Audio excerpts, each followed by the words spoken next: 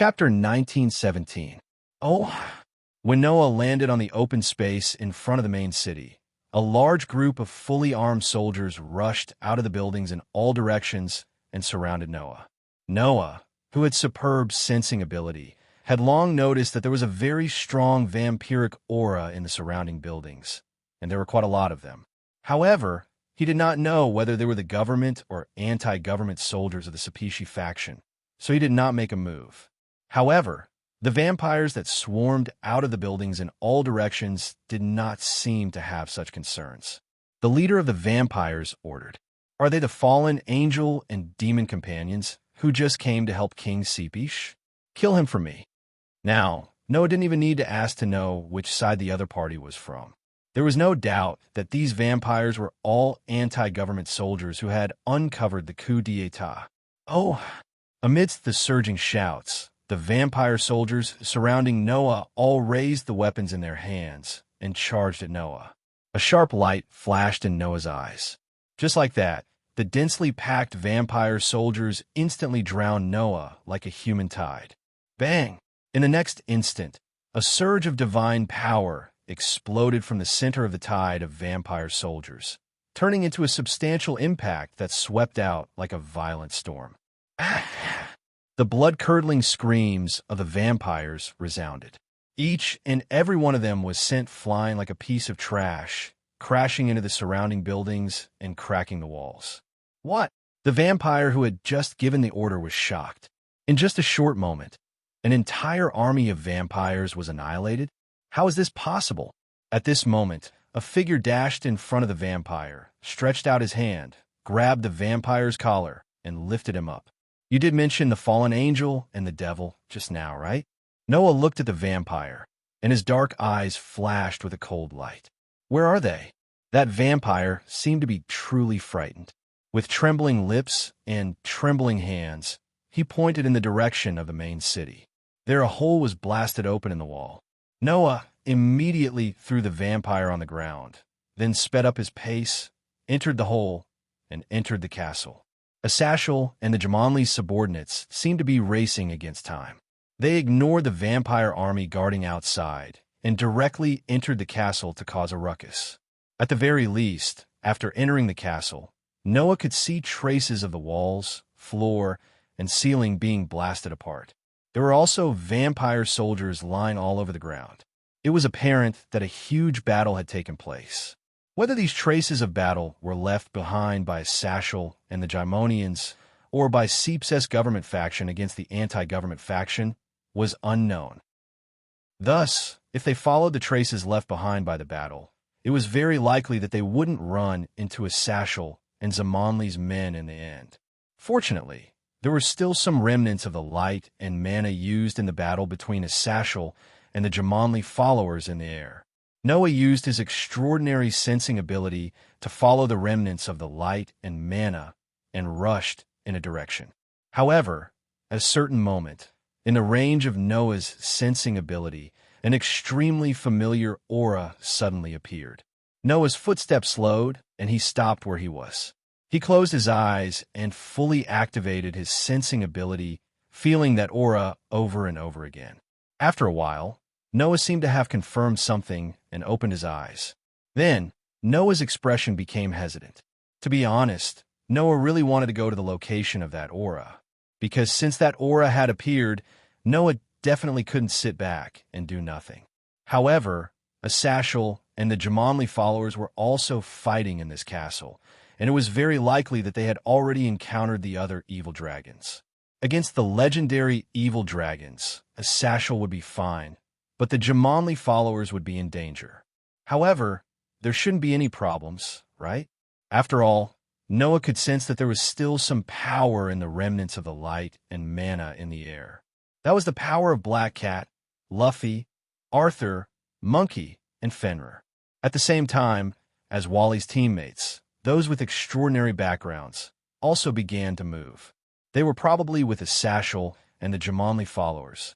With those people, at least the safety of the Jamanli followers would be guaranteed. Thinking of this, Noah turned his gaze to the location of that familiar aura. Since the clone Kawa had appeared and blocked Noah's path, It proved that the group of disasters who had obtained the power of the evil dragon wanted the anti-government faction to succeed in their coup d'état and drive out the government's vampires. In other words, the group of disasters was most likely working together with the anti-government faction that started the coup. The previous rulers of the Zepesh faction should not have known about this. The evidence was that the holder of the Holy Grail had become the new king of the Zepesh faction, while the old Zepesh king had begun to flee during the coup. As an indispensable force in reviving the evil dragons, the anti-government faction that supported the holder of the Holy Grail to become the new king of the Zepesh faction was naturally the target of the group of disasters. In other words, the opponents were not only the anti-government faction, but also the evil dragons and members of the group of disasters. And the familiar aura that appeared in the range of Noah's sensing ability was currently an insurmountable trump card of the group of disasters. If Asashel and the Jumanli followers met with Wally's team, even if they were all tied together, only death awaited them. Considering this point, it was better to go over there first. Thus, Noah finally made a decision. He lifted his feet and slowly walked toward the location of that aura. Tap, tap, tap, tap. Strong and powerful footsteps were extremely clear in the corridor. Noah looked straight ahead and walked forward without hesitation. As Noah approached, the familiar aura became stronger and stronger, until a certain moment, Noah finally saw it. In front of him, in the middle of a group of vampires that had fallen on the ground, a petite figure stood there. It was a young girl with an extremely cute face wearing a dark-colored dress. The girl's appearance was only 12 or 13 years old, very young and tender. However, the atmosphere around the young girl had a profound feeling, as if it was a tranquil, dark night, intoxicating. That feeling, that appearance, to Noah, was simply too familiar, because for more than a month, the original owner of that face had been living under the same roof as Noah, eating together, sleeping together, and even bathing together. How could they not be familiar with each other? Thus, Noah almost subconsciously called out softly, "Orpheus, yes. Orpheus." She looked exactly like Orpheus. Even the aura was not the slightest bit different. The only difference was that she tied up her waist-length black hair with a hairband, leaving a single ponytail hairstyle. Of course, that petite girl was not Orpheus. Although her appearance and aura were exactly the same as Orpheus, Noah was sure that she was definitely not Orpheus. The reason was simple. The real Orpheus was left at home by Noah, and, as usual, he was accompanied by Aster and Athena. If Orpheus had come here, Noah would have known. In that case, who was the petite girl who looked exactly like Orpheus, and even had the same aura as Orpheus? Noah knew. That petite girl was also Orpheus. To be precise, it should be Orpheus' clone. More than a month ago, the heroes had taken half of Orpheus' power. Chow Chow had said that the Disaster Squad would use half of the power to create a new Orpheus. The girl in front of him was another Orpheus. Another Orpheus created with half of the power of the infinite dragon god. In the next second, she turned her head and looked at Noah. Chapter 19:18. When the petite girl's gaze turned to Noah and met with Noah's eyes, the girl's eyes never moved away again. Her behavior was exactly the same as Orpheus when Noah met him before. In addition, the other party's appearance and aura were exactly the same as Orpheus. All of a sudden, Noah seemed to have let down his guard against the girl and relaxed his shoulders. It was also at this moment that the girl suddenly disappeared from where she stood. When she reappeared, she was already in front of Noah. Noah suddenly came back to his senses, but he did not do anything. Instead, he lowered his head and looked at the girl who suddenly appeared in front of him. Immediately, the girl sniffed her cute little nose and moved closer to Noah. She looked like a small animal looking for food, which was abnormally cute. The girl who moved closer to Noah, or even to Noah, sniffed her cute nose, and her voice sounded like clear water droplets. Smell. Although the voice was very pleasant to the ears, it did not have the slightest trace of emotion. Even in this aspect, it was exactly the same as Orpheus. Smell. The girl muttered to herself while sniffing Noah's scent. It has the same smell as Lilith. Lilith? Is that the name of this Orpheus clone? The same smell as Orpheus clone? Is that referring to the smell of Orpheus? Noah thought so while looking at Lilith, who was constantly moving closer to him with no expression on her delicate and cute face, and he was very sure of it. Sure enough, even if it was a clone created by disaster, the girl in front of him was still Orpheus. The dragon god was as pure and innocent as a lotus flower, without any filth or filth. Understanding this, Noah took a deep breath, squatted down, and maintained the same height as Lilith. Their eyes met again. Your name is Lilith, right? Noah looked straight at the petite girl. My name is Noah. Naya? Lilith tilted her head and repeated. Noah? That's right, Noah. Noah smiled. A family relationship with the other you. Another me? Lilith was stunned for a moment before she stared closely at Noah. The other Lilith? Family? As expected, Lilith knew about Orpheus. However, perhaps because she hadn't been born for a long time, she seemed to be even more ignorant than Orpheus. If Orpheus' mind was at the level of a child, then Lilith's was at the level of a baby. This made Noah even more certain of his thoughts. This child could not continue to stay in the group of disasters and be used by those terrorists.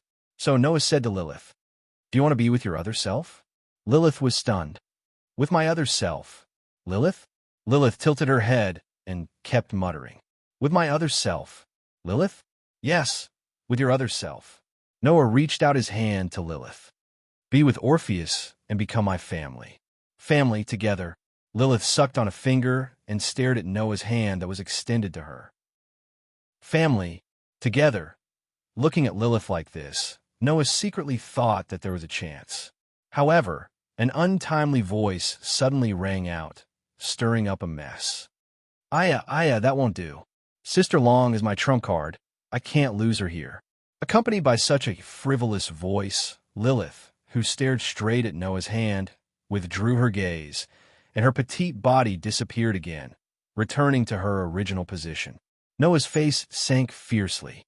He slowly stood up, then raised his head and looked ahead.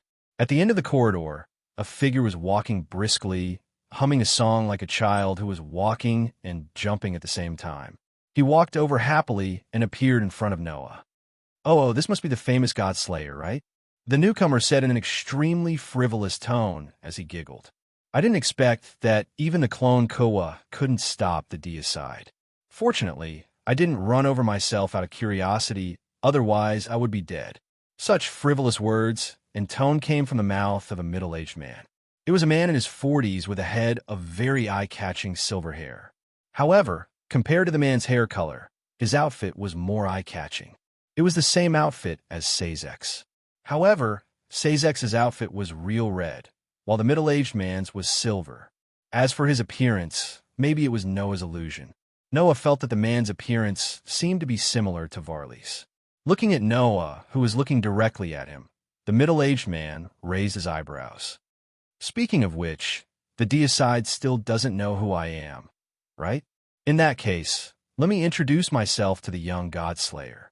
The middle-aged man pretended to salute in a playful manner. Uncle's name is Lezavim Levi Lucifer. Please enlighten me. Lucifer? Noah's eyes narrowed slightly. Lezavim Levi Lucifer? Noah had heard of this name before. Lezavim Levi Lucifer. It was recorded in the Bible under the name Laren, the son of the real demon king Lucifer and the mother of demons, Lilith. In other words, Lezavim was the son of the real demon king Lucifer.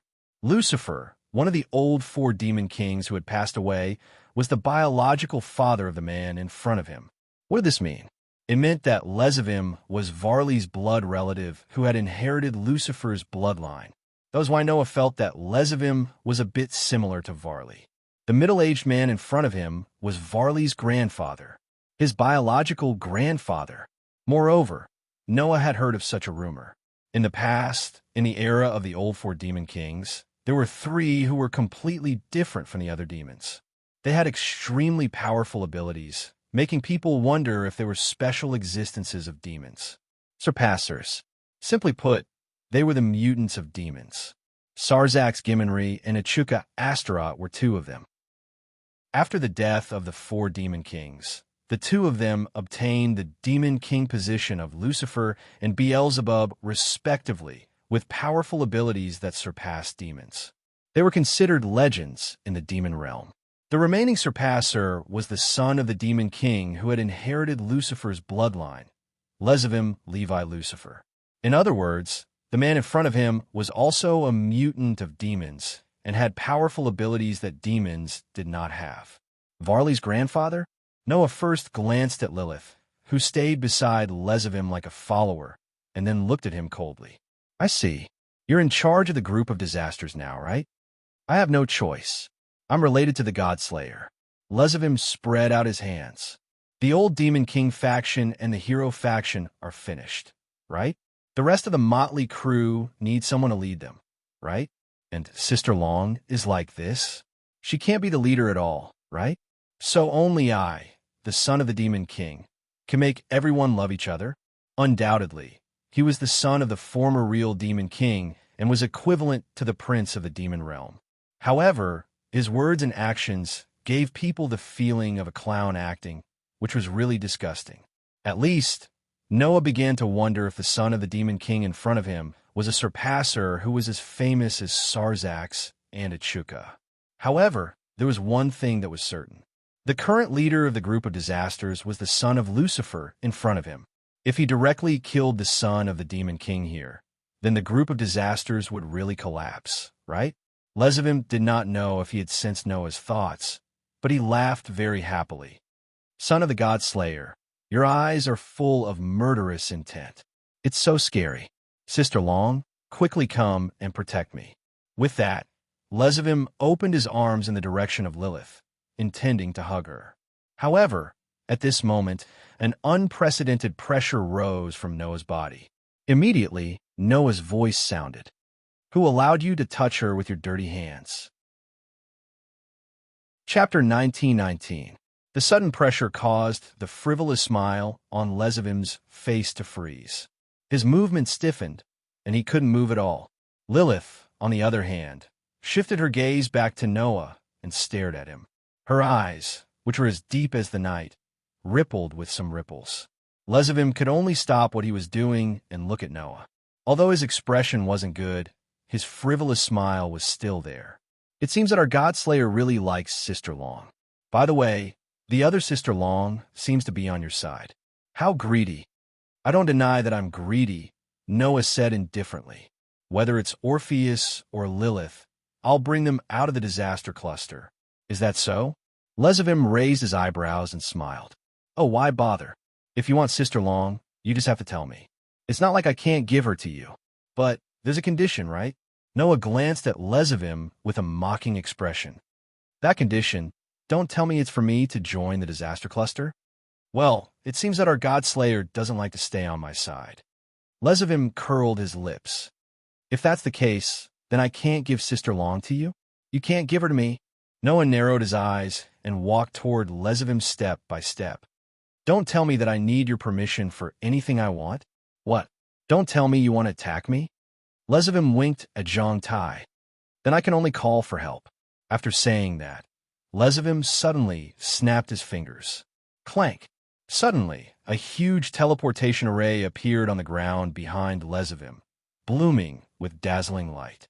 The radiance of each magic array was different. However, the auras that rose from within were equally terrifying and powerful. Then, figures of various sizes emerged from within and appeared in this world. Roar, roar, roar. In the next instant, earth-shattering roars resounded from those figures, turning into a sound wave that reverberated in all directions. The mixed roar was like a substantial shock wave that blew away the fallen vampires on the ground and cracked the surrounding walls, ceiling, and ground. It even swept toward Noah's direction, making his robes flutter. Noah's eyes flickered uncontrollably at the sight of the gigantic and normal-sized figures. Then, let me give you a grand introduction. Lezavim opened his arms and spoke loudly like a manipulator of many giant beasts. The one on our left is our Lord Glendale, who once fought the Godslayer himself. Ha ha ha. Glendale's eyes as he stared at Noah. Human, we meet again. This time, let's have the most tragic battle. It was none other than Glendale, who was once beaten to a pulp by Noah. Next to our Lord Glendale is the guardian of the golden apple, who was defeated by the great hero Hercules in Greek mythology. Lesavim pointed to an evil dragon next to Glendale, the evil dragon born by the king of monsters, Typhon-Laden. An evil dragon made of wood with multiple heads, which perfectly fit the image of a wood dragon, suddenly looked at Noah with great interest. Is that the legendary God Slayer? I wonder if he can break my barrier in defense. Next to our Laden is the legendary black dragon that lives in northern Europe. Even if he's killed, he'll be resurrected in the end. He might even survive the twilight of the gods, and he dares to gnaw on the world tree. Lesavim introduced with great interest. The evil dragon that's full of greed and will devour everything in sight. Nidhogg. An evil dragon with black scales and an earthen yellow abdomen that was more than 20 meters long and had 4 limbs and dragon wings also looked at Noah. Disgusting saliva flowed out of the corner of his mouth. Although he's just a human, he looks quite tasty. Next is the most powerful evil dragon. Everyone is afraid of him. Even the gods are afraid of him. Lord Dragon. Lesavim's voice was getting louder and louder. In Egyptian mythology, he's the embodiment of chaos and destruction that tried to engulf the entire world in darkness. Apophis. In front of the 3 gigantic evil dragons, Glendale, Radon, and Nidhogg, a handsome young man with brown skin and priest-like attire lifted his eyes and looked at Noah. The corners of his mouth slowly curled into a smile. I've always wanted to see the legendary God Slayer. Today, my wish is finally fulfilled. Next, there's no need for me to introduce you. The evil dragon lord, who has already met our God Slayer once, has also made his grand entrance. Lesavim shouted as if he was shocked by himself, but in fact, he was very happy. That's the God Slayer from Celtic mythology. He wasn't resurrected by the Holy Grail. He's the dark dragon that's still alive. Clon Kvotch. Yes, next to Apophis, Clon Kovac appeared. His coat was gone, and his upper body was bare. His eyes, one gold and one black, turned to Noah, and a smile appeared on his face. I fought the White Dragon Emperor, but he's still no match for me. That's why I've come to find you. Just as Noah expected, even if Varley developed the Tyrannosaurus without any side effects, he still couldn't defeat Clon Kvotch, who had reached the level of a sky dragon. Under such circumstances, the smile on Lesavim's face grew wider and wider. Behind him, an evil dragon that was smaller than Glendale, Radon, and Nidhogg, but it had 3 heads.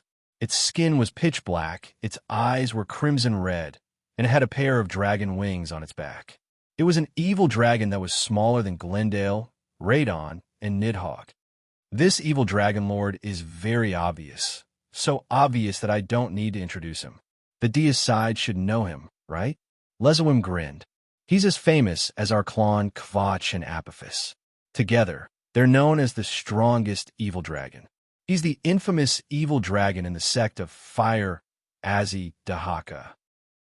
Under Lesavim's call, the 3-headed demonic dragon laughed ferociously. Huh, so this is the God Slayer? It doesn't feel any different from other humans? No different. Dahaka's 3 heads seem to have their own thoughts. They spoke separately, giving off a rather strange feeling. In addition, its skin was an ominous pitch-black color, not the pure white color that Noah had imagined.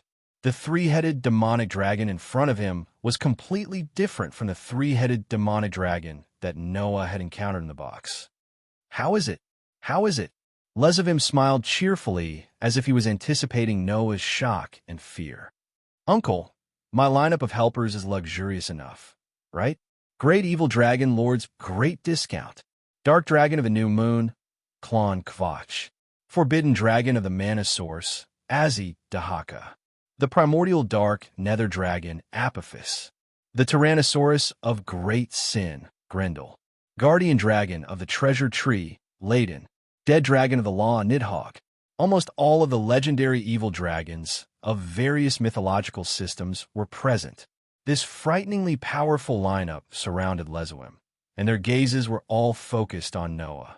Waves of terrifying auras rose from the evil dragons one after another, and as if gravity had materialized, they fiercely suppressed the entire space. Chapter 19:20. Roar, roar, roar, roar, roar. Earth-shattering roars came from the mouths of the evil dragons. When they mixed together, it vaguely felt like the roars of 10,000 beasts, which was very shocking. Looking at the happy Lezuim, the expressionless Lilith, and the roaring evil dragons, Noah had to admit that this lineup was really quite amazing. Lezuim was the son of the demon king, who shared the title of Surpasser with Syzax and Achuka. Lilith was half of Orpheus and had half of Orpheus' power.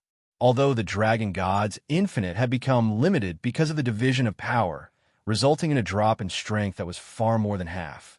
Even so, Orpheus still exceeded 4 digits and was between 3 and 4 digits. He was much more powerful than the other top 10 existences in the world. Presumably, Lilith was the same, right? As for those evil dragons, they were existences that turned the world upside down in their respective myths and legends. Glendale, Radon, and Nidhogg were definitely dragon king-level evil dragons, which were stronger than the average demon king-level evil dragons.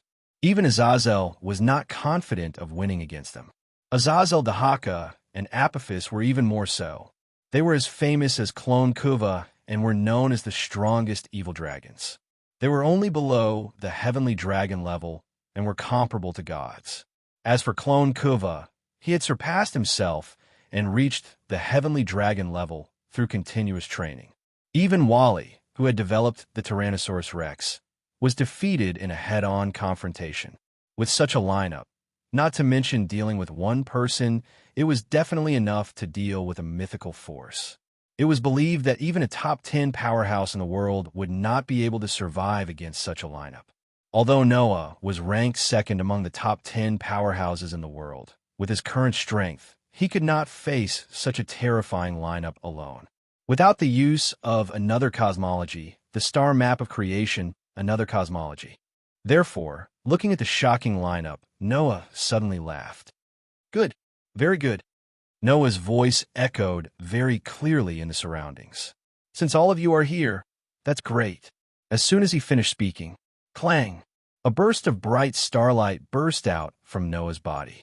As long as I get rid of all of you, I'll be done once and for all. As Noah's voice rang out and the resplendent starlight surged, waves of berserk power gushed into Noah's body like streams of turbulence. Buzz! Suddenly, the aura on Noah's body gradually swelled. With a shocking momentum, it soared crazily. In the blink of an eye, it was above everyone else. All of the evil dragons present abruptly stopped breathing, and their roars came to an abrupt halt.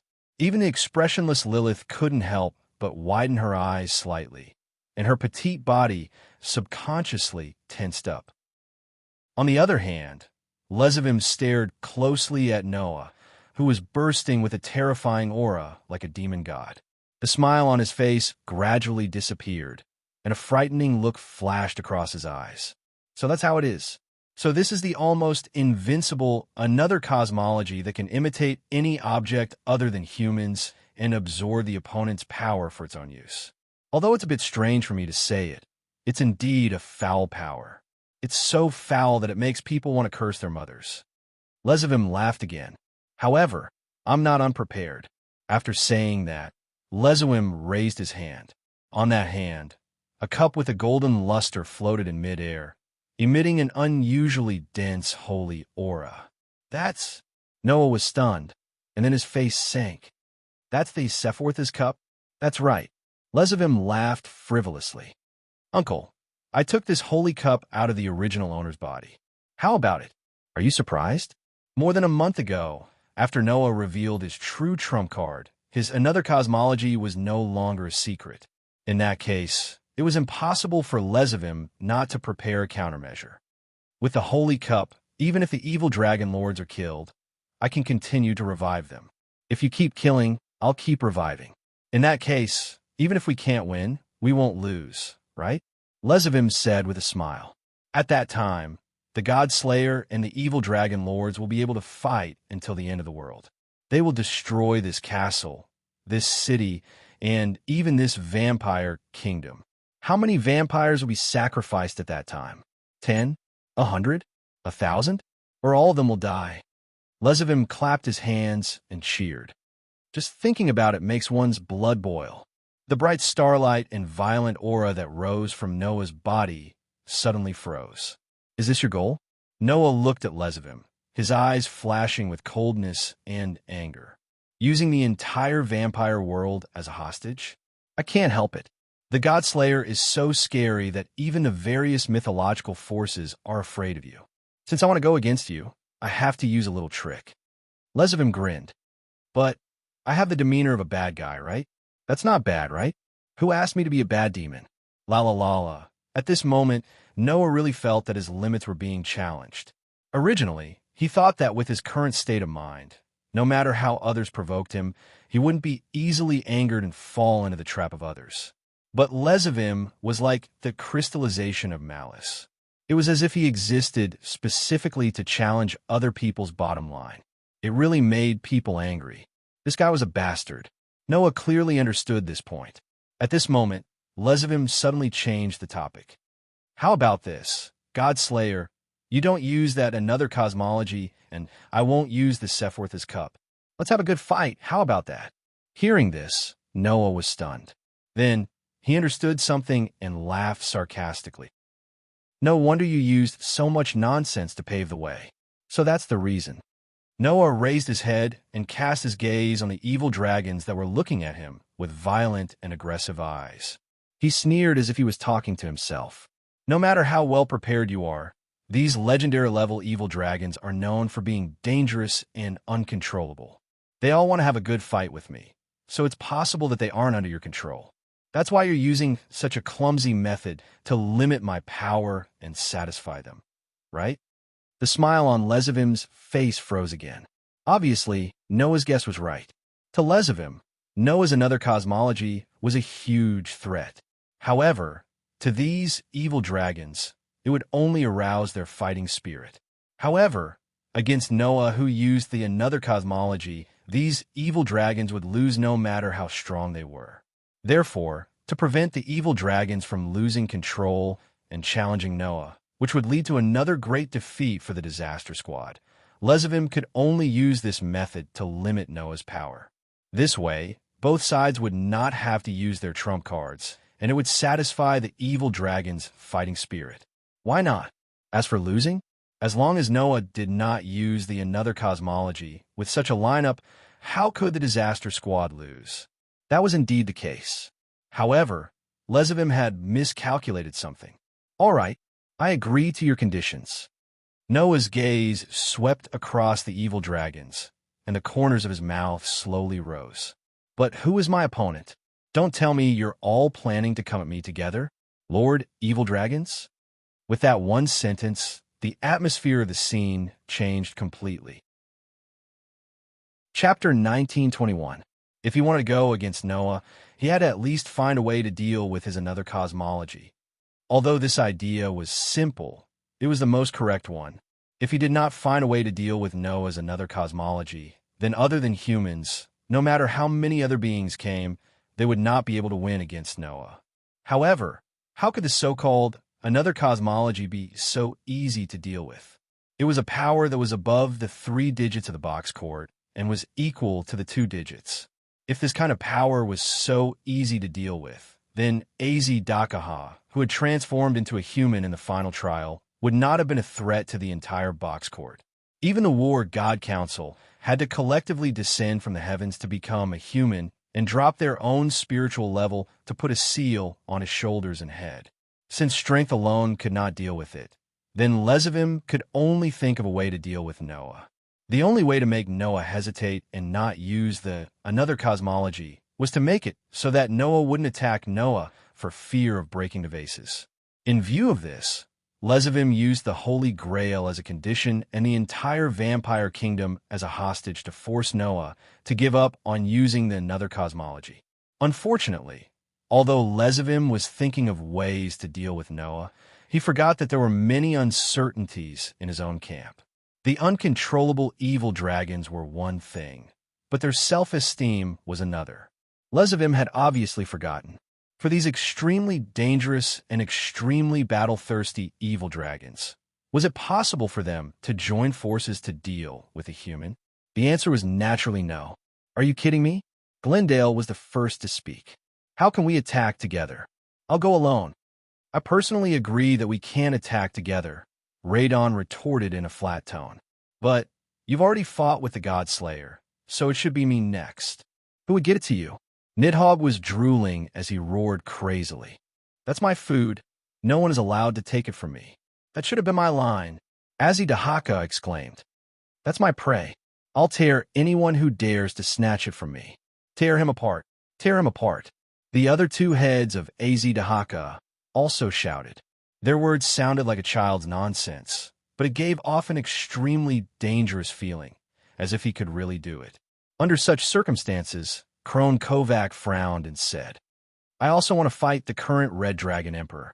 But just like Glendale, you've fought him before, right? Apahis smiled. Since that's the case, I can't give it to you. Hearing this, Klon Kuvaka's frown deepened. I still have a debt to settle with that human. Glendale looked at the surrounding evil dragons, and a dangerous glint appeared in his eyes. Are you trying to stop me? What? Do you want to fight? Layden laughed in a low voice. Have you thought it through?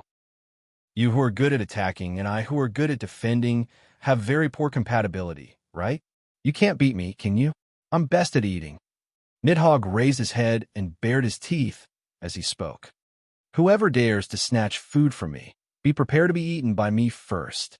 So you're saying that the evil dragons have to fight to determine the winner? Azidahaka pursed his lips.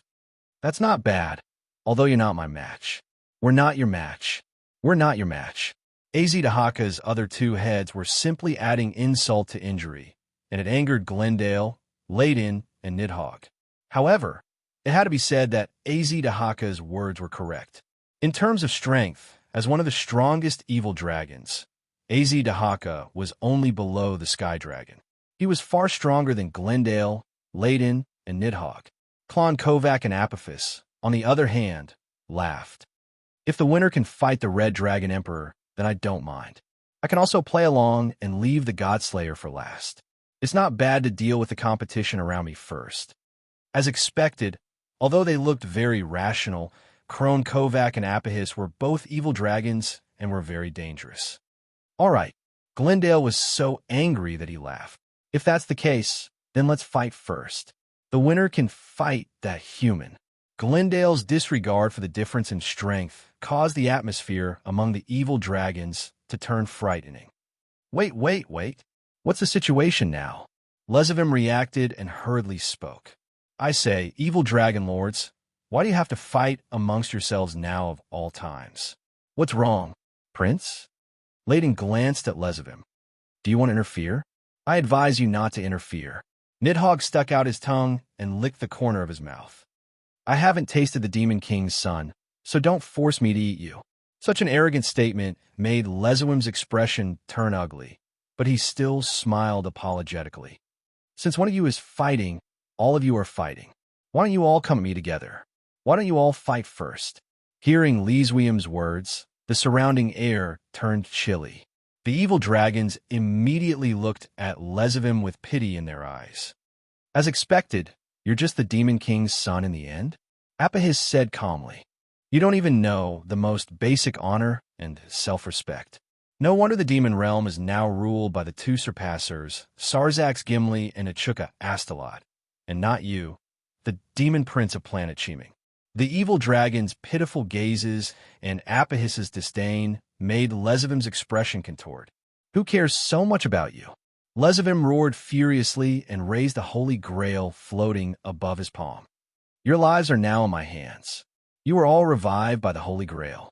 If I stop the Holy Grail, you will all die. Do you want to die? All of the evil dragons fell silent upon hearing this.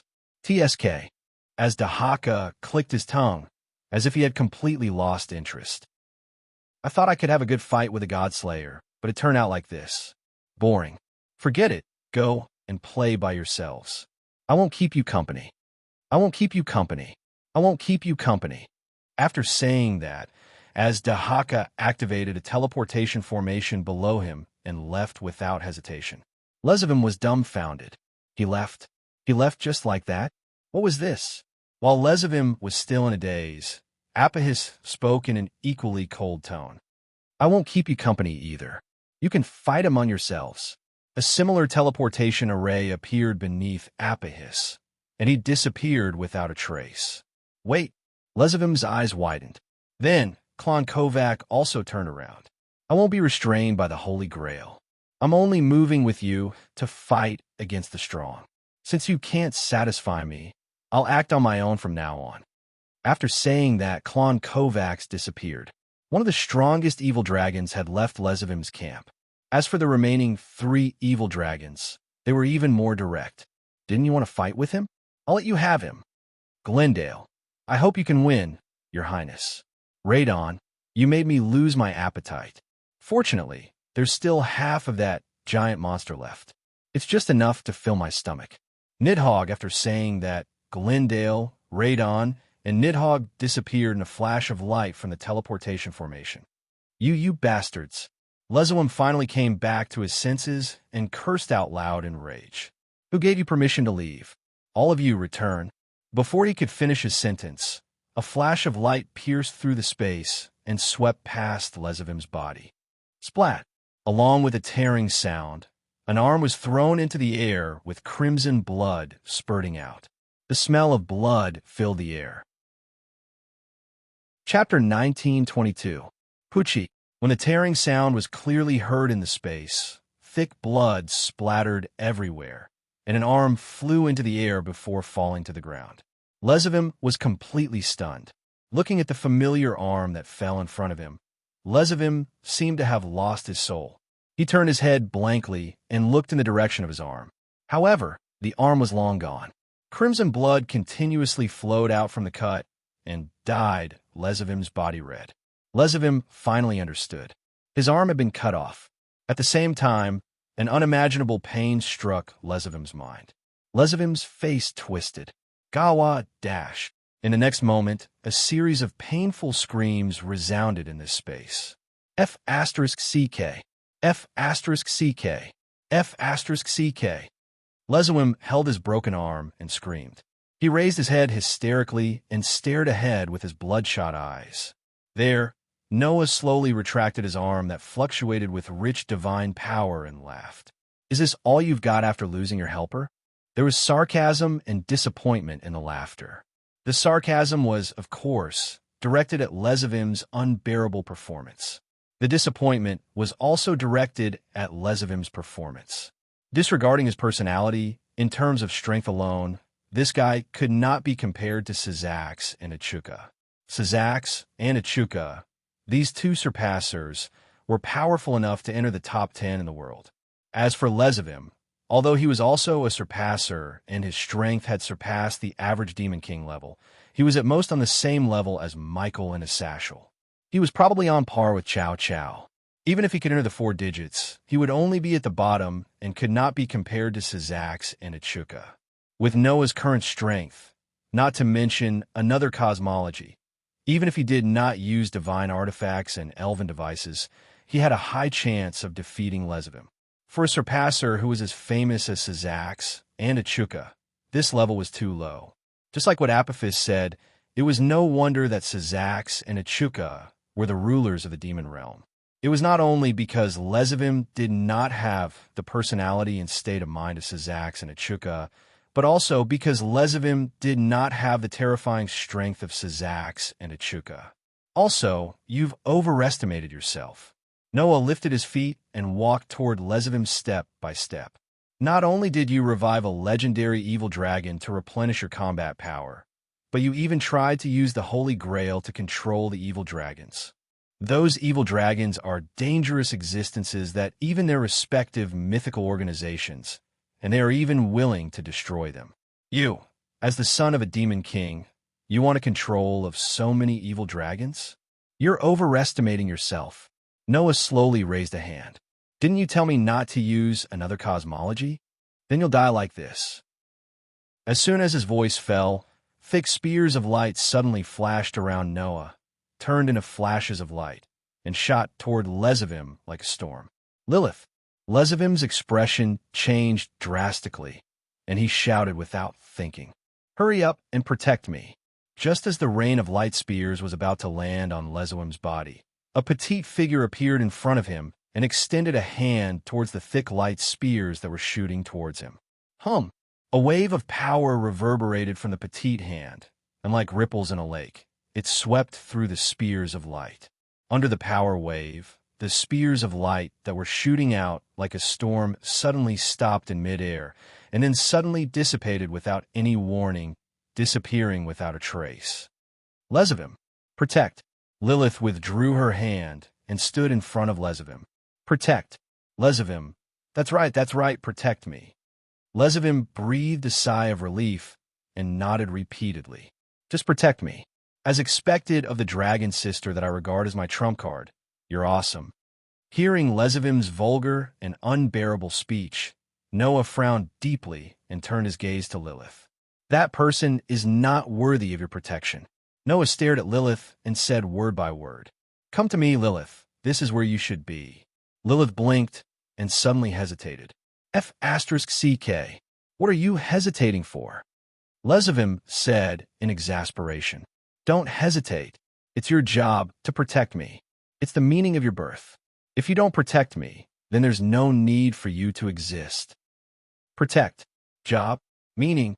Lilith's young and pretty face returned to its original state as if all emotions were erased. Lilith. Protect Lezavim. That's my job. Is it? Noah closed his eyes. When he opened them again, his eyes were filled with an extremely cold calmness. In that case, even if I have to use force, I'll make you leave that lowly demon king's son. The divine power, circulating in Noah's body, suddenly transformed into magic power. Clang! A burst of brilliant white light bloomed from Noah's body. Like a tide, it surged to the surroundings, covering everything in the surroundings. Clang! In the royal city of Capes, in a corner of a castle, a flash suddenly penetrated the wall and bloomed from it. Bang! Accompanied by a muffled explosion, the wall covered by the brilliant white light exploded, turning into pieces of equal squares.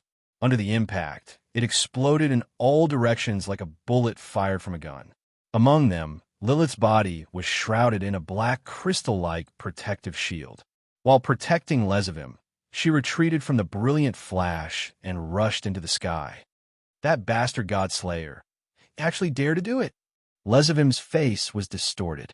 Obviously, he was extremely angry. However, Lezavim also knew how terrifying Noah was if they really fought. Even the mythical forces didn't dare to go against him.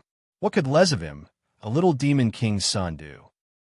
If it weren't for Lilith here, Lezavim was afraid that he would have run away in terror. If you force me into a corner, I'll slaughter the entire vampire territory. Lezavim cursed and immediately took out the Holy Grail. Above the Holy Grail, bursts of sacred waves spread and shrouded Lezavim.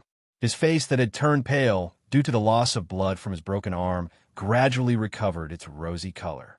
Meanwhile, Lezavim's severed arm suddenly wriggled, and at a speed visible to the naked eye, flesh and blood rapidly grew out. It didn't take long for Lezavim's arm to recover. Boom! But at the same time, in the castle below, the sound of the ground being stepped on heavily resounded. Whoosh! A figure soared into the sky at an astonishing speed, like a rocket, and shot towards Lezavim's direction. Protect! Lezavim! Lilith immediately stretched out one of her hands toward the figure that was shooting toward her. A terrifying power fluctuated in her hand.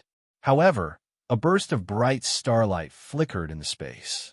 Under the illumination of the starlight, the power fluctuating in Lilith's hand gradually melted like white snow.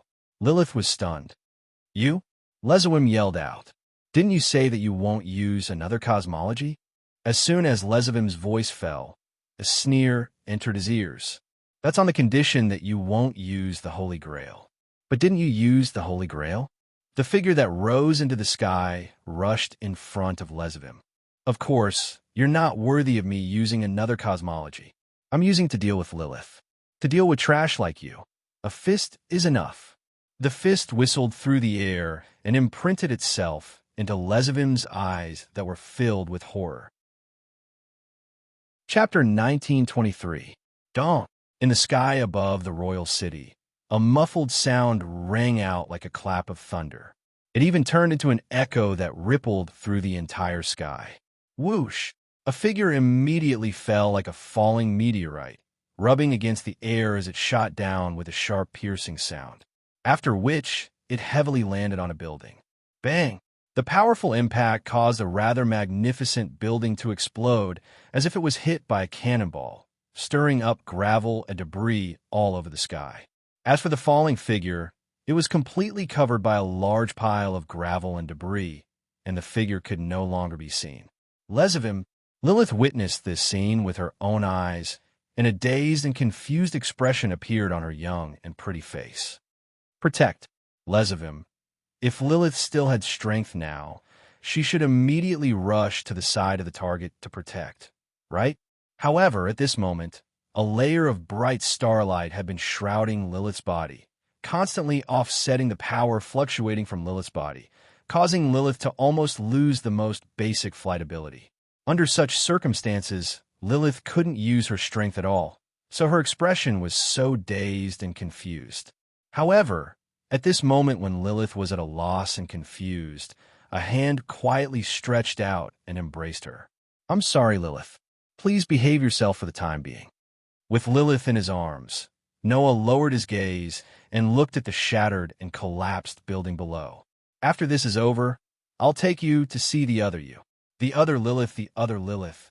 Lilith raised her small head, looked at Noah, and finally quieted down after muttering a few times. Noah breathed a sigh of relief. No matter what, at least he had to deal with Lilith first. This little girl who is more ignorant and innocent than Orpheus. If she continues to follow a bastard like Lesavim, no matter who it is, they will go crazy, right?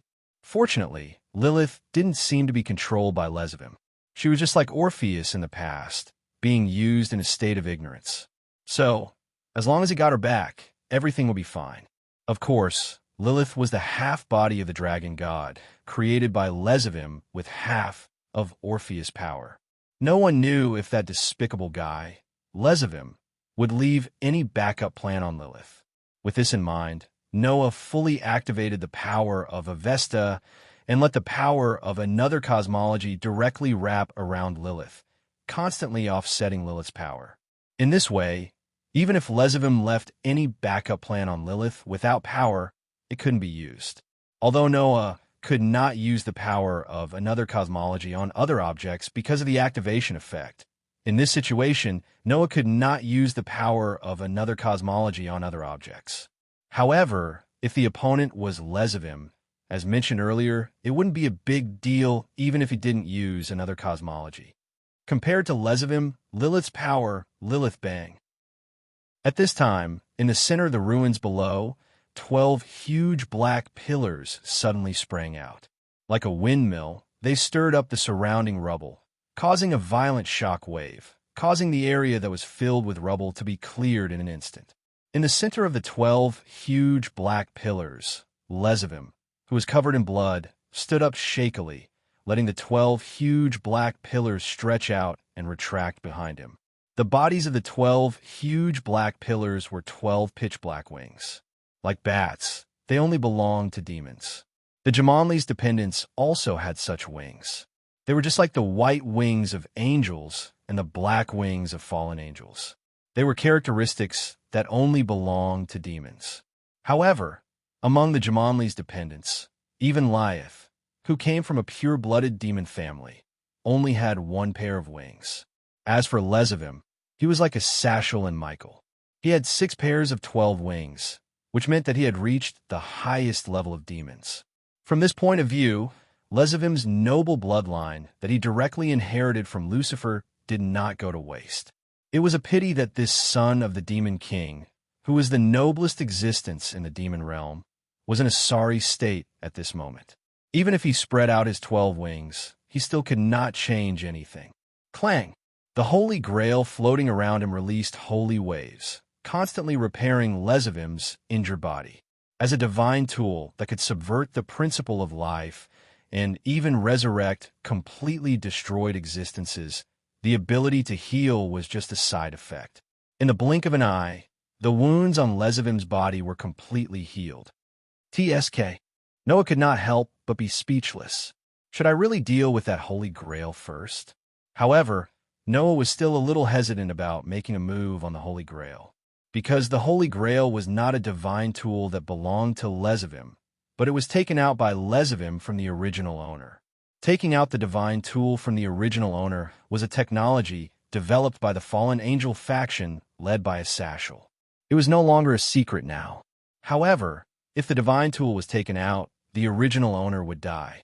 However, if the divine tool could be put back into the owner's body, then the owner might be able to be resurrected. If the Holy Grail was destroyed, then the owner of the Holy Grail would really die. Of course, the original owner of the Holy Grail was not related to Noah, so Noah did not have to worry at all. But looking at Gasper's reaction to the owner of the Holy Grail before, Noah was sure that if that person really died, then Gasper would probably be in so much pain that he would rather die. Moreover, the divine tool was originally just a kind of power. Even if it was destroyed, it could be repaired. In that case, I can only snatch it. Just as Noah planned to do so and was about to rush in the direction of Lezivim, there was a sudden change. Whoa! A huge burst of magic power turned into a whirlwind-like impact. It suddenly rushed from a distance and swept in the direction of Noah. Noah's figure suddenly paused, and he turned around directly. Facing the violent mana that was sweeping towards him, he extended one of his hands, and a brilliant white light flickered on it. Bang! As soon as the violent magic power that swept in like a whirlwind fell on Noah's hand, it immediately exploded under the effect of magic crush. At the same time, a figure suddenly flashed beside Lezivim. Your Highness Lezivim. Euclid helped Lezivim up. Are you okay? Do I look okay to you? Lezivim pushed Euclid away violently and looked at Noah with a twisted face. Damn God Slayer. Your Highness Lezivim, it seems that we have slightly underestimated the God Slayer. Euclid said in a deep voice. Even all the mythical forces can't do anything to him. It's not enough to deal with him with just this level of preparation. Anyway, the most important thing is the Holy Grail. Let's retreat first. Lezivim suddenly glared at Euclid. Euclid stepped forward without fear and said this sentence. If we fail here, then everything we've done before will be for naught. Does that not matter? Lezivim's expression suddenly changed. He looked up and saw Lilith in Noah's arms in midair. Lezivim gritted his teeth with hatred. Let's go. Go! Noah's eyes flashed with a touch of sharpness. Do you think you can leave? Lezivim was suddenly anxious. Euclid, on the other hand, smiled faintly. Lord Noah, instead of wasting your time here, why don't you hurry and take a look outside? Maybe we can save the vampire kingdom? Save? Noah was stunned. Taking advantage of this time, Euclid activated a teleportation magic array and enveloped himself and Lezivim. Remember this, God Slayer. Lezivim stared at Noah. One day, I'll make you pay for what you've done. Lezivim and Euclid left this sentence and disappeared into the teleportation magic array. Noah's eyes flashed. After a while, he took a deep breath, turned around, and rushed out of the Opesh royal city. Chapter 1924. When Noah flew out of Opesh royal city and arrived in midair above the vampire city, the scene that appeared in front of him made his expression change. Roar, roar, roar. He saw huge black shadows flying back and forth in the sky above the vampire city, letting out deafening roars. The main body of the black shadows was a giant dragon that had a pitch-black luster. The giant dragon was filled with an evil and ominous aura, and there was no rationality in its eyes. It was completely engulfed by madness and ferocity. One after another, these pitch-black dragons appeared from all directions. As they circled in the air, they raised their heads and roared. Then, they They spat out scorching flames at the city below. Boom, boom, boom, boom, boom. Accompanied by a series of explosions, the buildings were destroyed by the flames that fell from the sky one after another. They were all set ablaze and turned into ruins in an instant. Dragons! The dragons are here! Run! In the city, the residents of the vampires rushed out of the buildings one after another. They screamed in panic and fled in panic, falling into an unprecedented chaos. Under such circumstances, the pitch-black giant dragons spewed scorching flames at the city below mercilessly, destroying the buildings one by one. It was as if they were the embodiment of destruction and destruction. In the blink of an eye, the entire city turned into a sea of fire. The beautiful snowy scene from before disappeared without a trace under the ravaging of the pitch-black dragons. "What's going on?" Noah exclaimed in shock. "What's going on?" Noah wasn't shocked that the vampire city was suffering a disaster. What truly shocked Noah was the huge number of pitch-black dragons. Are those all evil dragons? Noah couldn't believe it. Since when were there so many evil dragons? Compared to the legendary evil dragons like Glendale, Radon, and Nidhogg, the aura of these evil dragons was unbelievably weak, let alone the strongest evil dragons like Klon Koak, Dahaka, and Apophis. However, even if they could not compare to the legendary evil dragons, each of these evil dragons had the strength of an intermediate evil demon. To Noah, this level of power was not much different from nothing, but there were too many of them. Therefore, even though the people living in the city were not normal humans, but vampires, they could only flee in panic under the onslaught of the evil dragons. However, the vampires could not escape the city at all.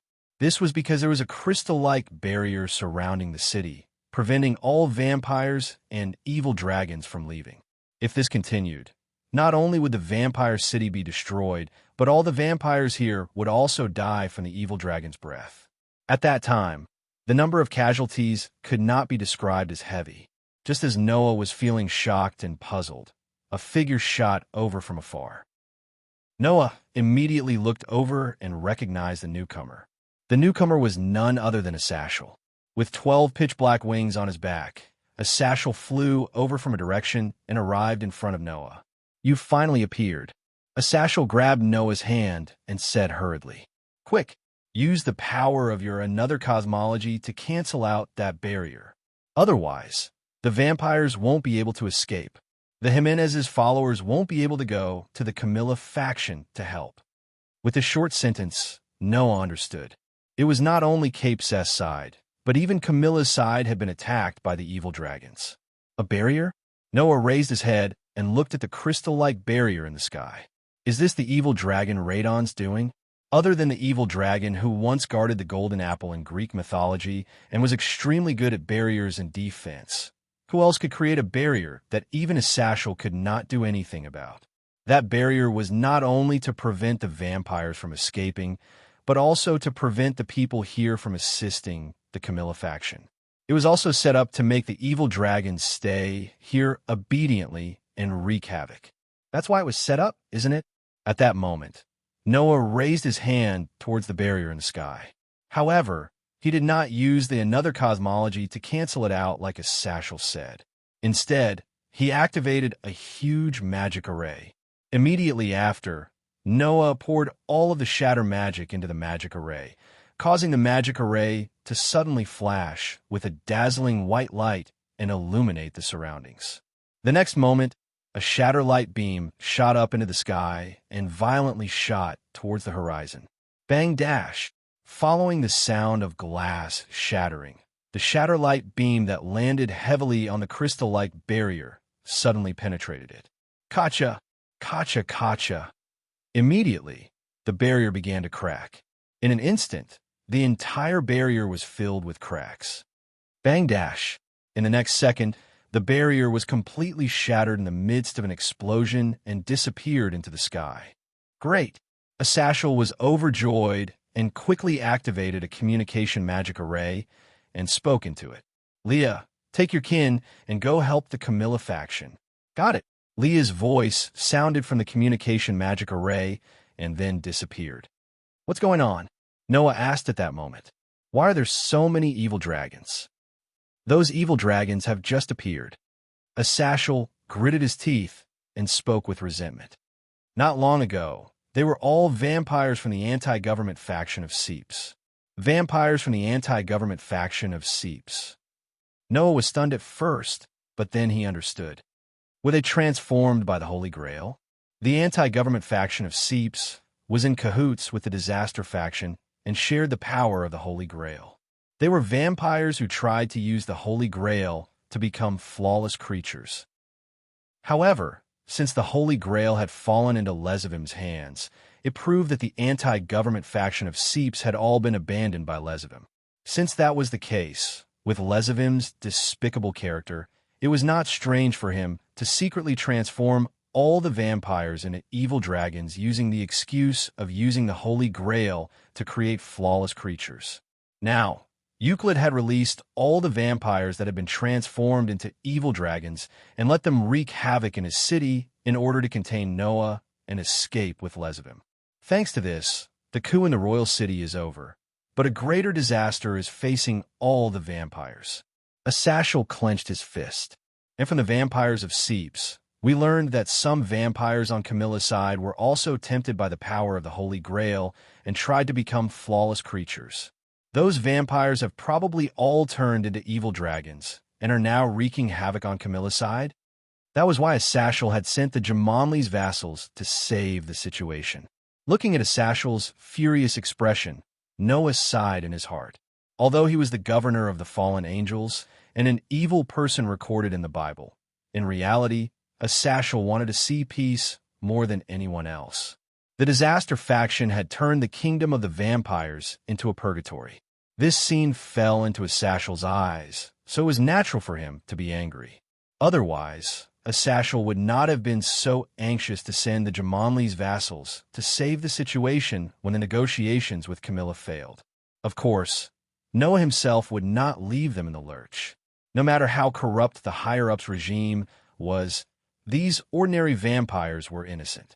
Noah already understood this principle when he was in the world of the Dark Bullet. So, Noah handed Lilith, who had been quiet in his arms, to Asashel.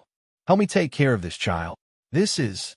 Asashel subconsciously took it, but he was stunned by Lilith's appearance.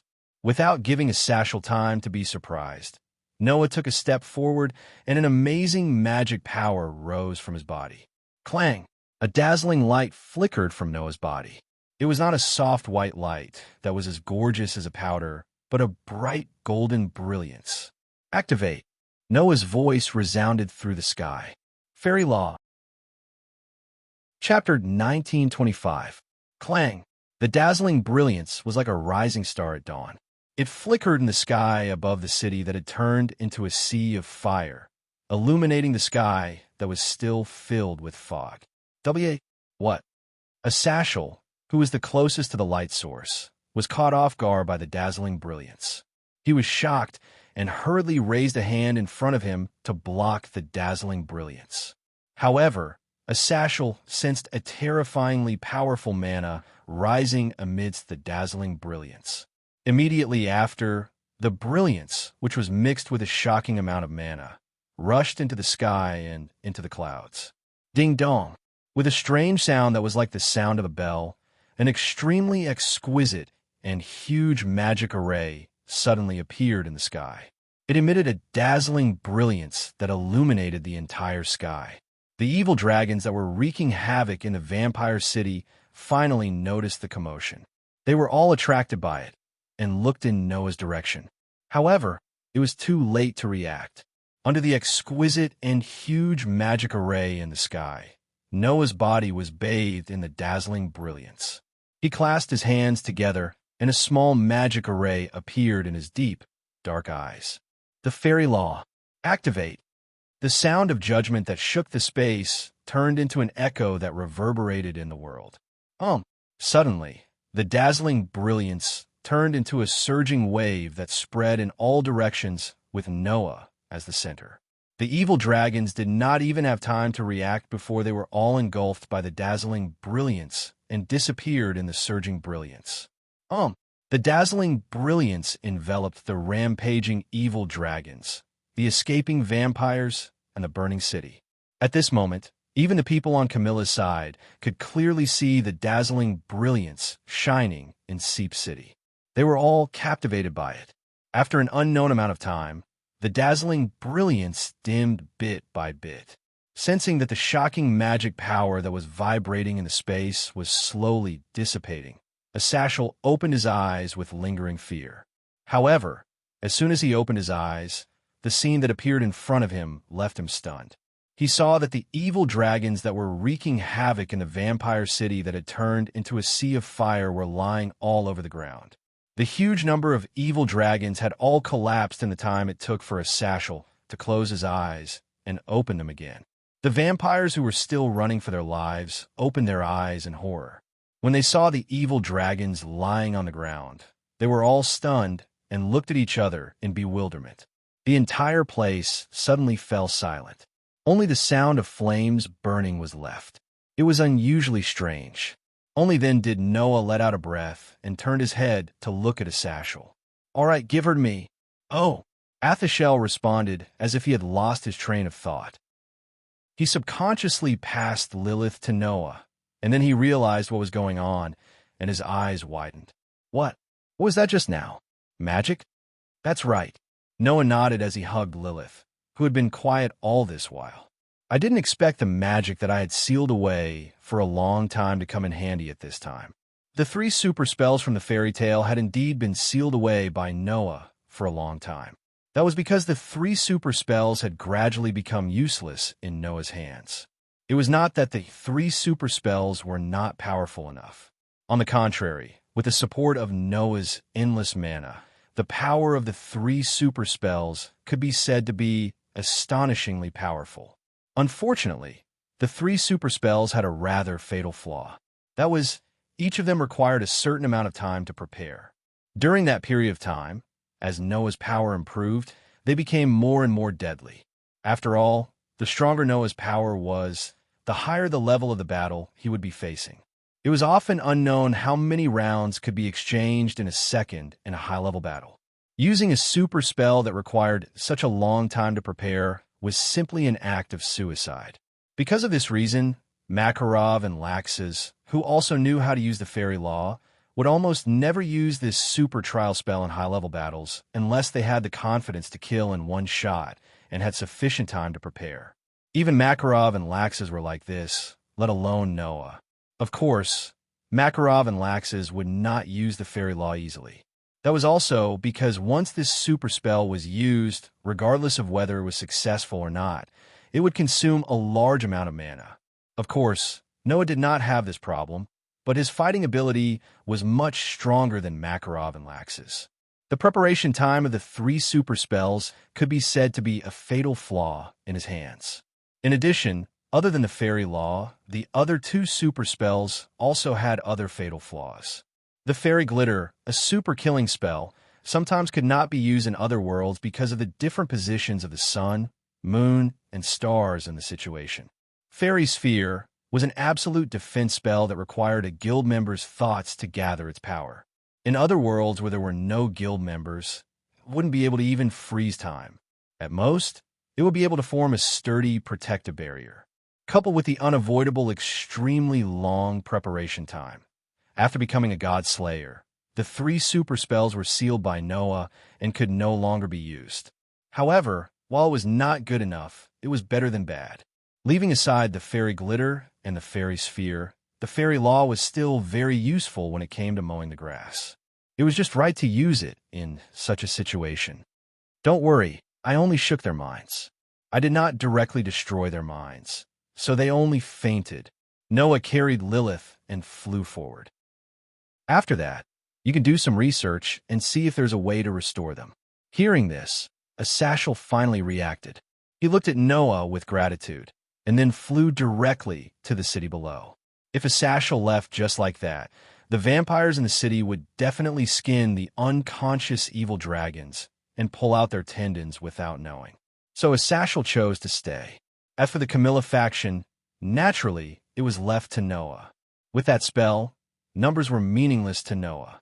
On the other side, Noah flew in the direction of the Camilla faction as fast as he could. After a few minutes of flying at full speed, he finally arrived above the Camilla faction. This place had also turned into a sea of fire. The roads, buildings, and environment were all mercilessly destroyed. Not even a trace of it was left. Under the burning of the flames, it gradually turned into ruins. One evil dragon after another soared through the air. Some were destroying the city. Some were chasing the residents. Some were fighting. This part of the world had completely turned into an incomparably tragic battlefield. Seeing this scene, Noah was just about to go forward when he suddenly saw a young girl sitting on the street surrounded by flames. How could this be? Elmine Shelton no longer had the arrogance from before. It was as if she had lost her soul. She looked at her hometown with eyes full of confusion and despair. How could this be? The noble girl who was proud of her bloodline and repeatedly claimed that there were no vampires who denied their way of life in the Camilla faction was now defeated by the cruel reality. What should I do? Elmine Shelton looked at the scene in front of her in despair. What should I do? A voice answered her. What you should do is to hurry and save your hometown, not sit there and watch. Elmine Shelton trembled and quickly raised her head to look at the source of the voice. There, Noah had already turned into a stream of light and rushed forward. Chapter 1926. The fire that spread throughout the vampire's territory lasted until late into the night. It wasn't until the night fell that the flames gradually dimmed and disappeared. Along with the fire, the residences of the two major vampires, Sypesh and Camilla, also disappeared. Looking at the streets and the city that had been completely turned into ruins as if it had been attacked by artillery fire, and the charred remains of buildings everywhere, the Jamonli's kin fell into silence. How pitiful! Asashel looked around and sighed. This way, the vampires will have to live a hard life until everything is restored to its original state. After all, vampires were residents of the dark, and most of them were nocturnal creatures that could not be directly exposed to sunlight. Now that their residences had been turned into ruins, if they did not find a place to hide from the sun and settle down, the vampires would basically be doomed even if the evil dragons did not attack them. Moreover, the vampires had not been in contact with the outside world all this while, and had been hiding in their own residences and being complacent. Now that their residences had been destroyed, and because they had no contact with the outside world, the situation they faced was more difficult than imagined. If we lack resources for reconstruction, I can go back and talk to my father, Lyeth said. Maybe he can help. No need. I will ask for help from the major factions. Asashel scratched his head. Let the major factions bleed a little and provide some resources so that the reconstruction work can go smoothly. Lyeth nodded and did not say anything else. In fact, Noah was also present. Seeing that Asashel and Lyeth had decided on the next course of action in a few words, Noah shrugged and spoke to Asashel. Looks like we should put the peace talks aside for the time being. Yeah, Asashel said helplessly. King Sypesh was seriously injured because of the coup and is still in a coma. However, Queen Camilla is probably in a terrible fix because of the evil dragon's attack, and has no time to participate in our peace talks with Sypesh. That's a blessing in disguise, isn't it? What about the vampires that were transformed into evil dragons? Noah asked. Has everything been arranged? I've already ordered my subordinates to capture all of those evil dragons. All that's left is to research them. Arthashel's eyes were filled with the excitement and happiness of a stubborn scientist. A creature transformed from the power of the god's destruction tool. If I study it properly, it might be able to improve my artificial god's artifact. Hearing this, Noah's body trembled, and he silently mourned for those fellows in his heart. Hopefully, they would not be dissected for research. However, even if they were dissected for research, those guys only had themselves to blame. Who asked those fellows to be in cahoots with a massive calamity? In the end, they were used and abandoned, turning into that ghastly appearance. He could only pray for the best. At this time, a young noble girl with two attendants slowly walked towards them. Everyone's gazes immediately turned to look at the newcomer. The newcomer was Elmaine Shelton. At this moment, the previously domineering and even somewhat condescending vampire girl no longer had her previous arrogance. She was like an injured little animal that had just recovered, but was still a little weak. She came in front of everyone, lifted her skirt, and bowed. I, on behalf of Queen Camilla, would like to express my gratitude to everyone for their help today. Looking at Elmaine Shelton's somewhat tired and weak expression, the group of Jamonli's followers looked at each other, then turned their gazes to Noah and Arthashel. Noah did not say anything, and only shrugged, leaving the right to speak to Arthashel. In response, Arthashel could only bitterly smile and take a step forward. After this, I will request the major forces that we have reached an agreement with to help the vampires rebuild their territories. If there's anything you need help with, don't hesitate to ask. Hearing this, Elmaine Shelton did not show any signs of gratitude. Instead, she lowered her head and remained silent. The atmosphere suddenly became a little strange. Everyone suddenly looked at each other, not understanding what was going on. Just as Arthashel frowned and was about to speak again, Elmaine Shelton suddenly asked, "Our negotiations with you have already broken down. Even if you're not enemies, you're definitely not friends. If that's the case, why would you want to help us? Not only did you save us, but you also intend to help us rebuild?" Arthashel and the Jamonli's followers were all stunned. On the other hand, Elmaine Sheridan shifted his gaze to Noah and said in an extremely complicated tone, "Lord Noah, very powerful. We've all seen it. Even the evil dragon army that the entire vampire race is helpless against is as fragile as a piece of paper in your hands. If you're so powerful, if you really want to force us to reach an agreement, you have plenty of means to achieve your goal. Why didn't you do that, but instead went through the trouble of coming to the vampire kingdom and going through so much trouble to negotiate with the vampires?" From Elmaine Shelton's tone, Noah not only heard the complicated emotions, but also a kind of confusion. Presumably, the destruction of her home and the betrayal of her companions should have brought a lot of blows to this prideful vampire girl, right? As a result, Elmaine Shelton no longer had the arrogance and haughtiness from before. Instead, he noticed some details and problems that he hadn't noticed before. That was Noah's approach and attitude. That was why Elmaine Shelton asked this question. Noah raised his eyes and met Elmaine Sherstein's gaze. After a long while, he faintly said, "Don't worry about it, because what we're after is peace." Hearing Zhang Tai's words, Elmaine Shelton's eyes rippled as he became completely speechless.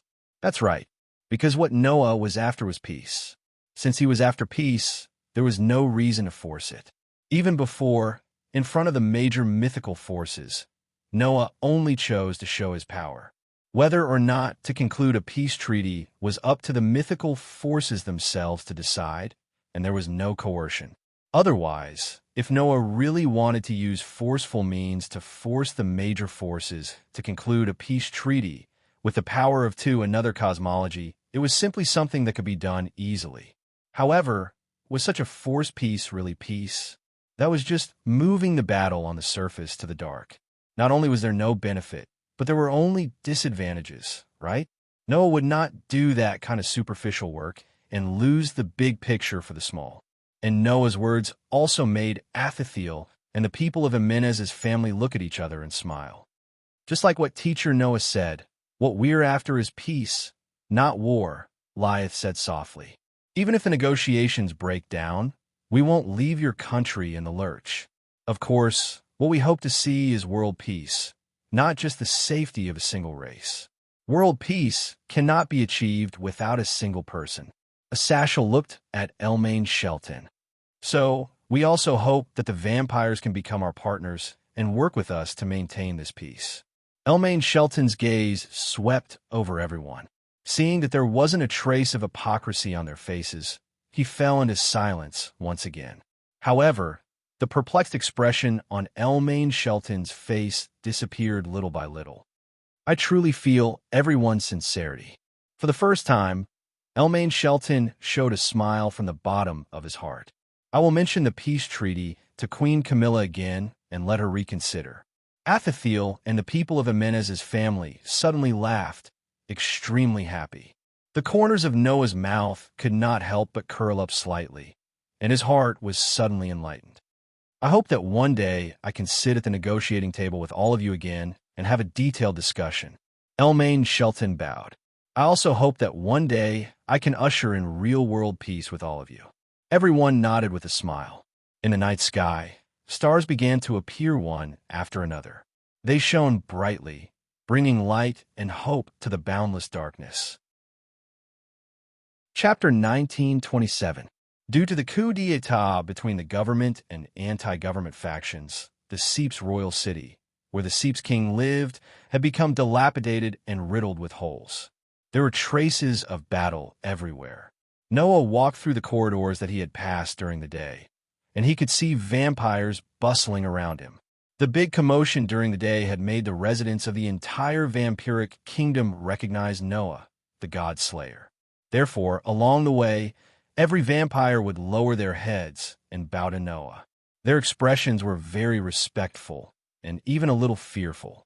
The terrifying power that Noah displayed made the vampires hold a contradictory attitude of respect and fear for Noah.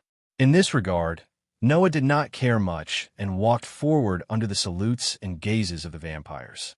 In his hand, he was holding a petite girl in a dark dress. Of course, it was Lilith. This little girl, who was more ignorant and innocent than Orpheus, now seemed to be completely captivated by Noah. One hand was tightly holding Noah, and no matter where Noah went, she followed him. The other hand was holding a lollipop, which she licked expressionlessly. That scene was simply like a little girl who had been abducted and bribed. Noah did not have this self-awareness at all. He took Lilith's hand with a matter-of-fact expression and came in front of a door. He reached out and knocked on the door. The next second, a Sashal's voice sounded from inside. "Come in." Hearing this, Noah pushed the door open and walked into the room. It was a very spacious and luxurious room. The floor was covered with soft carpets. Beautiful curtains hung on the four walls. There was a very gorgeous bed in the corner. At first glance, it looked like the boudoir of a princess, and it was very eye-catching. The only flaw was that there were no windows here. Except for a door that was connected to the outside, it was completely closed. However, this was also a characteristic of vampires, and there was nothing strange in the vampiric kingdom. At this moment, there were two people in the room. One was a Sashal, who was sitting on the edge of the bed, examining something. The other was a young girl. It was a young girl with waist-length hair that was not so much a resplendent golden color as it was a rather peculiar color. The girl seemed to be around 20 years old. Her facial features were quite regular, just like Elmain Shelton. She looked like a doll with an indescribable beauty. The difference was that the girl's skin wasn't unhealthy pale, but was as smooth and soft as a pearl, just like a human's. However, this beautiful girl was lying on the bed with her eyes closed as if she had fallen into eternal sleep. Her expression was extremely peaceful. Looking at the beautiful girl lying on the bed, Noah whispered, "Is this Valerie Tsepesh?" Valerie Tsepesh. The new king that Tsepesh advocated during the coup d'état, and also the holder of the godly Sephiroth's cup. She was a hybrid between a human and a vampire. In other words, it was not an exaggeration to say that she was the culprit who colluded with a group of disasters and stirred up the entire vampire world. At least, that was what Noah had always thought. However, not long ago, Noah found out that this girl was just a puppet.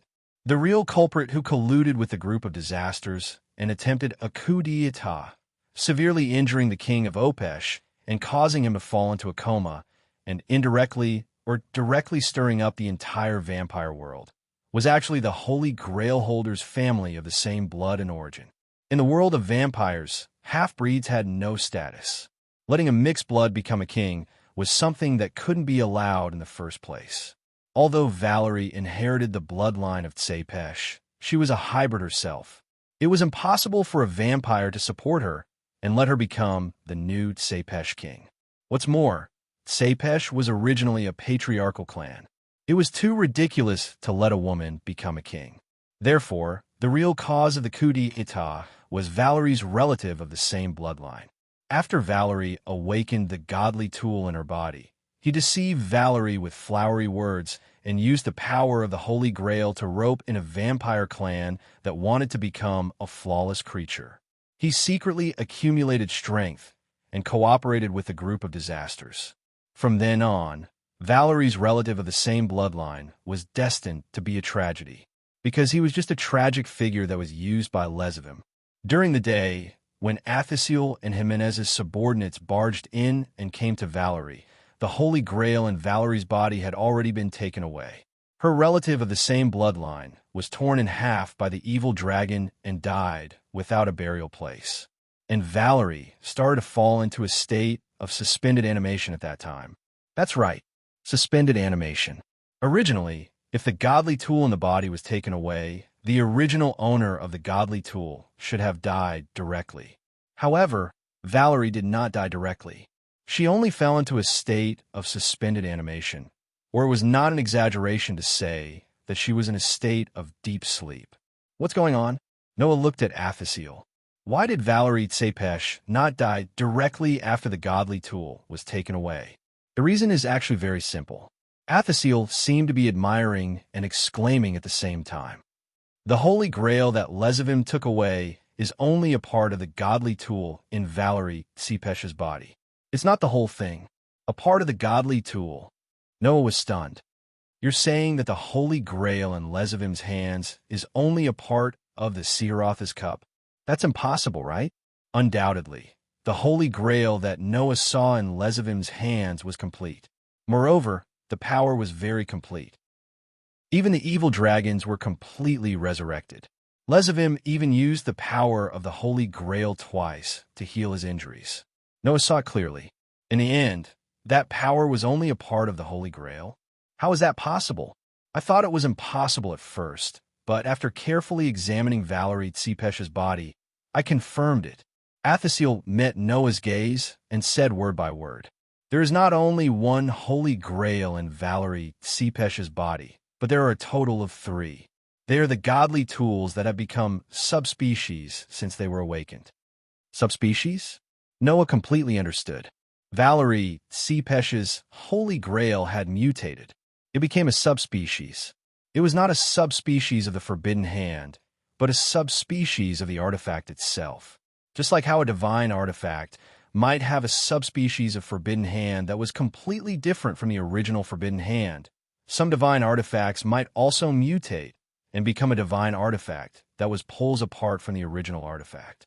That was the subspecies of the artifact itself. However, the probability of the latter subspecies appearing was much lower than the former subspecies. So far, there had not been more than 10 cases of subspecies appearing. As for the godly tool subspecies, it was almost unprecedented. The probability of its appearance was frighteningly low. In the end, there was only one here. I don't know if the person in charge knows about this. Only one of the 3 Holy Grails in Valerie Tsepesh's body was taken away. The remaining 2 still exist in her body, so the holder of the Holy Grail didn't die directly. Athasiel glanced in Valerie's direction. However, even if only a part of the artifact is taken out, it will greatly affect the holder. If the Holy Grail that was taken away is not found and reimplanted in her body, the little girl will probably never wake up. Hearing Athasiel's words, Noah fell into silence. Find the Holy Grail that was taken away? That was easier said than done. I've heard. Athasiel's expression became serious, and there was even a faint trace of resentment. The person currently leading the disaster squad is that bastard Lyran, right? That's right. Noah nodded. It's that surpasser who is as famous as Syzax and Achuka.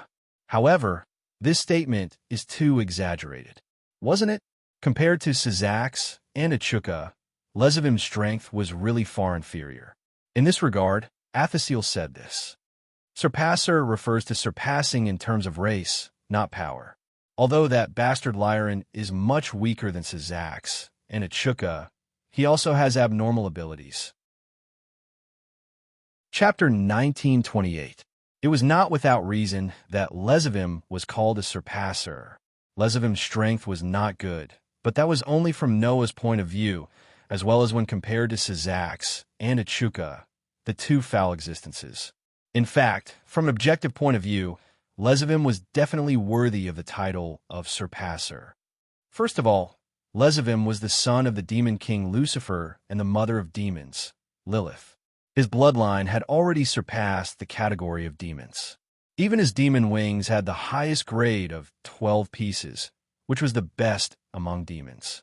Secondly, although Lesavim's strength was far from that of Sazax and Echuca, he was also beyond the level of the demon king. Even his Sashal might not be his opponent. Therefore, whether it was in terms of bloodline or strength, Lesavim was worthy of the title of a Surpasser. Most importantly, those who were known as Surpassers all had extraordinary powers that demons could not possess. Sazax and Echuca were shown in terms of absolute strength. Lesavim was shown in terms of ability. The artifact is nullified. Any power, characteristics, and effects produced by the artifact are ineffective. As long as it is the power of the artifact, it cannot cause any harm, as Sashal said. That man has such an ability that can nullify the power created by the God of the Bible, which is beyond the reach of the various mythical forces. This is what makes that guy special. Nullification of the artifact? Noah was slightly stunned. Lesavim still has such an ability? You didn't use the artifact when you fought with him, right? Sashal seemed to understand something. It's natural that you don't know. That ability is only effective on the artifact. If you didn't use the artifact, you naturally wouldn't have seen it. Fortunately, you are not a human like Chow Chow, who relies heavily on the power of the artifact. Otherwise, you would be in big trouble. Is that so? Noah looked at Sashal. What if it was an artificial artifact created by you? My artificial artifact? Arthashel did not expect Noah to ask such a question. He hesitated for a moment before shaking his head. It shouldn't work either. After all, my artificial divine artifact is a replica of a divine artifact. Since Lesavim's divine artifact is ineffective, and even the original can work, there's no reason why the replica won't work, right? That's true. Noah nodded, but then he remembered something. That's not right. If that guy had the ability to nullify divine equipment, then how could he make the Holy Grail work on him? Could it be that the ability could be controlled by oneself? But that's not right, is it? Noah couldn't help but recall a detail that he had overlooked before. When Lesavim took out the Holy Grail, he didn't touch it at all. Instead, he let the Holy Grail float in his palm or float around him. Did that mean that even Lesavim himself couldn't control that ability? Was it the type that would always be in effect? Once Lesavim touched the Holy Grail would stop functioning? But if that was the case, how could the Holy Grail work on Lesavim? Just as Noah was extremely puzzled, Draeger's voice sounded in Noah's mind. I think that the divine artifact nullification ability should be similar to a defensive mechanism. It can nullify the power of the divine artifact when it comes into contact with the son of the demon king, but it can't nullify the targeted ability, right? What does that mean? The Holy Grail is a power that directly affects life. The target of the ability is life, not an individual. That's why it can go through the divine artifact nullification and work on Lesavim, Draeger explained. In other words, as long as it goes through the divine artifact nullification defense, then the divine artifact nullification can work on Lesavim.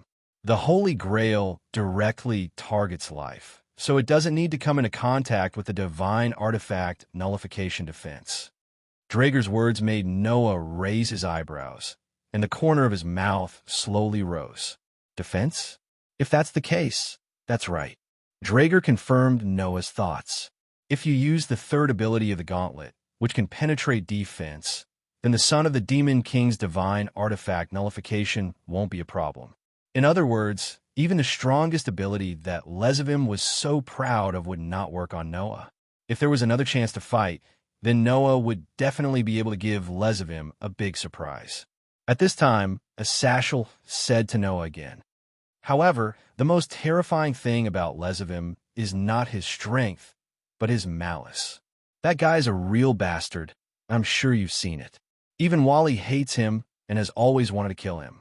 I'm worried that, with that guy's level of bastard, after he gets the Holy Grail, he won't just use it to revive the evil dragon and increase his combat power. Then what else can he do? Noah asked subconsciously. Could it be that there's still a terrifying existence that can be revived? I'm not sure, but I'll let the major forces investigate, as Sashel said with a very serious tone. I have a feeling that the real crisis is coming. Noah narrowed his eyes slightly and nodded slowly. After that, Sashel said that he would bring Valerie back to the underworld and let the demons, angels, and fallen angels protect her. He would definitely not let the other two holy grails in her body be used by people with evil intentions. Moreover, King Kaipesh had already awakened, and Queen Camilla also expressed her willingness to have another discussion. When the vampires were done dealing with the aftermath, they would sit at the negotiating table with the two major forces, Kaipesh and Camilla, to promote this time's peace talks. With the existence of the grace of saving the vampiric world, as well as the common enemy that destroyed their home, as well as the promise of the major forces to assist in the reconstruction of the vampiric world in the near future, it was believed that the matter of the peace negotiation could be considered to be completed. In view of this, Noah's group had to continue staying here for a while. Noah had no objections to this. As for the school, Song was in charge, so there was nothing to worry about. As for the family, Orpheus also had Aster and Athena to accompany him. Although there were some parts that were worrying, with Athena, the former goddess of wisdom, there shouldn't be any problems. The rest was the matter here. After exchanging opinions and plans with Sashel, Noah brought Lilith out of Valerie's room. As soon as he came out, Noah met someone. Gasper.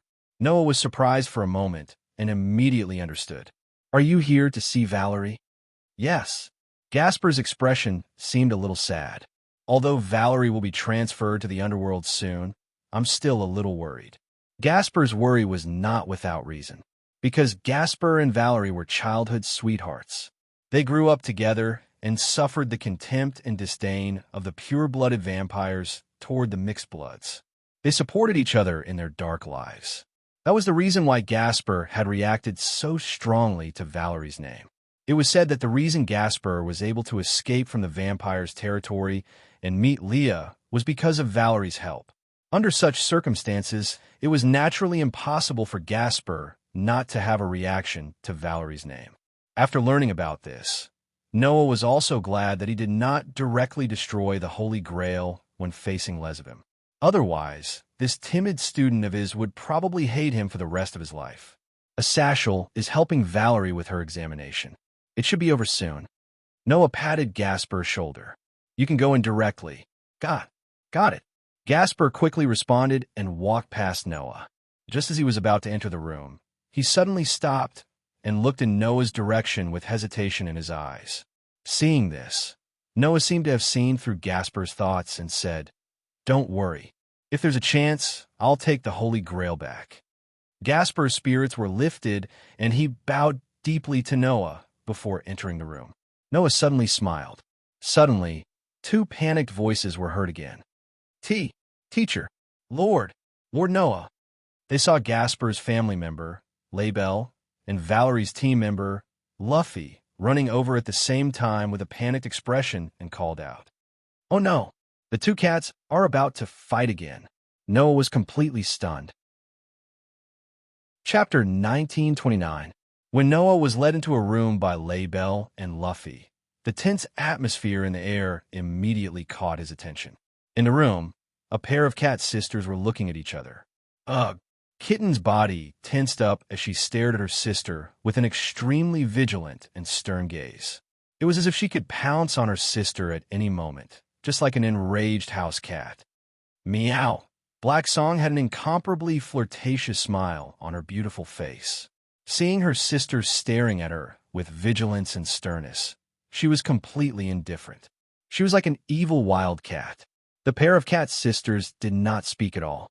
They only looked at each other, but their expressions were completely different. Even their temperaments were as different as heaven and earth. Those who did not know would definitely not think that these two cats were sisters, right? Sensing the tense atmosphere between Kitten and Black Song, Laybell and Luffy timidly hid behind Noah. They grabbed onto Noah's clothes and poked their heads out to look at the sisters looking at each other. Noah also rubbed his forehead as he felt a headache coming on. He asked in a low voice, How did this happen? I don't know either. Laybelle subconsciously lowered her voice and answered, I just wanted to find Kitten to eat something together, but when I found Kitten, it was already like this. It was worth mentioning here that Kitten and Laybelle's relationship was exceptionally good. Even though Little Kitten seemed to dislike Little Kitten when she first became a member of the Jimmins, quarreling with Little Kitten every day, but as the saying goes, the more you quarrel, the more you develop feelings for each other. Now, Kitten and Laybelle's relationship was so good that they stuck together every day. Although everyone in Jimengli's household had a good relationship with each other, there was still a difference in the order of precedence. For example, Leah's and Junai's relationship was so good that they were like sisters. They were not like master and servant at all. Usually, as the big sisters in the group, they would take care of the other members together. Aisha, Genova, and Irina had gotten along well with each other as the three members of the church. They were so close that they stuck to each other every day and almost never split up. Udo and Gasper were the only two male members of the Jamonli family, and their relationship was also very good. It was said that they would sometimes go to Issei, Huga's house together and get along well with him. They even stayed overnight at Issei, Huga's house together. It made people wonder what the three of them were doing all night. Because of her position as a teacher, Lesbia's had more contact with the other teachers in the academy. She was also a big sister and had a good relationship with Laius and Junai. Still, the war goddess had an unexpected muddle-headed side. She could be considered a muddle-headed big sister. Only Kitten and Laybelle were left. In the past, because she lived with Noah at the same time, Kitten had the best relationship with Isha. Now, Kitten and Laybelle had started to develop feelings for each other during their quarrel, while Isha was occupied by Genova and Irina. This made Kitten's relationship with Laybelle much smoother. Therefore, it was not strange that Laybelle would come to Kitten to work with her. However, they did not expect that Black Song would come to Kitten as well, and things would turn out this way. Miss Black Song didn't come here specifically to look for Miss Bayin. We were just strolling around the castle because Captain Varley is currently nowhere to be found. Luffy raised her hand weakly. Then, we met Miss Bayin here, and things turned out this way. In other words, Black Song and Kitten just happened to run into each other here. It was not that Black Song deliberately went to Kitten to do something to her. Unfortunately, due to their personal grudges, the meeting between Black Song and Kitten had turned into a confrontation.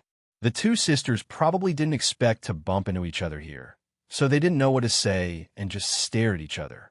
Little did they know that this kind of atmosphere was too unbearable for those who knew about the grudges between the two. Therefore, as Kitten and Black Song's companions, Laybelle and Luffy could not stand this kind of atmosphere and could only run away, looking for Noah to save the day. After understanding the whole situation, Noah narrowed his eyes and looked at Black Song and Kitten, who were silently staring at each other, and barged in helplessly. How long do you want to stare at each other there? Noah directly barged in and smoothly ignited the tense atmosphere between Black Song and Kitten. Teacher, Kitten acted as if she had been saved and almost reflexively hid behind Noah, squeezing Laybelle and Luffy out. It seemed that Kitten was still very afraid of her sister and that she was just putting on a brave front earlier. Although they were sisters, Black Song was a wanted criminal who had killed her master, causing Kitten to be regarded as a dangerous person by the higher-ups of the Fiend Realm, and was the main culprit who had almost caused Kitten to be executed. Therefore, Kitten still held a grudge against Black Song and was very resistant to him. Black Song was naturally the clearest about this. However, this black cat did not have the slightest bit of self-awareness. She blinked at Noah and smiled sweetly. Aya, why are you here? I'm just greeting Bayin, okay? You're not worried that I'll attack Bayin, are you? Is that very strange? Noah asked directly. Don't forget, you have a criminal record. Are you referring to the first time Orpheus saw you? Black Song waved his hand. At that time, I was only instructed by Wally to lure you out. Taking Bayin away was just convenient, meow. I think so too. Kitten hid behind Noah and poked her head out, staring intently at Black Song. Sister didn't want to take me away in the past, and I don't think you will now, right? That's right, that's right. Black Song nodded with a smile. So, don't worry about what I'll do, meow. Kitten bit her lips when she heard Black Song's nonchalant words, and some resentment appeared on her usually emotionless face. Hey! Laybell stood up for Kitten and pointed at Black Song, shouting, "You're not allowed to bully Kitten. You're not allowed to bully Kitten. Woo meow." Black Song blinked again, and the smile on his face became even brighter and more moving. Why? Bullying younger sisters is the privilege of older sisters, meow, but do you see Kitten as your younger sister? Laybell said with some agitation. If you do see Kitten as your younger sister, why did you abandon her back then? Don't you think it's too late to say such things now? Laybell's words caused the tense atmosphere to turn sinister. Kitten bit her lips harder and harder. Black Song still had a smile on his face, as if he didn't care at all. Only Lu Fei actually stood up at this time and looked seriously at Lei Bei Bei. Please don't speak of Miss Black Song like that. Miss Black Song isn't that kind of person.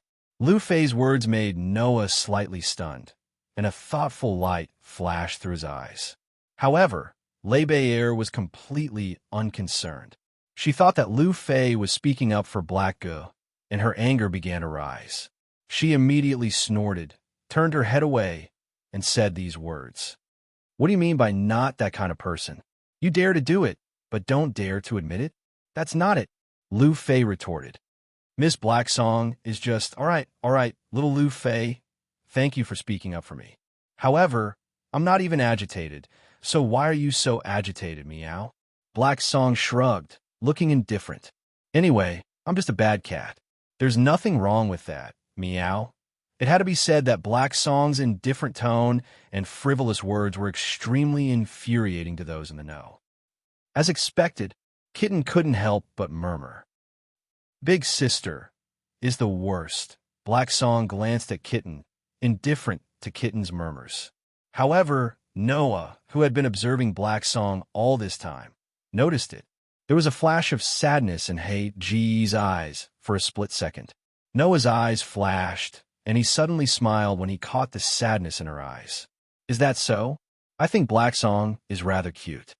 In that instant, the entire place quieted down. A different kind of tension from before, and a different kind of heaviness from before. A somewhat strange atmosphere began to replace the surrounding atmosphere, permeating the air. Chapter 1930.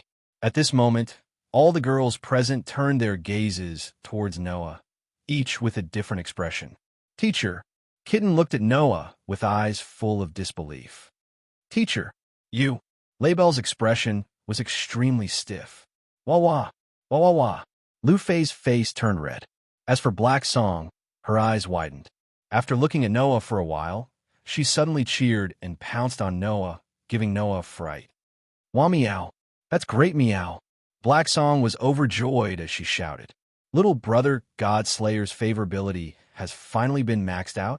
It really wasn't easy, meow. Maxed out your head. Noah had an embarrassed expression.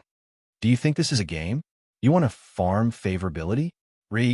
Indeed, when Miss Black Song has nothing to do, she would sneak into the game center to play games. Lu Fei seemed to have realized something, and her face turned even redder. So, it's that kind of game? It seemed that little sister Lu Fei had completely misunderstood.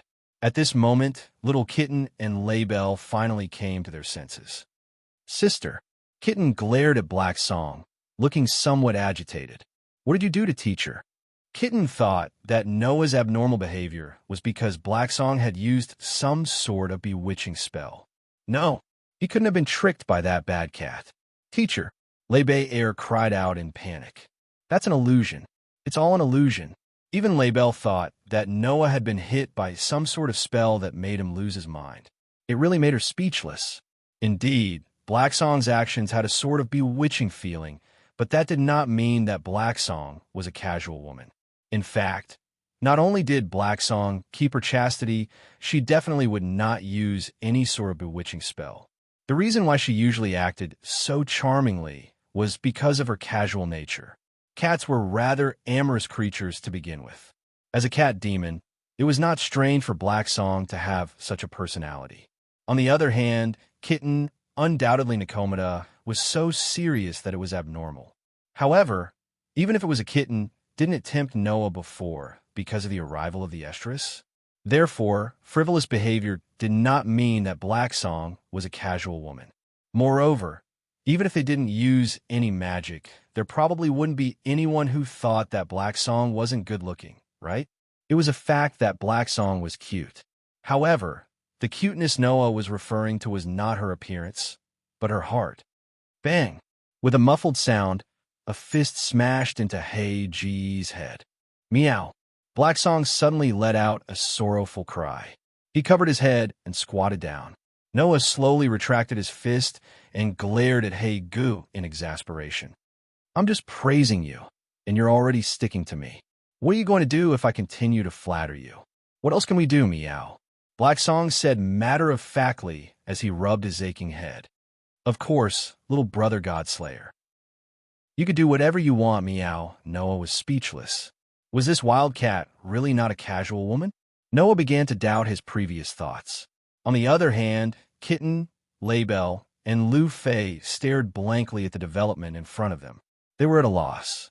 What was the situation now? Was there any more charm or magic? Noah sighed softly and ignored Black Song, who was covering his head and complaining. He turned around, squatted down, and looked at Kitten. Hey, Kitten. Noah looked straight at Kitten and asked very seriously, have you ever wondered why Black Song killed his own master and left you behind? Kitten was stunned.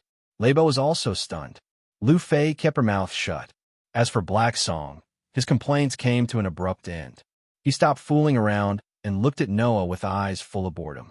I say, little brother Godslayer, don't tell me you're also planning to intervene in the matter between me and Bayin? Are you trying to say that I'm meddling in other people's business? Noah glanced at Black Song. That might be true for you, but for me, Kitten's business is my business. I don't only care about your business, but also Kitten's business. If you want to protest, then blame your parents. Why did they make you two sisters? Black Song was immediately speechless. Kitten, on the other hand, calmed down. She glanced at the silent Black Song and then lowered her head. She could not help but speak. I hate Big Sister. It wouldn't be an exaggeration to say that I hate her. No matter what reason Big Sister had back then, she abandoned me. That is the truth. That's right. No matter what reason she had, it was the truth that Black Song had abandoned Kitten. Moreover, isn't the reason why that cat killed her master very clear? Laybell said angrily. Because her talent was too strong, she began to stand out after being reincarnated as a demon. In the blink of an eye, she surpassed her master and was immersed in her own power, unable to extricate herself. In the end, she was unwilling to be controlled by a master who was weaker than her. She killed her master and escaped. I've seen many such outliers. Basically, those who killed their own masters and became straight demons have fallen for similar reasons. Therefore, in the eyes of Kitten, Laybell, and the others, Black Song's betrayal was not something to be doubted, right? However, Noah still wanted to say something. Indeed, there are many people who are immersed in their own power, unable to extricate themselves. But do you think Black Song is like that? Hearing this, Kitten and Laybell both looked in Hey G's direction, only to receive a malicious smile from Hey Go. I also like the feeling of gaining power. Black Song said with a smile.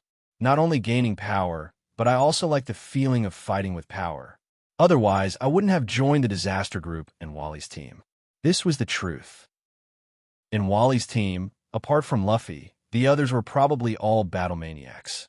They were completely unable to settle down, which was why they were attracted to Wally and moved together with him. Even if they were wanted by both orthodox mythological organizations and terrorist villains at the same time, they followed Wally without complaint and fought all the way. However, liking to fight doesn't mean that you're an evil person. Having great power doesn't mean that you'll be devoured, Noah said lightly. Otherwise, I'd be the greatest evil in this world. Everyone was speechless. Thinking about it carefully, among the people present, the one who was most likely to be immersed in power was Noah. Noah was only a weak human, but he had a terrifying power that was almost invincible in the world. Even if all the Azura gods and Buddhas of the mythological organizations combined, they would definitely not be able to defeat him. He was completely capable of doing whatever he wanted in this world. If Noah really wanted to, he could kill all the humans and capture all the races. That was absolutely possible. How did it feel to have a god lick your toes? Did you feel superior when you let the Demon King drink the water that you wash your feet with? Taking in all the famous goddesses, female demons, and female angels of all races as his own, living a life of pleasure every night, and doing whatever he wanted every day. For a human, was there any temptation? And if Noah really wanted to do all these, who dared to say that Noah couldn't do it? Who dared to say that they could stop him? No one. No one could stop Noah. As mentioned before, Noah could do whatever he wanted. However, Noah wouldn't do that. The real evil is not the behavior, but the heart of a person. Noah said indifferently, "What you see and hear may be false, but your heart won't lie." With that said, Noah looked at Kitten and asked, "You and Black Song have depended on each other since you were young and grew up together. Ask yourself, is the sister who grew up with you the kind of person who would be so immersed in power that she would ignore you and even abandon you?" Kitten opened her mouth, but her voice was so hoarse that it shocked her. Noah looked at Black Song again and said, "Ask your heart too. Do you really think that it doesn't matter how Kitten sees you?" Black Song lowered his head and fell silent. "I think that in this world, there's nothing more worth protecting than family." Noah sighed. "It's not impossible to break off the relationship, but it's not that easy to repair it. So, I think that you two sisters should have a good chat. Otherwise, under the threat of the group of disasters, who knows when you'll be separated by life and death. By then, it'll be too late to regret it." Kitten and Black Song looked at each other, and there was an indescribable wave in their eyes. The entire place returned to silence once again. However, the atmosphere this time was not tense, nor was it heavy, nor was it strange. There was only a hint of sadness. Looking at the silent Kitten and Hey Girl, Noah stood up, looked at LaBelle and Luffy, and spoke softly. He said softly, "Let's go out and let the two sisters have a good chat." Luffy nodded without any objections. LaBelle no longer objected and nodded with a complicated expression. Just like that, Noah brought LaBelle and Luffy out of the room and closed the door. The two sisters were left alone. They looked at each other and did not speak for a long time. However, this silence did not last for long. "Sister," Kitten's voice was somewhat sobbing. "Please tell me the truth from back then." Hearing this, Black Song understood. He could not escape. Chapter 1931. After retreating from a room where the two sisters were, Luffy immediately closed the door, letting the soft sound of the door closing echo in the corridor. Seeing the door mercilessly close, LaBelle still seemed somewhat worried. "Hey, teacher," LaBelle worriedly said. "Is there really no problem? What problem could there be?" Noah shrugged. "Don't tell me Black Song will eat Kitten? If she really wanted to do that, she wouldn't have waited until now, right? But I'm still a little worried." LaBelle could not help but say this, turning her head to ask Luffy, "Why would Kitten's elder sister want to kill her own master?" Hearing LaBelle's question, Luffy fell silent.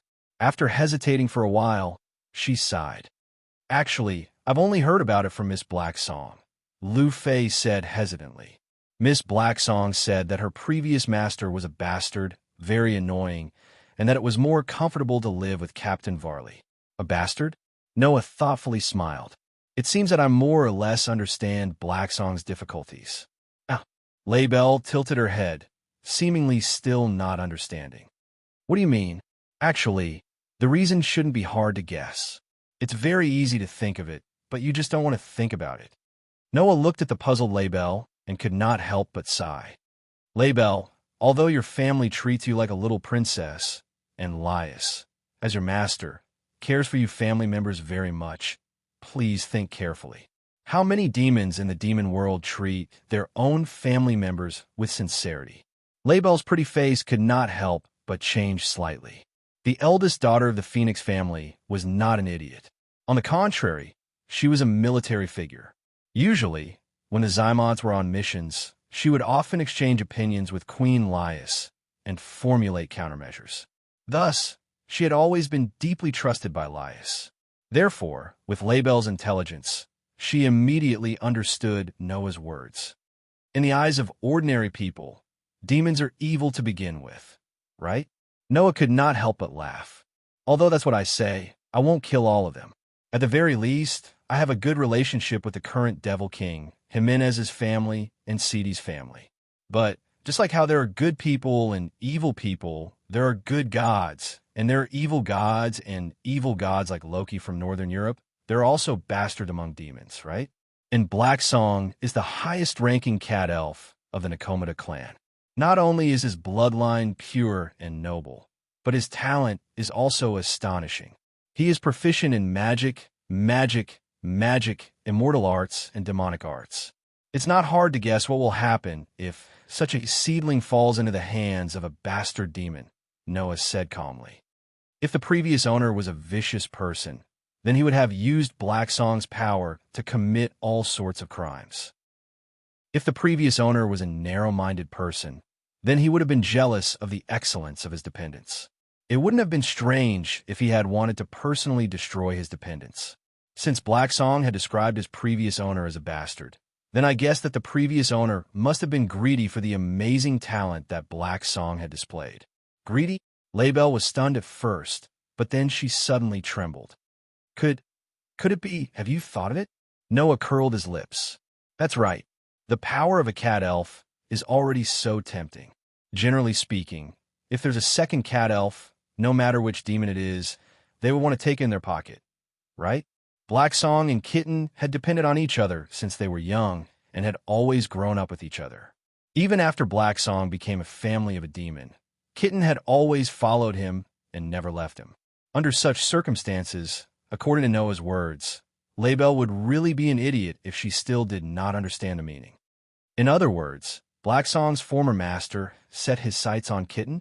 Label was somewhat in disbelief. Kitten's older sister killed her own master just to protect Kitten? Of course, this is only my guess. Noah turned his head and glanced at the tightly shut door as he muttered. But, seeing Black Song's reaction, this guess should be the most convincing, right? Label did not know what to say. At this time, Lu Fei spoke softly. Once, Miss Black Song encountered a strong enemy. Although she defeated her opponent in the end, she was heavily injured. Even I was frightened, but she did not care at all. Lu Fei recalled the situation at that time and lowered her voice. According to what Miss Black Song said at the time, she had undergone extremely chaotic strengthening training in the past. Compared to that, her current injuries are nothing.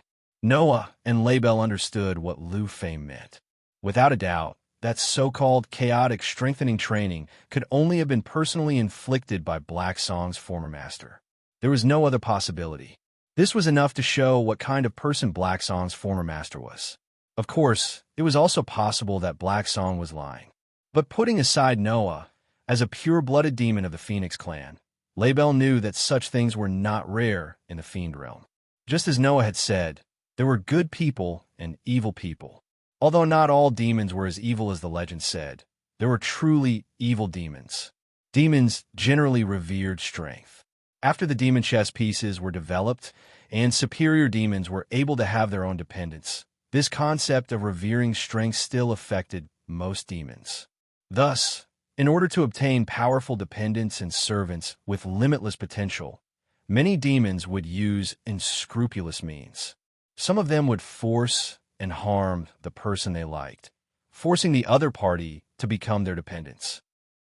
Some would conduct inhumane training on their dependents, completely disregarding the safety and condition of their dependents, blindly strengthening them. Some would even use the method of extracting potential and life force to make their dependents fight with all their might, and then abandon them when they were no longer of any use. It was extremely vicious. Even Label's brother, Laia's former fiancé, Riesel, did not treat his dependents as his personal property and order them around as a matter of course. On the other hand, the pure-blooded demons of the Gimli clan were known for their gentleness. They sincerely cared for their dependents, which was why such things did not happen. Like vampires, demons are also a race that lives in the dark, Noah mentioned, intentionally or otherwise. Many of the demons' bad habits and ideas are not flattering. That's why the four demon kings, Sizax, Achuka, Seraph, and Felubium, spared no effort in promoting peace between the various factions in an attempt to change the concept of the race with the change of the world. Perhaps Athaziel, the governor of the fallen angels, has similar thoughts? Noah spread his hands. After all, the fallen angels are also evil in the Bible. There must be some problematic people among them, right? Every family had its own problems. Since even a family was like this, there was no need to mention a race. Although Noah was a loner, he was also the leader of two guilds in another world. As the leader of a guild, Noah knew very well what kind of consideration and labor he had to put in. Therefore, Noah's words were undoubtedly quite persuasive. In short, let's leave the matter of Black Song and Kitten to them, Noah said to Laybell and Luffy. We'll just quietly watch from the sidelines. Laybell and Luffy both nodded. Then, Noah, Laybell, and Luffy left the scene. Laybell and Luffy returned to their respective residences, probably very moved by Noah's words. Noah, on the other hand, brought Lilith, who had stayed outside the room. Just as he was about to return to the room, he encountered an unexpected person on the way. Looking at the silver-haired youth slowly walking toward him, Noah stopped in his tracks. Varley seemed to have only just noticed Noah. He raised his head and met Noah's gaze. Noah noticed it at that moment. Varley's eyes and expression were somewhat abnormal compared to before. If the previous Varley was a pure warrior who only knew how to press forward with indomitable will, then the current Varley was like a madman who had stopped halfway and was hindered by something. The fighting spirit in his heart was replaced by another emotion. What emotion was that? Hatred. Noah saw hatred in Varley's eyes. What the hell happened? Chapter 1932.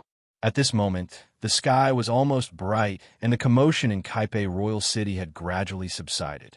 In the corridor, Noah and Wally looked at each other, but no one spoke. Instead, Lilith, who had been held by Noah, twitched her nose and looked at Wally. Dragon. Lilith mumbled as if she was in a dream. The smell of a white dragon. Lilith's words immediately made Noah and Wally turn their eyes to her. I see, Wally said with a blank expression. Is this the upper half of Orpheus? Noah nodded and said so. Her name is Lilith. Is that so? Wally closed his eyes, but his voice was trembling. That bastard actually gave Orpheus half a name like that. The name Lilith originally belonged to the mother of demons. And Lezavim was the son of Demon King Lucifer and the mother of demons, Lilith. In other words, this name should have belonged to Wally's great-grandmother. I heard that the person currently leading the disaster is Lezavim. Wally opened his eyes and looked at Noah. You've seen him, right? Not only have I seen him, Noah answered truthfully. We even fought. Really? Wally's expression became serious. What do you think of that guy? Not much, Noah said without mercy. He's just a bastard. I feel the same. That guy is too despicable. He really doesn't deserve the name of Lucifer. Wally clenched his fist. His tone was full of sarcasm and sincere hatred. But, although he's despicable, that guy's strength and ability are really troublesome. Varley's face was filled with unwillingness as he spoke. To be honest, it was the first time Noah saw Wally like this. This kind of performance was simply not seen from Wally in the past. Coupled with the sarcastic and hateful expression when Wally mentioned Lezavim. Lezavim's grandfather must have done something bad to Wally. Come to think of it, Wally's background was something worth pondering. Why did this gifted child who inherited the bloodline of Lucifer and the power of the White Dragon Emperor join the camp of the fallen angels and be raised by Athashel instead of staying with Lezavim, his blood relative? There must be a reason behind this, right? There was only one thing that could be confirmed. That was, Wally didn't treat Lezavim as a family member at all. He even hated him. If possible, Wally would want to kill Lezavim more than anyone else, right? Unfortunately, this goal was too difficult for Wally. Although Wally was a descendant of Lucifer and had extremely high-level abilities, most of Wally's strength was limited to the artifact. Although his strength was not weak, at best, he was only at the level of the highest level demon. Only by using the artifact could Wally jump to the Demon King level. Even when using the Tyrannosaurus Rex, in terms of strength alone, he was comparable to the top 10 in the world. His strength was not weaker than the famous Shura gods and Buddhists. However, the power from the artifact was ineffective against Lezavim, who had the ability to nullify the artifact. Once Wally went up against Lezavim, he would definitely lose. After all, not counting the artifact, Wally was at most at the level of the highest level demon. As for Lezavim, as a surpasser, even if his strength was not as good as Sazavim and Achuka, he was much higher than the Demon King level. Without the artifact, Wally probably couldn't last a few moves in Lezavim's hands, right? Even if he used the artifact, in front of the artifact nullification ability, Wally couldn't do anything to Lezavim and was destined to lose. In this way, how could Wally be willing? But if it's you, even if you don't use the artifact, you can still defeat Lezavim, right? Wally stared at Noah closely. I'm right. What a pity. Noah didn't answer, but said indifferently. In the end, he still escaped. As if Wally had expected it, he lowered his head and remained silent. Another cosmology, Wally said in a low voice. That's the name, right? Noah was slightly taken aback and immediately nodded. Did you use it on that guy? Wally asked very solemnly. I used the ability called Another Cosmology. This time, Noah didn't answer. Instead, he looked straight at Wally and said, Don't worry. What do you want to ask? Wally was silent again and finally spoke after a while. I just want to know if I have the possibility of defeating that guy now. Although he said so, Wally's expression told Noah that he already knew the answer to this question. After all, the other party was his grandfather. Even if Wally didn't do his duty, it was impossible for Wally not to know the general details of Lezavim. So, Wally probably also understood, right? If the divine artifact was really nullified, then the current him was definitely not Lezavim's opponent. It was just that Wally didn't want to admit it, which was why he had so many emotions. Frankly speaking, this kind of Wally really subverted Noah's impression of him.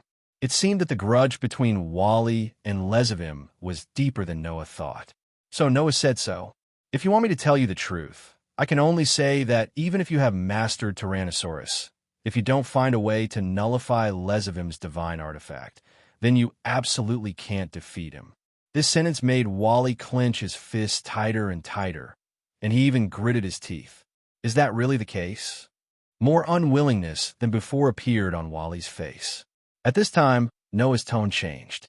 But you should have a card in your hand to defeat that guy. Wally was suddenly stunned. Noah looked at Wally and reached out his hand. Clank! A burst of crimson light flashed, and a ferocious dragon claw-like gauntlet appeared in Noah's hand. Immediately, Noah moved. Without any warning, Noah fiercely stomped on the ground and rushed to the front of Wally at a leisurely speed. He clenched his arm that was covered by the gauntlet, and with a whistling wind, he threw a punch at Wally. Wally didn't expect Noah to launch such a sudden attack.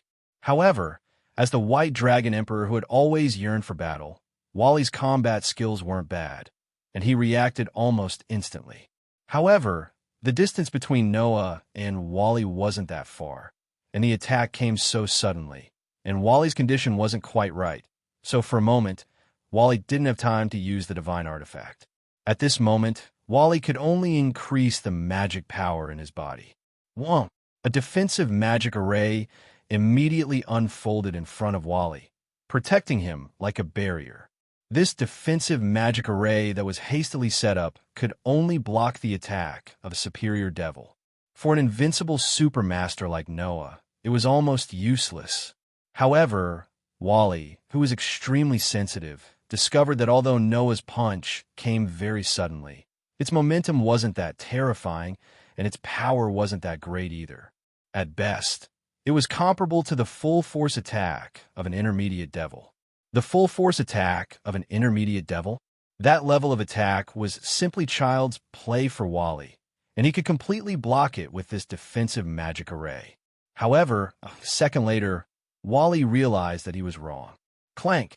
The fist that was aimed at Wally landed heavily on the defensive magic array, and it caused a sound similar to the collision of steel. However, in the next moment, a language sounded from the crimson gauntlet. Penetrate. Suddenly, the impact of the fist directly penetrated the defensive magic array, and like an invisible force, it slammed into Wally's chest. Bang! Along with a muffled sound, Wally squeezed out a muffled groan from his throat, and his body suddenly shook as if he was hit by a truck. He rubbed against the ground and slid out violently, only stopping after a while. Feeling the pain in his chest, Wally raised his head and looked at Noah in shock. What has happened? Chapter 1933. In fact, Varley was not unable to understand what had just happened. To put it simply, Varley successfully resisted Noah's attack. However, for some unknown reason, Noah's attack directly penetrated Varley's defense and hit Varley. What is that? Varley asked almost subconsciously. Is that also your ability? Before Noah had time to answer, a pair of light wings flashed out behind Varley. No, that's not the ability of the God Slayer. That's the ability of the Red Dragon Emperor Drake. Arubian's surprised voice sounded from the light wings. That was penetration, right? But how is that possible? What's wrong, Arubian? Arubian, Varley quickly asked. Do you know what happened just now? Of course, as the White Dragon Emperor. How can I not know what that is? Arubian's voice was full of surprise. That's the third ability of the Red Dragon Emperor, Drake. The third ability? Varley was stunned at first, then he noticed the key point. The ability of his life? That's right, Arubian said. When the twin heavenly dragons, was sealed into the divine artifact by the God of the Bible, my abilities were split into several parts. Only 2 of my abilities are left for the host to use. The red one is for multiply and transfer, while mine is for have and absorb. It has never changed. As for the rest of the abilities, according to the God of the Bible, it seems that they have been removed. Arubian did not hide the surprise and disbelief in his voice. Why did the red one suddenly have a third ability? Undoubtedly, this has never happened before. Of course, Arubian didn't know that Drake was just a soul now, residing in the artifact, and his ability was only reproduced by the artifact. In this regard, Noah opened his mouth and was about to say something, but Drake's voice sounded from the cage. Arubian, do you really think that the rest of our abilities were removed by the God of the Bible? Drake's words stunned Arubian. Although I don't know why the God of the Bible, as a god, created the God of Annihilation to give humans the power to kill gods, but since even the Forbidden Hand, which can destroy the balance of power, and the God of Annihilation, which can seal monsters, has the power of Tyrant, compared to these, the power we had when we were alive shouldn't be considered dangerous, so there's no need to remove it, right? Drake's voice became low. At the very least, my flame and your poison, compared to the Forbidden Hand and Tyrannosaurus, should be more likely to be preserved, right? Arubian was a little speechless. On the other hand, Noah's attention was attracted by the other information revealed by Dalag. Your flame and Arubian's poison? Noah asked in surprise. What does that mean? This time, both Drake and Arubian were silent. Only Wally seemed to know something, but he also remained silent. Seeing this, Noah frowned. Could it be that, in addition to penetration, Drake has another ability? And that ability is more terrifying than the Forbidden Hand and Tyrannosaurus? If there is such a powerful ability, why didn't Drake say it? Under the effect of the artifact, that ability should have been reproduced, right? Don't think about it, partner. Drake sighed. After meeting Arubian, I stopped using that ability. In fact, I've almost forgotten about it. Unless Arubian uses the power of poison, it might be a good thing for me to keep my flame sealed. Hearing this, Noah's eyes flickered, and he didn't say anything more. Although he was a little interested in the so-called flame and poison, it seemed that Drake and Arubian had their own difficulties, so it was better not to ask about it here. Back to the topic. Drake said as if he wanted to ease the atmosphere. I think that after the God of the Bible sealed us in the artifact, he didn't divide our power into several parts. Instead, he imposed some kind of seal on our power, leaving only the most basic two abilities. The rest of the abilities need to be awakened by meeting certain conditions. So, the reason why the previous host didn't awaken the third ability was because they didn't meet the conditions. Arubian understood what Drake meant, and your host met this condition. So he unsealed the ability of penetration. My host also didn't meet the conditions, Drake explained. It's just that he reproduced my ability from when I was alive in another way. This method can only be used by him. You should think of it as his uniqueness. Wally and Arubian suddenly both laughed bitterly, which was very rare. Uniqueness? Indeed, if a person who broke the rules had an artifact that also broke the rules, then it was obvious how special it was.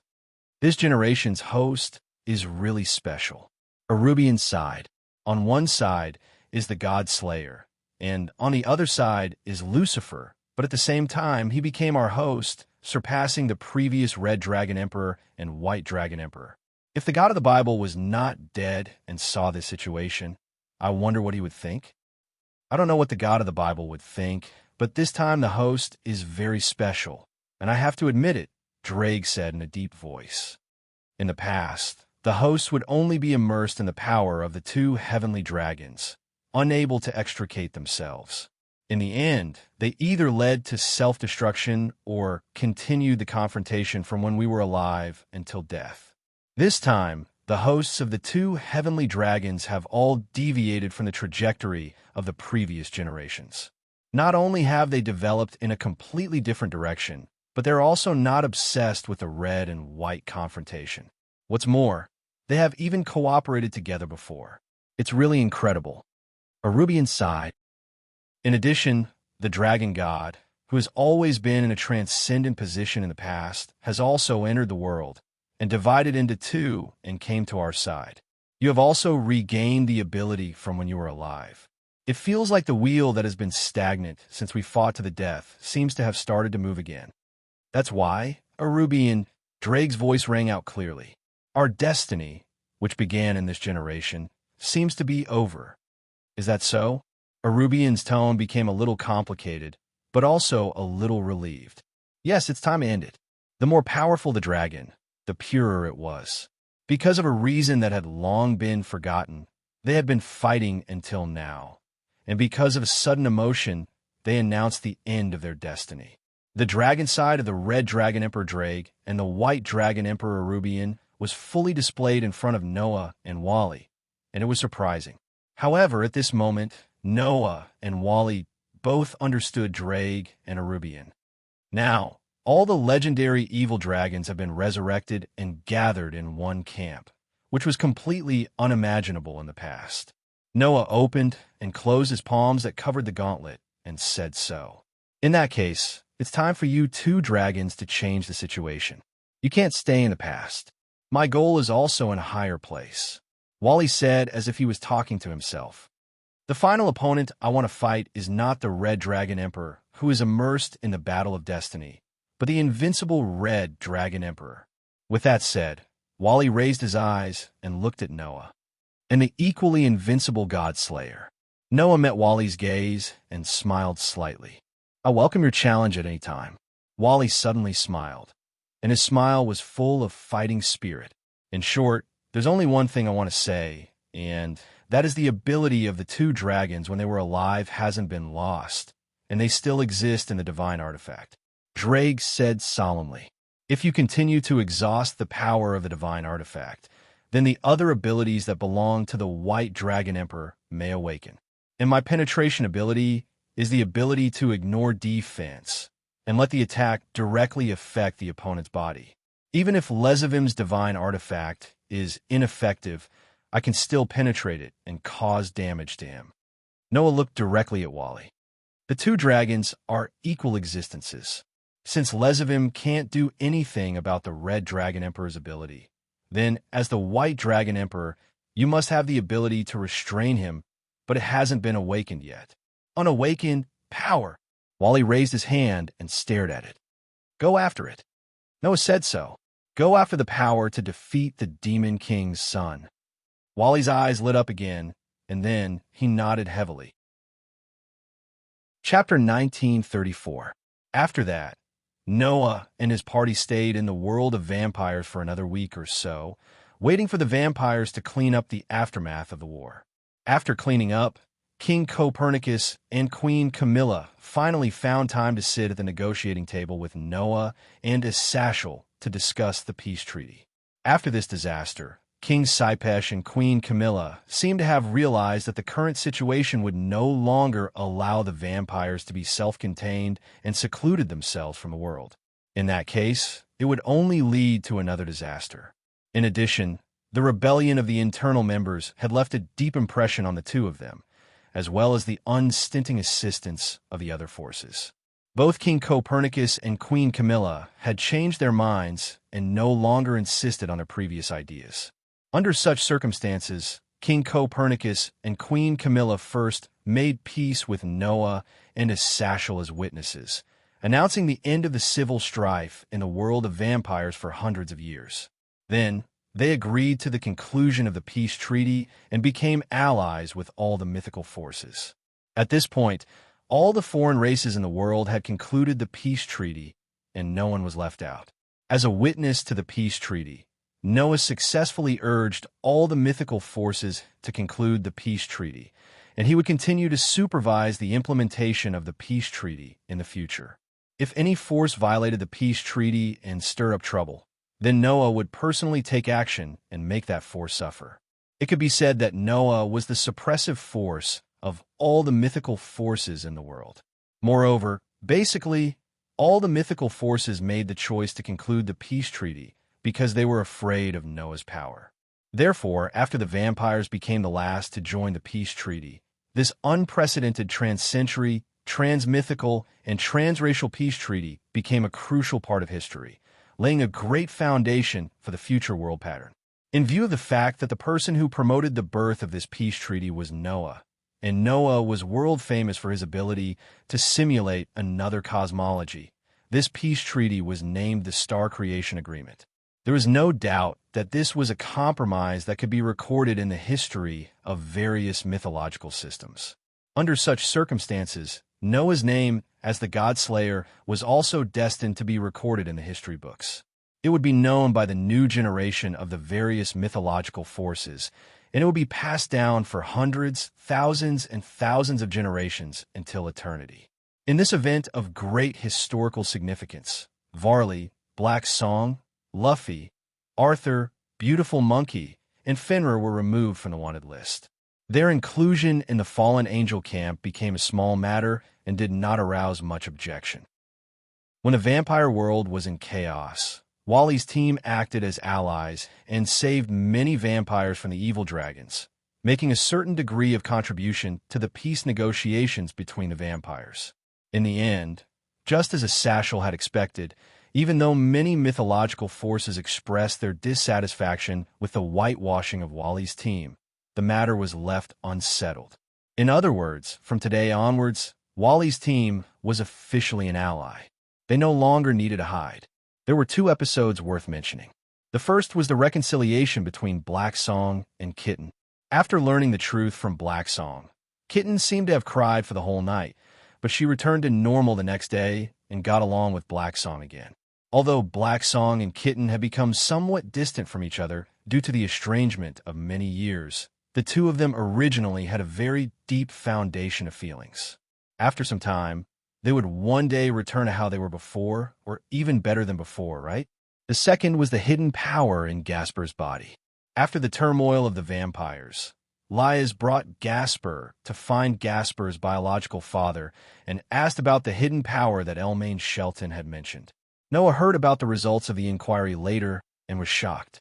With Gasper's father telling the truth and Asashel assisting in the investigation and examination, Lias told Noah so.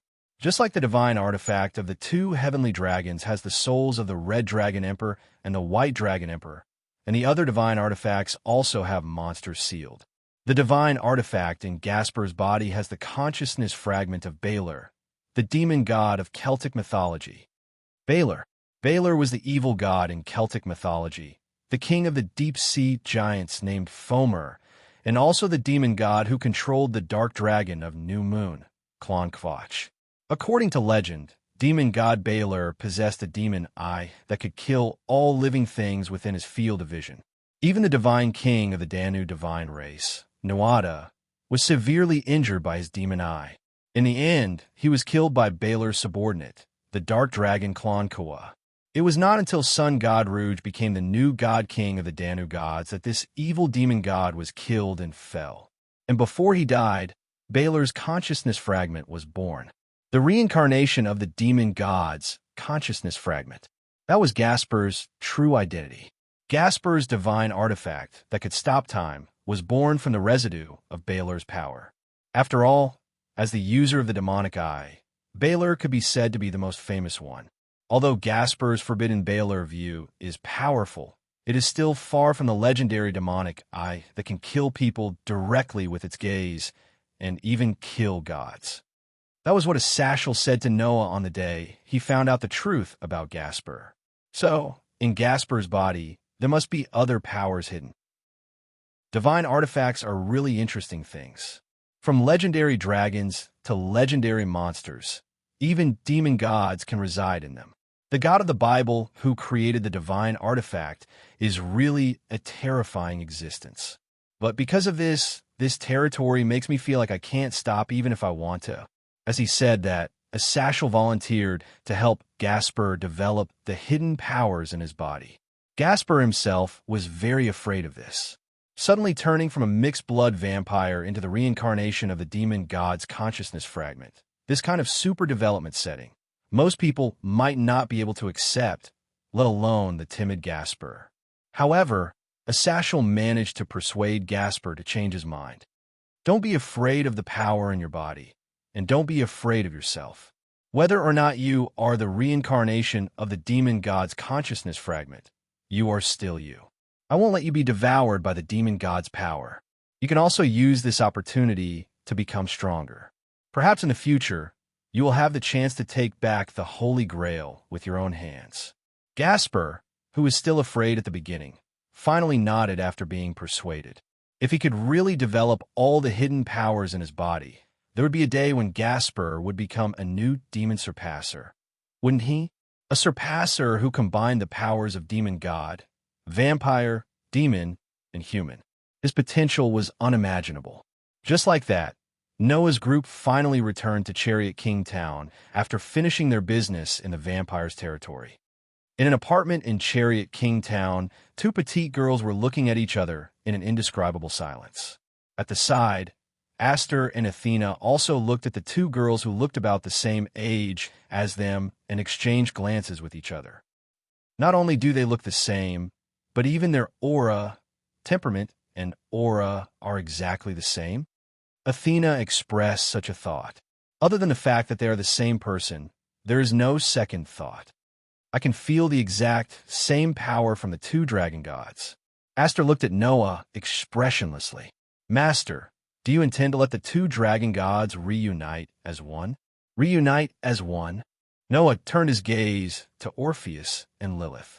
After looking at each other for a while, Lilith suddenly leaned forward like a small animal and leaned close to Orpheus. She sniffed and called out softly, "The other Lilith, the other Lilith." Although it wasn't obvious on the surface, Lilith's voice was much more emotional than before. She seemed to be rather happy. Orpheus extended her hand and patted Lilith's head like an elder sister. Her face was still expressionless, but her eyes were fixed on Lilith and didn't move away. One had to admit that this scene was rather lovey-dovey. Therefore, Noah smiled. That doesn't matter anymore. Chapter 1935. In the beginning, when half of Orpheus' power was taken away by the heroes and sent back to the disaster squad, Noah did want to take back the power and return it to Orpheus. It had been mentioned several times before that although only half of Orpheus' power was taken away, it made Orpheus infinite become limited. In terms of strength, it was not as simple as being reduced by half. But even so, Orpheus, whose strength had been greatly reduced, still had the strength to surpass the top 10 experts in the world. His strength had exceeded 4 digits, and he was in an ambiguous position between 3 and 4 digits. He was far from what the other Asuras, gods, and Buddhas, who were only in the 4 digits, could compare to. It was conceivable that if half of the power was taken back and the limited returned to unlimited, what kind of state would Orpheus' original power return to? To be fair, if Noah lost half of his power, he would want to take it back no matter what. Due to this mentality, Noah wanted to help Orpheus regain the lost power at the beginning. On the contrary, Orpheus did not care about this at all. Aster and Athena naturally knew Noah's thoughts. So, after Noah brought Lilith back, Aster asked Noah if he planned to reunite Orpheus and Lilith. However, that was equivalent to erasing Lilith's existence. Although they did not spend much time together, Noah could not do that kind of thing. Lilith was no longer an individual who simply had half of Orpheus' power, but another Orpheus was born from that half of power. Leswium did not erase Lilith's emotions and allowed Lilith to retain the mind of a 4- or 5-year-old child. Perhaps he thought that compared to an emotionless puppet, a child like Lilith was easier to control. In short, in this way, Noah had no reason to erase Lilith. And Orpheus didn't seem to care about this. Instead, he acknowledged Lilith's existence and accepted her as a sister, which couldn't be better. Don't think that Orpheus did not have his own thoughts just because he stayed there quietly all day. Orpheus was actually very afraid of loneliness. Back then, the reason why Wally had brought Orpheus out of calamity was because Orpheus seemed to be very lonely. Noah had also asked Orpheus what he was doing when he was in the disaster group. At that time, Orpheus had answered Noah in this way. Sit in a chair, stay in the room, say your wish, and give them a snake. That was all. In the disaster squad, Orpheus' life was just like that. It was more like being used as a machine than a human's life.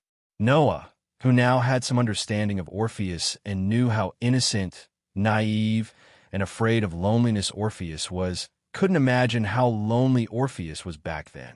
Therefore, Noah had to admit that it was the first time he had the urge to annihilate the entire disaster syndicate.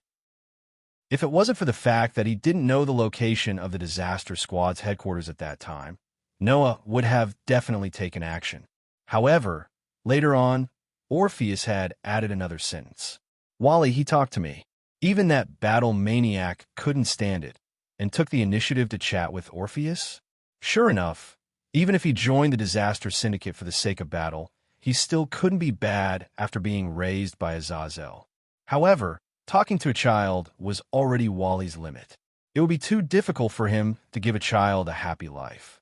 In the end, Wally brought Orpheus out of calamity and brought him to Noah's side, right? In Wally's eyes, although you were a strong enemy that he had to overcome, it was also because of this that his recognition of you was higher than anyone else, right? That was what Azazel had said when he found out that Orpheus was brought out of calamity by Wally and brought to Noah's side. In addition, you also took good care of the Jamonli and Seedy families who were students. Obviously, you were very good at taking care of people. At that time, Orpheus was also very interested in you, so Wally chose to bring Orpheus to your side and let you take care of him. Wally should believe in you, Azazel said to Noah with certainty. He believes that you can take good care of Orpheus and give Orpheus the life he wants. For this reason, Wally was regarded as a traitor by the Disaster Syndicate and went against them. When he found out about this, Azazel's face was full of pride. He almost directly said, "How can he be a bad guy when he was brought up by me?" At that time, Noah really wanted to say to Azazel, "You are the governor of the fallen angels, the leader of the bad guys." In the end, in order to save Azazel some face, Noah didn't say it out loud. But from this, it could be seen how Orpheus was living in the Disaster Syndicate. Even Wally, the battle maniac, couldn't stand it and brought Orpheus out, resolutely betraying the Disaster Syndicate. One could imagine how lonely Orpheus was in the Disaster Syndicate.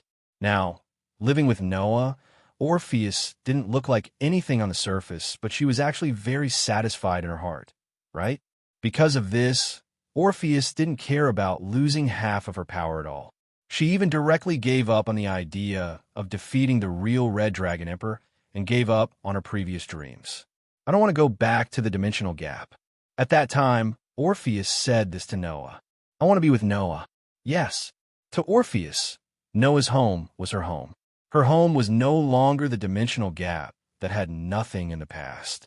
Under such circumstances, Orpheus welcomed another sister. She must be more satisfied in her heart, right? Therefore, Noah also gave up his previous plan. Orpheus and Lilith, both of them were indispensable. Even if they couldn't return to infinite, even if they were no longer invincible, it didn't matter. Because no matter what kind of enemy appeared, these two children would be under his protection. That was enough. Just like this, Lilith also moved into Noah's apartment and lived with Orpheus and Noah. What was worth mentioning was that Aster and Athena no longer transformed into weapons like in the past. Instead, they came out to live with Orpheus and Lilith. This caused a very serious problem. Noah's apartment was too small. Even if other than Noah, the other four were all children, at least they looked like children, but in fact, other than Lilith, who was just born not long ago, the other three had lived for God knows how long. For children and an adult were crowded enough. Therefore, a situation inevitably occurred. Should this be considered a benefit? Noah, who had just woken up in the morning, laid on the bed and looked at his surroundings, extremely speechless. He saw that Noah's bed was already crowded with people. Orpheus was lying on the left. Lilith was lying on the right. Aster was lying on the other side. And Noah was lying in the middle. His arms were tightly hugged by Orpheus and Lilith, while his neck was tightly hugged by Aster. That's fine. Noah couldn't help but complain. Sleeping is fine, but all of them are only wearing knee socks. What are they playing at? That's right. Not only Aster, but even Orpheus and Lilith were wearing knee socks. Except for knee socks, everything else was taken off. It was simply Aster's X3 state. Have they been led astray by Aster? Noah thought helplessly. Orpheus and Lilith were simply too pure and innocent, so they would learn everything. Not to mention Lilith, Orpheus often learned from Noah, and even learned from the behavior of the Jumanli's dependents. He seemed to be enjoying it. You probably learned this from Aster too, right? Of all things to learn, you have to learn this. Noah sighed. Noah gently broke away from Orpheus and Lilith's hugs, carried Aster in his arms, and carefully got up. At this moment, Noah noticed something strange. Looking at his arms that were tightly hugged by Orpheus and Lilith, Noah was startled at first, but soon after, he stood up in surprise. What is this? Chapter 1936. The morning sun shone in through the window and onto the bed in the room. The warm feeling made both Orpheus and Lilith look comfortable, and they hugged Noah even tighter. However, Noah's attention was no longer on Orpheus and Lilith, but on his own hands. Wisps of spiritual energy that were as faint as smoke drifted out of the bodies of the two dragon god girls, circled around them, and gradually entered Noah's body. As the wisps of spiritual energy entered, Noah could clearly feel it. He could feel the connection between Orpheus and Lilith. It was as if an invisible bridge had suddenly been built between Noah, Orpheus, and Lilith. Relying on this bridge, Noah could actually feel the hearts of Orpheus and Lilith. At this moment, Noah had a feeling. It was a feeling that he had grasped everything about Orpheus and Lilith. That feeling was as if it was telling Noah, no matter what Noah planned to let Orpheus and Lilith do, the two dragon god girls would no longer be able to resist and would absolutely obey his orders. Noah was at a loss. What's going on? While Noah was at a loss, a voice suddenly sounded. Seems like you've picked up a huge bargain. The sudden voice made Noah react, and he turned his head and looked to the side. There, Athena sat up, looking as if she had just woken up, but her beautiful snake eyes were staring at the spiritual energy surrounding Noah's arm. Athena immediately said, "That's a contract." Contract. Noah was completely stunned. Of course, Noah was no stranger to contracts. Putting everything else aside, Aster and Athena were Noah's contracted elves. Letitia and Pest, who were still helping Noah solve his problems in the box garden world, were also contracted by Noah. The famous heroic spirit Medusa of the Type Moon world was also Noah's follower, and she still maintained a contract with Noah. So, how could Noah be unfamiliar with such a thing as a contract? But why did Orpheus and Lilith suddenly contract with him? Orpheus and Lilith probably didn't realize that they had formed a contract with you, right? Athena pondered for a while and gave this answer. These two children probably didn't want to leave you subconsciously and hoped to be with you forever, so they unconsciously formed a contract with you. Unconsciously, Noah felt the connection with Orpheus and Lilith in his body, and he was somewhat in disbelief. Are you for real? It was not that Noah was making a fuss about nothing, but until now, Noah had never encountered a contract that was formed without his consent and without him even noticing. Although Noah had many contracted partners, and all of them had great backgrounds, this was only because of Noah's luck. It was not a simple matter for others to form a contract with someone. Indeed, many people knew the skills to enslave their contracted partners. For example, in this world, there were many summoning magic, and even summoning magic that could summon all kinds of monsters and people. But summoning was one thing, and being able to enslave was another. Generally speaking, the more advanced the summoner's skills and methods were, the easier it would be to enslave the summoned creature. However, if a contract was formed, it was another matter. For example, Noah had met the summoner of the Devil Star spirit in the box garden, Luce. That guy's target of enslavement was much stronger than him. The star spirit of the demon star, Algor. That was an existence that even White Yiksha could not help but praise. As the strongest species of the boxers, it should have at least 3 digits of strength. However, because it had formed a contract with that good-for-nothing Luos, its strength had been greatly reduced.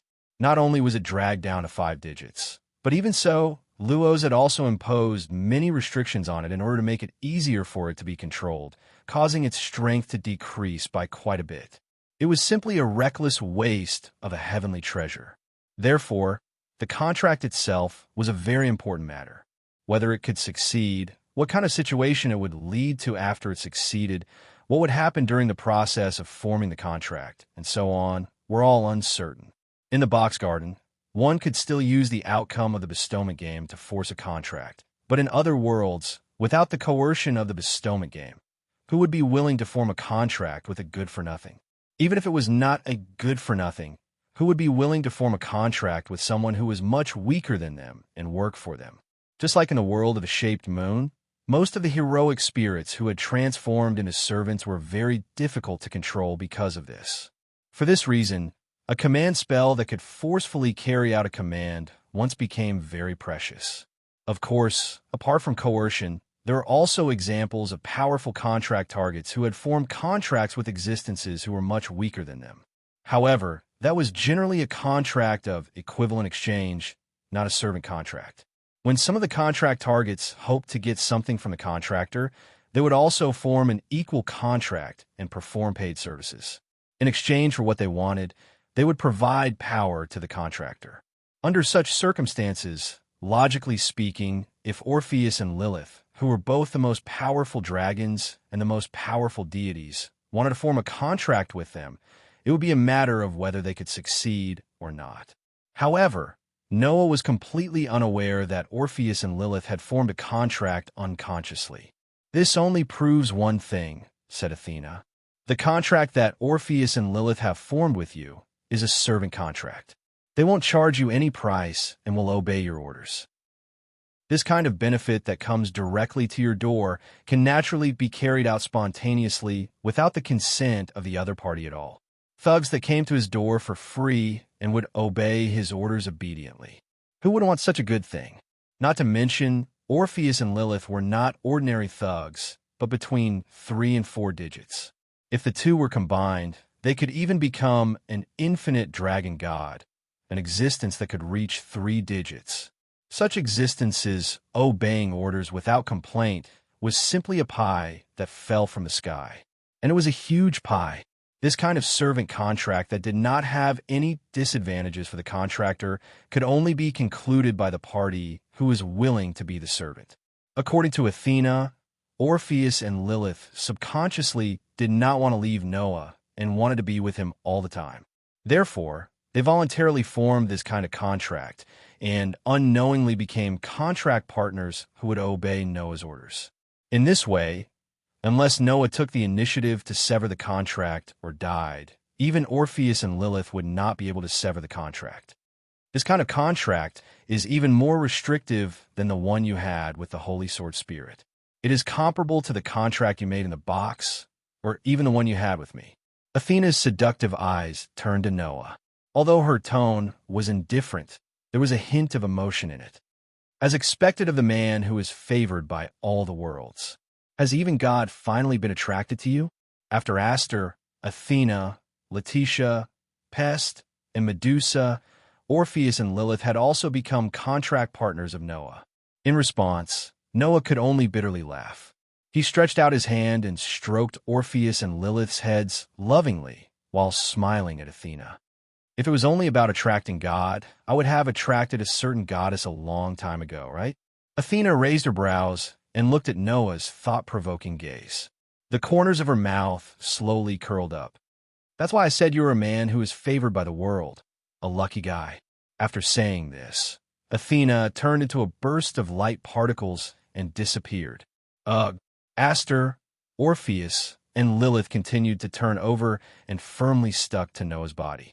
Their exquisite faces that were usually expressionless were now filled with comfort and serenity.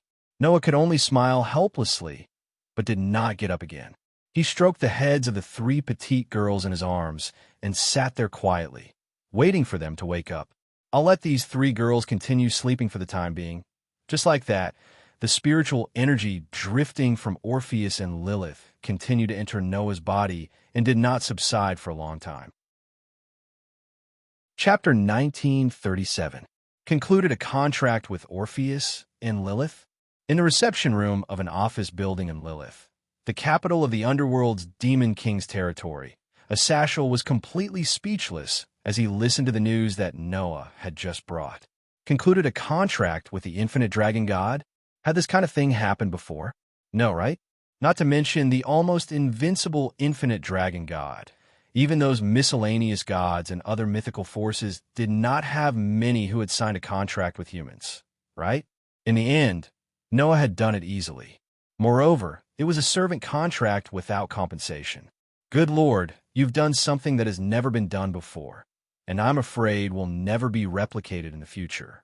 How did this world give birth to such a foul human like you? Asashel really felt all kinds of imbalance. Back then, in order to conclude a contract with one of the 5 dragon kings, the golden dragon god, Fafnir, not only did I use all kinds of connections, but I also found his whereabouts with great difficulty and finally concluded an equal contract with compensation. So far, I don't know how many legendary treasures I've spent.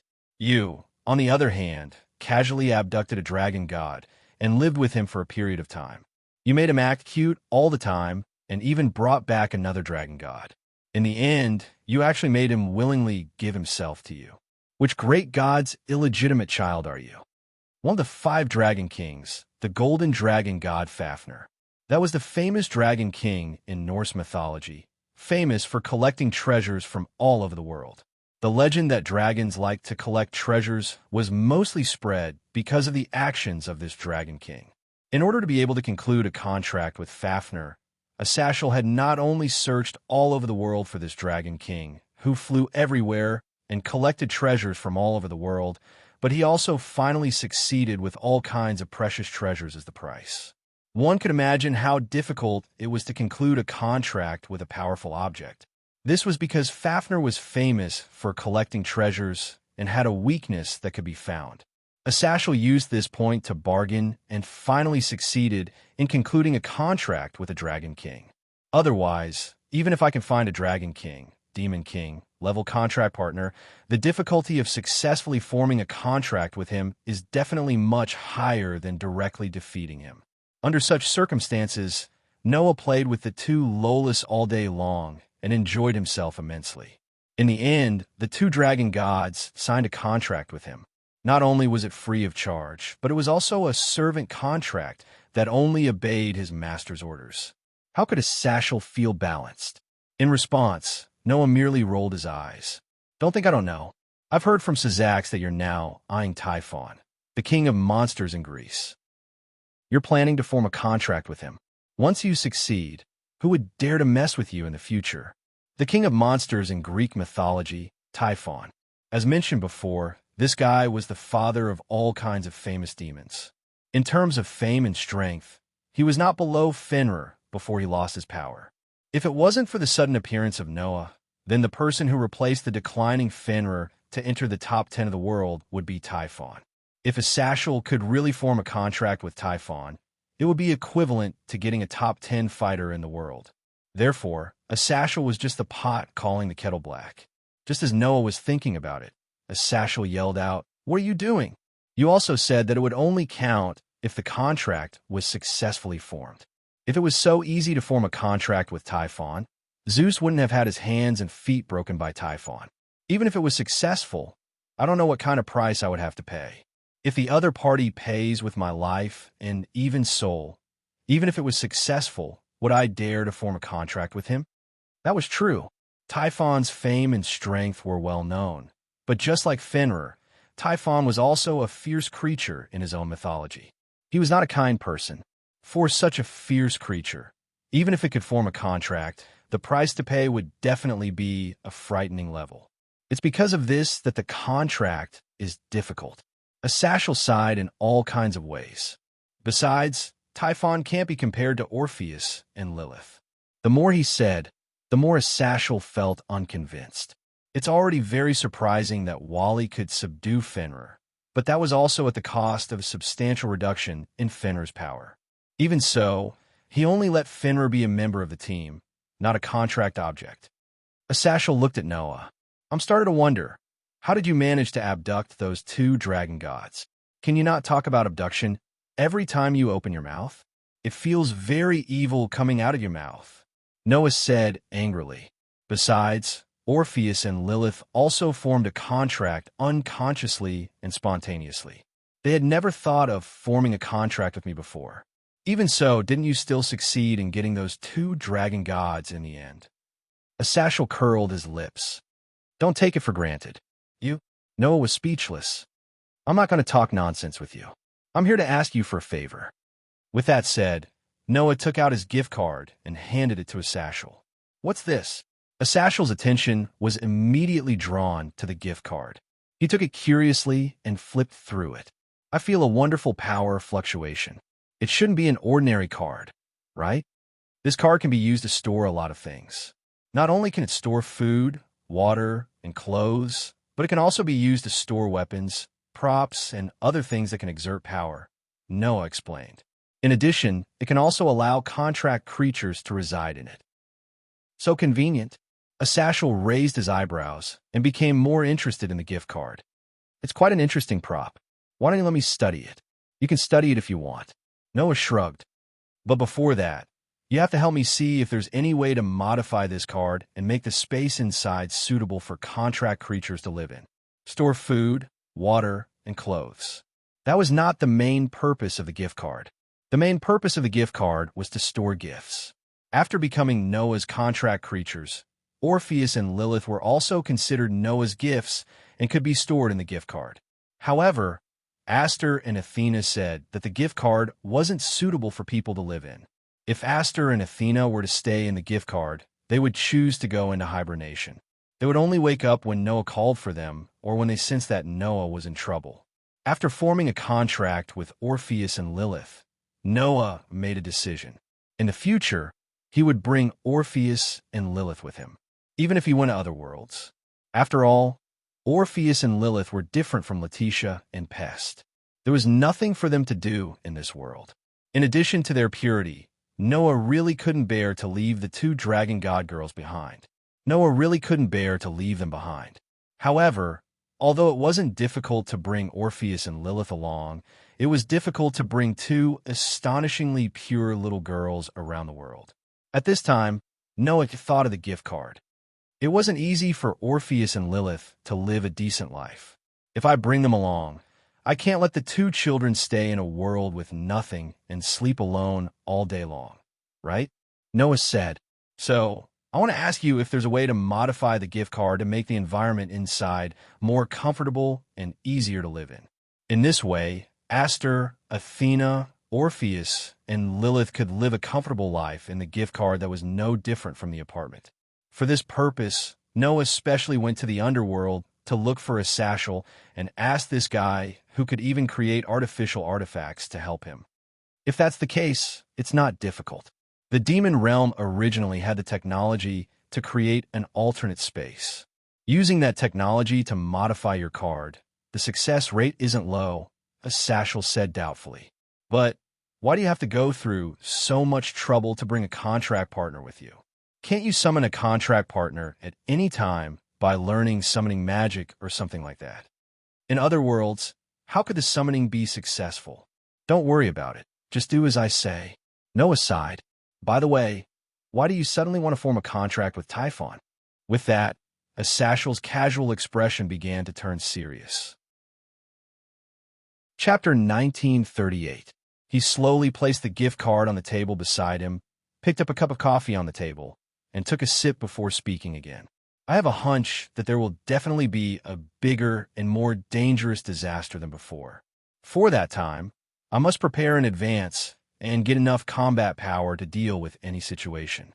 For this reason, I intend to sign a contract with Typhon.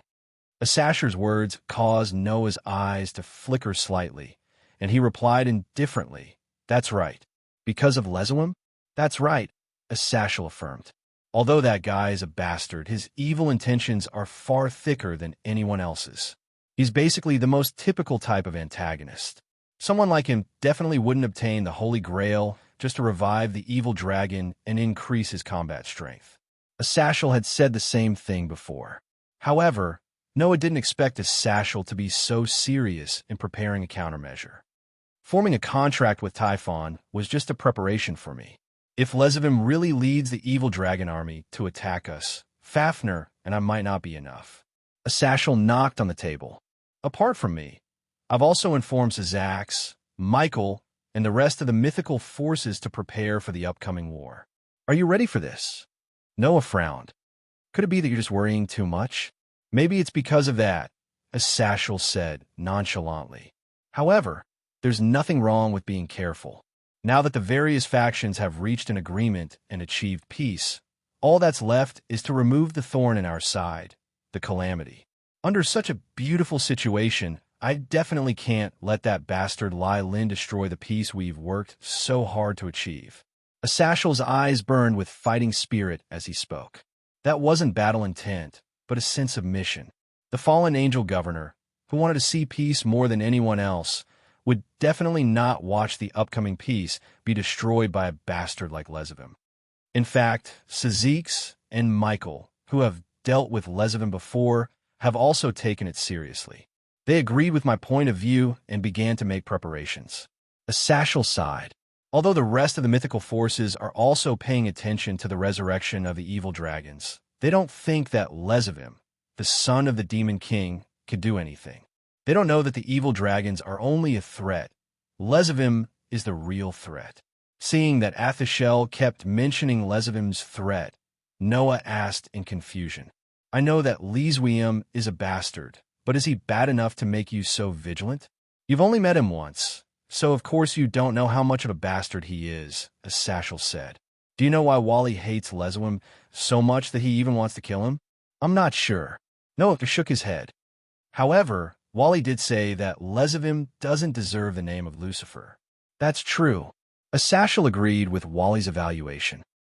All of that guy's behavior is just for his own enjoyment.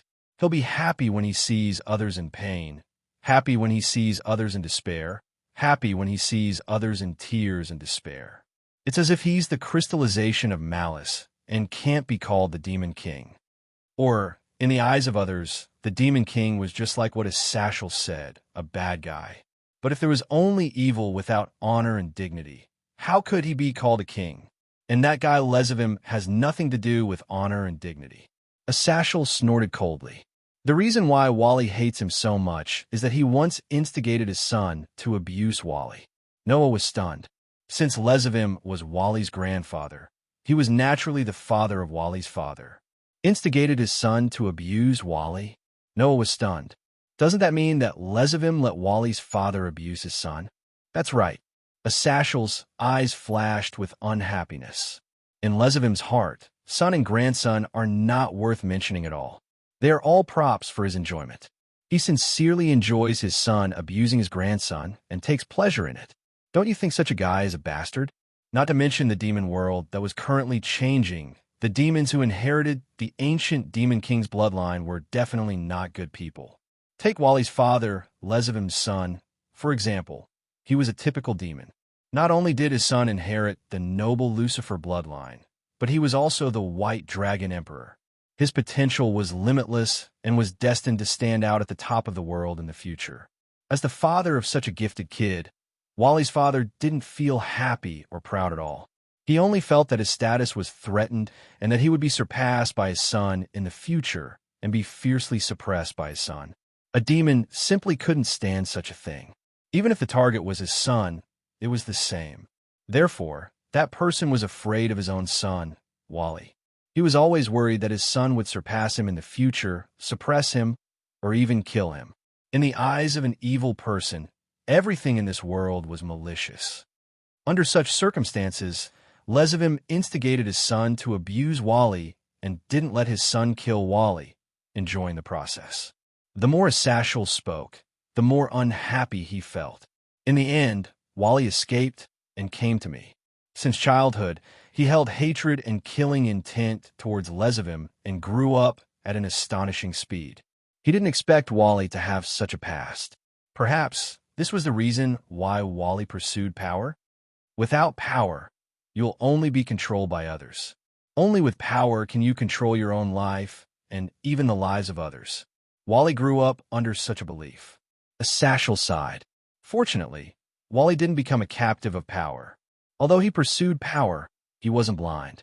It was because of this that Wally was able to develop Tyrannosaurus, right? Otherwise, he would have been immersed in the power of Tyrannosaurus and disregarded his own safety. Although it was simple, Noah could imagine how much effort Asashel had put in to prevent Wally from becoming a captive of power. The reason why Wally could become the White Dragon Emperor with a bright future was definitely due to Asashel's education and influence. At this time, Asashel said this again. Later, I received news that because Wally escaped, Lezavim, who could no longer enjoy the joy of his son and grandson, killed his own son, who was Wally's father. Noah's expression turned cold. Now you know how much of a bastard that guy is, right? Asashel laughed coldly.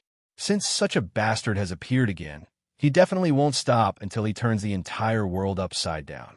Not to mention, he still has the Holy Grail and the evil dragon in his hands. That's why I have to be on guard, Asashel reminded. Haven't you noticed that Wally and his teammates have disappeared recently? After Asashel's words, Noah realized what Asashel meant. Indeed, he hadn't heard any news about Wally's team recently. They went to search for traces of the disaster squad. Asashel revealed the puzzle. No one wants to defeat Lezavim more than Wally. I think, with Wally's dedication to Lezavim, he will definitely be able to find that guy before Lezavim does the worst thing, right?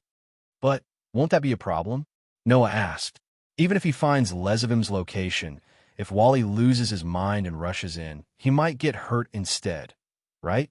Don't worry, Wally isn't that irrational. Once he finds Lezavim's whereabouts, he will definitely report it to me, Asashel said mysteriously. Moreover, recently, Wally's development of the divine artifact has reached another level. Thinking about it, even if he faces Lezavim's divine artifact nullification, he should have the possibility of winning, right? This news made Noah couldn't help but raise his eyebrows as he muttered to himself. It seemed that Wally's pursuit of Arubian's ability was successful. He just didn't know what kind of ability it would be. Noah began to look forward to it. Chapter 1939. After giving the gift card to Asashel for modification, Asashel directly told Noah that he would come back to collect it in a few days. With the technology used by the demon realm to construct alternate spaces, modifying the environment of the gift card was not a difficult task. The reason why he needed a few days was because Asashel wanted to study Noah's gift card. In fact, the use of the gift card was not something rare to the existence of the mystical side of this world. After all, in this world, many mystical magic and spells could open the entrance to alternate spaces and use them as storage spaces. In terms of convenience, it was almost comparable to the gift card. For example, Genova, Irina, and Yudu usually store their weapons in the alternate spaces and would only take them out during battle. Even Genova, Irina, and Yudu used this method to store items, let alone others. However, not everything could be stored in this alternate space. Because it existed between the real world and the dimensional gap, the alternate spaces had harsh environments that outsiders could not imagine. Basically, it could not store living things, food, water, and daily necessities. It could only be used to store unconventional props and items. Therefore, the alternate spaces were used to store powerful weapons, rare props, and legendary items that were not usually used. No one had ever used it to store daily necessities. It was also because of this that when they went to the vampire's territory the last time, the Jamonli's family had to bring their own luggage. Asashel said that Noah's gift card was convenient because of its wide range of storage. If possible, Asashel probably wanted to develop something similar to the gift card that could be used to store daily necessities like food, water, and clothes. This function was not to be underestimated. In the box court, the reason why the gift card had such convenience was to deal with the Demon King's attack. The Demon King's gift game was compulsory and did not require the consent of the participants. Therefore, sometimes, there were situations that required a long period of war.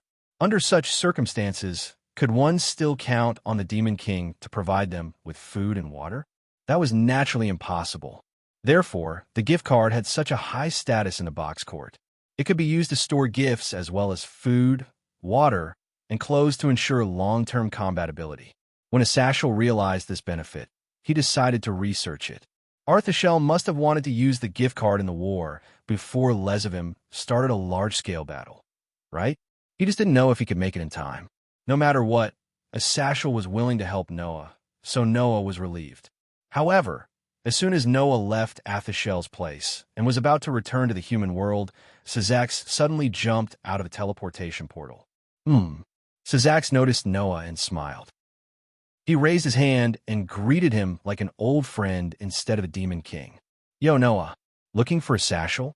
It had to be said that Syzax's hearty greeting was indeed very approachable. However, that was not the demeanor of a demon king at all. Noah turned his head and looked in Syzax's direction. Apart from Syzax, there was another person behind him. It was a tall woman with silver hair, but she was wearing a maid's uniform and exuded an awe-inspiring aura. Noah knew this person. She was Syzax's queen and the current demon king Lucifer's kin. At the same time, she was also recognized as the strongest queen in the underworld Gilifia. Back then, Noah had met Gilifia during the marriage between Riaz and Rizel. Therefore, Noah knew about her. Although she was wearing a maid's uniform and was the head maid of the Gimli family, Gilifia was Syzax's wife. Moreover, she was quite strong. Noah had heard that Gilifia had once competed with Leviathan, Seraph, one of the 4 demon kings, for the title of the strongest female demon in the underworld. In other words, Gilifia could compete with Leviathan, the demon king Seraph. Her strength was definitely on the level of a demon king. Noah hadn't seen Gilifia for a long time. As soon as Noah saw Gilifia, he immediately had a strange feeling. His eyes were fixed on Gilifia, and he didn't shift his gaze away. Both Syzax and Gilifia were stunned by this. Lord Noah, Gilifia frowned subtly, as if she found it unnatural. Excuse me, did I do something rude? I say, Noah, don't tell me you've taken a liking to Gilifia. Syzax was even more whimsical. His expression was a little strange, and then he became excited. No, Gilifia can't. Gilifia can't. Lord Syzax, Gilifia's furrowed brows relaxed, and she spoke helplessly and sternly. Please don't say such strange things. That's not what a demon king Lucifer should do. But, Syzax was a little conflicted. Noah is my good friend and Lai's fiancé. You're my wife. If Noah takes a liking to you, I'll be very troubled. His wife being taken a liking to another man, and that man was his good friend and sister's fiancé. That's just a little troubling. If it was another man, it was possible that they would break off all relations, right? Lord Syzax, Gilifia was about to teach him a lesson. However, Noah suddenly spoke at that moment. Gilifia, if I remember correctly, your surname is Lucifergus, right? Noah's sudden question stunned both Syzax and Gilifia once more. However, Gilifia quickly reacted. Although she was puzzled as to why Noah would ask such a question, she answered honestly. Yes, my full name is Gilifia Lucifergus. Noah's eyes suddenly flickered. Lucifergus. That surname was quite famous in the demonic world. It wasn't because it was the surname of the most powerful queen, but because it was a famous, pure-blooded demonic family. Lucifergus wasn't one of the 72-pillar demonic families, but a famous demonic family outside of the 72-pillar demonic families. This family had served the demon king Lucifer for generations, and they were famous for it. However, Gilifia was the only one left in the family. This was because the one it served was not the current demon king Lucifer, but the previous demon king Lucifer. In other words, Lucifergus was a pure-blooded demonic family of the former demon king. When the four demon kings were all dead and the demonic world entered a period of reformation, Gilifia, as a member of the former demon king's faction, fought against the faction that wanted to bring in the current demon king. It was then that Gilifia and Seraph fought for the title of the most powerful female demon. In the end, Gilifia met and fell in love with Syzax, the hero of the reformist faction who displayed his prowess on the front lines. The two of them passed countless trials and finally got together, becoming a legend in the underworld. Noah had heard Leah's mention that before, but he forgot about it. Now, Noah narrowed his eyes at Gilifia's eye-catching silver hair, as well as the fact that she vaguely resembled a certain person in his memory, as well as the surname she used when she reported her name. Gilifia, are you really the only one left in your family? Why do you ask? Gilifia's face was calm, but her eyes became serious. The Lucifergus family was a faction that supported the former Demon King. They were all wiped out, and I was the only one who chose to join the Demon King's faction and serve the current Demon King Lucifer. That's how I survived. It's no secret in the underworld. Yes, it's no secret in the underworld. Noah smiled bitterly. But the situation might be a little troublesome. Gilifia was puzzled. Syzax, on the other hand, seemed to have noticed something. He looked at Noah with a serious expression. Tell me about it. Chapter 1940. No one knew what Noah talked about with Syzax and Gilifia after that. However, a passing demon noticed that after Noah left, Syzax's expression was a little heavy, and he looked at Gilifia with a little worry in his eyes. Gilifia, who had always been strict, was at a loss, which was rare. After that, some observant people found out. Syzax and Gilifia were making a lot of preparations. What were they preparing for? They were preparing to go to war with the Disaster Squad. Previously, Azazel had mentioned that the Disaster Squad would definitely cause a huge disaster under the leadership of Lezavim. For this reason, Syzax, who had dealt with Lezavim for a long time, attached great importance to it and had been preparing for war with the Disaster Squad. Now, this kind of preparation was even more serious. It was so serious that Syzax called all his family members back, as if he was planning to have a final battle with a certain mythical force, which made many people secretly start to worry. As for Noah, he had returned to the human world and lived the same daily life as before. Everything seemed so calm, but there were undercurrents surging. Therefore, almost everyone had the same thought. This was the calm before the storm. Even if it looked calm on the surface, this calm gave people a kind of pressure, as if it could collapse at any time, making people's hearts heavy. Under the influence of this atmosphere, not to mention the human world, all the mythical forces that had reached a peace agreement began to be very vigilant and strengthened their defenses, ready to deal with a sudden war at any time. However, even so, what should have happened still happened. A few days later, Noah received the modified gift card. But the next day, Azazel jumped directly to Noah's apartment through the teleportation magic circle, bringing unimaginable bad news. What? Noah exclaimed in shock. Both heaven and the underworld were attacked. That's right. Azazel's expression was also extremely ugly. Last night, the heaven realm and the underworld were attacked at the same time. The casualties have not been calculated yet, but the losses are very heavy. The heaven realm was captured in the first 5 days, and the underworld's demon king territory was destroyed and turned into ruins. This was indeed a disastrous loss. The heavenly realm was divided into 7 levels, and each level was measured in terms of Tion. It was said that the God of the Holy Bible once lived in the 7th heaven, the highest level in the heaven realm. After the God of the Holy Bible passed away, only the system in charge of the divine equipment and blessing remained. No one lived there. The blazing angels led by Michael lived on the 6th day and guarded the only way to the 7th day. They had always been managing the operation of the heaven realm and the system, minimizing the impact of the death of God. In the end, other than the 6th and 7th days guarded by the blazing angel, the other 5 days had all fallen. Wasn't that a heavy loss? As for the underworld's demon king territory, it was the territory of the 4 demon kings. It was the center of the entire demon world. The demon king territory had been turned into ruins. Most likely, the entire demon world was in complete chaos right now. Fortunately, Syzax and Michael had always been preparing for war. Even if the attack was too sudden, they still repelled the enemy. Asashel knocked on the table hatefully. On the other hand, the fallen angels were not attacked at all. We didn't even receive any news when the attack started.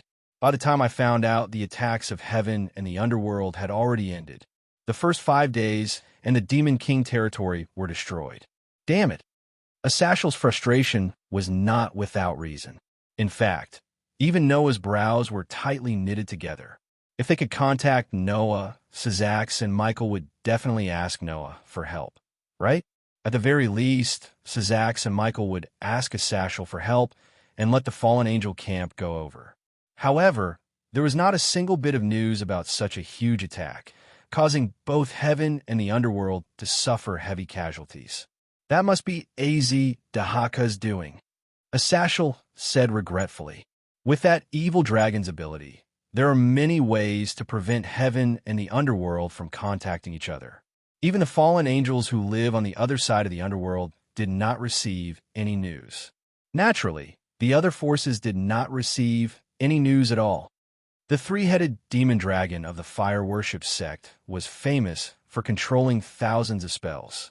In the box court, due to the box court's unique rules of bestowment games and the fact that it had become the final trial for humans, it had surpassed the original mythical order. Azi Dakaha's thousands of spells had become a form of bestowment. It was a gift that upheld the belief that all technology and concepts in the world could not be without a trace of malice. As the absolute evil that carried all malice in the world, it could allow the 3-headed demon dragon to unconditionally obtain all knowledge related to the game.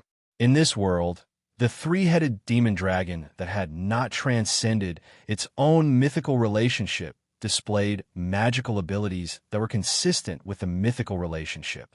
With its terrifying magical attainments, it was easy for it to prevent the activation of the communication magic formation and make it impossible for anyone to detect the attack. However, it also depended on the situation. To be able to completely conceal the movements of such a large-scale attack on heaven and the underworld, even the fallen angels who also lived in the underworld, showed how terrifying Az Dahaka's ability was. Asashel took a deep breath and suppressed the anger and unwillingness in his heart as he looked at Noah. Now, Jamonli's and Sidi's families have returned to the underworld to help clean up the mess. However, the heavy casualties of the demons and angels have also alerted all the forces that the disaster team is no longer the same as before. With the support of several famous legendary evil dragons, it definitely has the ability to single-handedly defeat a force. So, in order to avoid being defeated one by one, it's time for all of you to take action. Noah continued Asashel's words. Based on your style, you should have begun to gather the main gods of the various mythical forces and prepare to gather together to formulate a battle strategy, right? After all, I don't have a good temper to not fight back after being beaten. Asashel looked at Noah closely. For this, I also want to ask you to take action. Your power is too important to us. As long as you are around, at least we will have confidence. All the mythical forces have gathered together, but they don't have confidence in the end. Noah laughed. If this were to spread, it would definitely be a joke, right? This also proves that the enemy is so difficult to deal with. Asashel laughed bitterly. And if we can have the power of a god slayer that is absolutely invincible, I think no matter who it is, they will have confidence, right? With that said, Asashel glanced to the side. Moreover, you still have those two treasures. They are incredible combat power. In Asashel's field of vision, Orpheus and Lilith were like twin sisters, sitting there and nibbling on snacks. Sensing Asashel's gaze, Orpheus looked up. Asashel, Orpheus said in a concise manner. Do you want me to help you? Yes. Asashel nodded very straightforwardly. We need your power, but I am no longer infinite. Orpheus shook his head, reached out his hand, and touched Lilith's head beside him. We will no longer be infinite. Even if you're not infinite, you are still the dragon gods. Asashel's expression became serious. Even if you're not invincible, you are still the strongest. At least, no one will doubt this. Orpheus pondered for a moment before saying, That's right. If Noah goes, then I will go. Just as Orpheus expressed his stance, Lilith also tilted her head and said so. Same for Lilith. Looking at the two most powerful dragon gods, Asashel felt a sense of helplessness in his heart. In the past, the extraordinary dragon god who did not intervene in the affairs of the world and had been quietly watching the development of the world and never intervening was no longer there. Whether it was Orpheus or Lilith, now they only belonged to one person. They belonged to Noah alone. In this regard, Asashel only sighed and did not find it strange, because this person who had Orpheus and Lilith was even more against the rules than the infinite dragon god, who was once invincible in the world. Under Asashel's gaze, Noah closed his eyes and stood up after a while. Let's go. Chapter 1941. Just like the last time, the representatives of the major mythical organizations would gather in the underworld to discuss the matter of Lezavim and the evil dragon army. Last time, the main gods of the various mythical organizations did not come in person because they were worried that the existence of the god slayer would attack them. Apart from Northern Europe, Greece, India, and Mount Meru, the other mythical organizations only sent representatives. This time, the various mythological forces had already reached an agreement, and with the god slayer himself as a deterrent, no one was worried that they would be put in a disadvantageous position.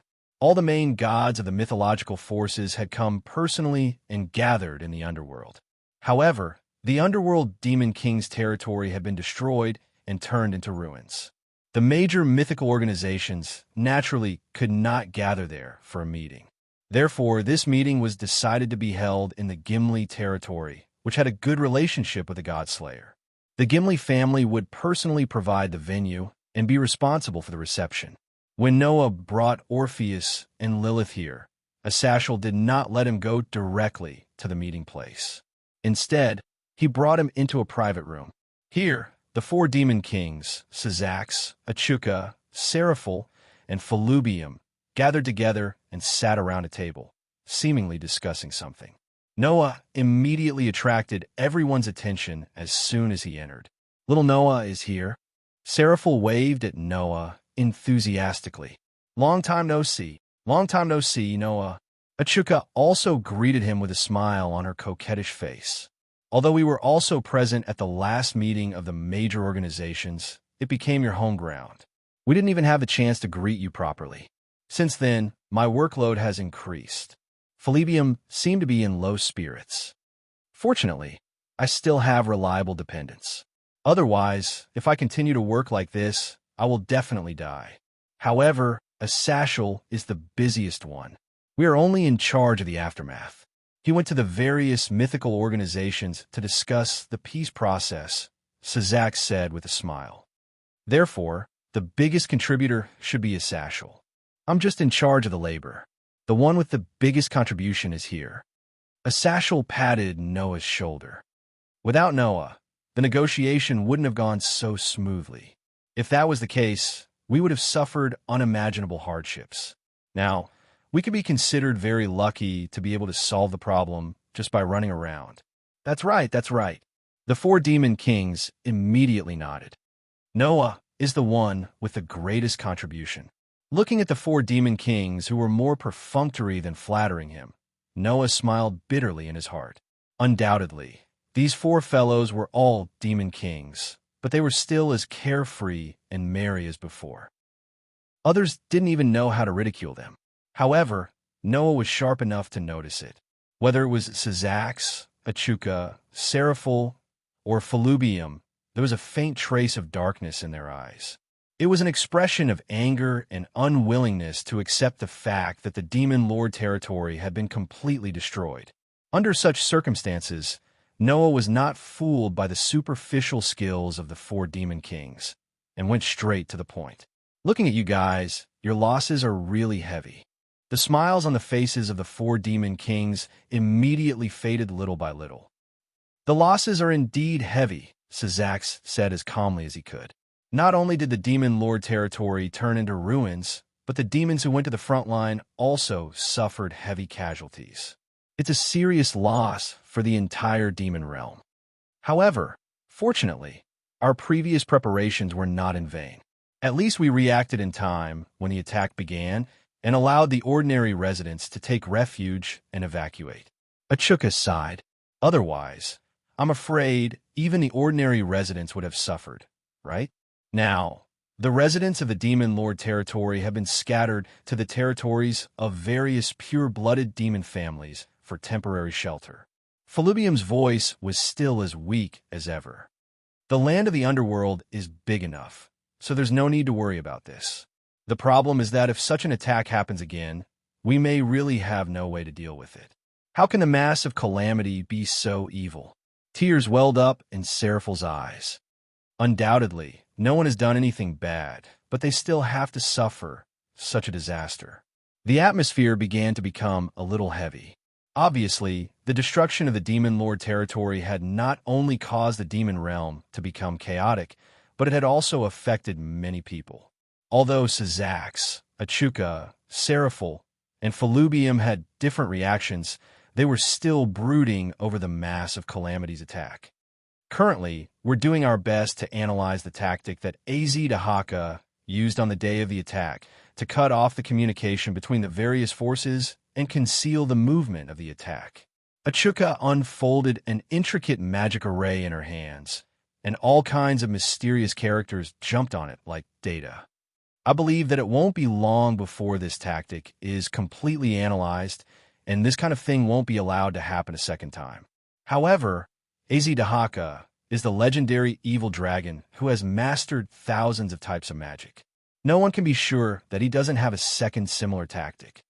Felubium continued Achuka's words. So, while Achuka is responsible for the technical analysis, we're also building a new communication tactic. Once it's successful, even if Dahaka uses a similar tactic, it won't work. Felubium's words made Azathiel breathe a sigh of relief. Felubium always looked like she was afraid of trouble and was weak, but this Demon Lord was an expert in military matters.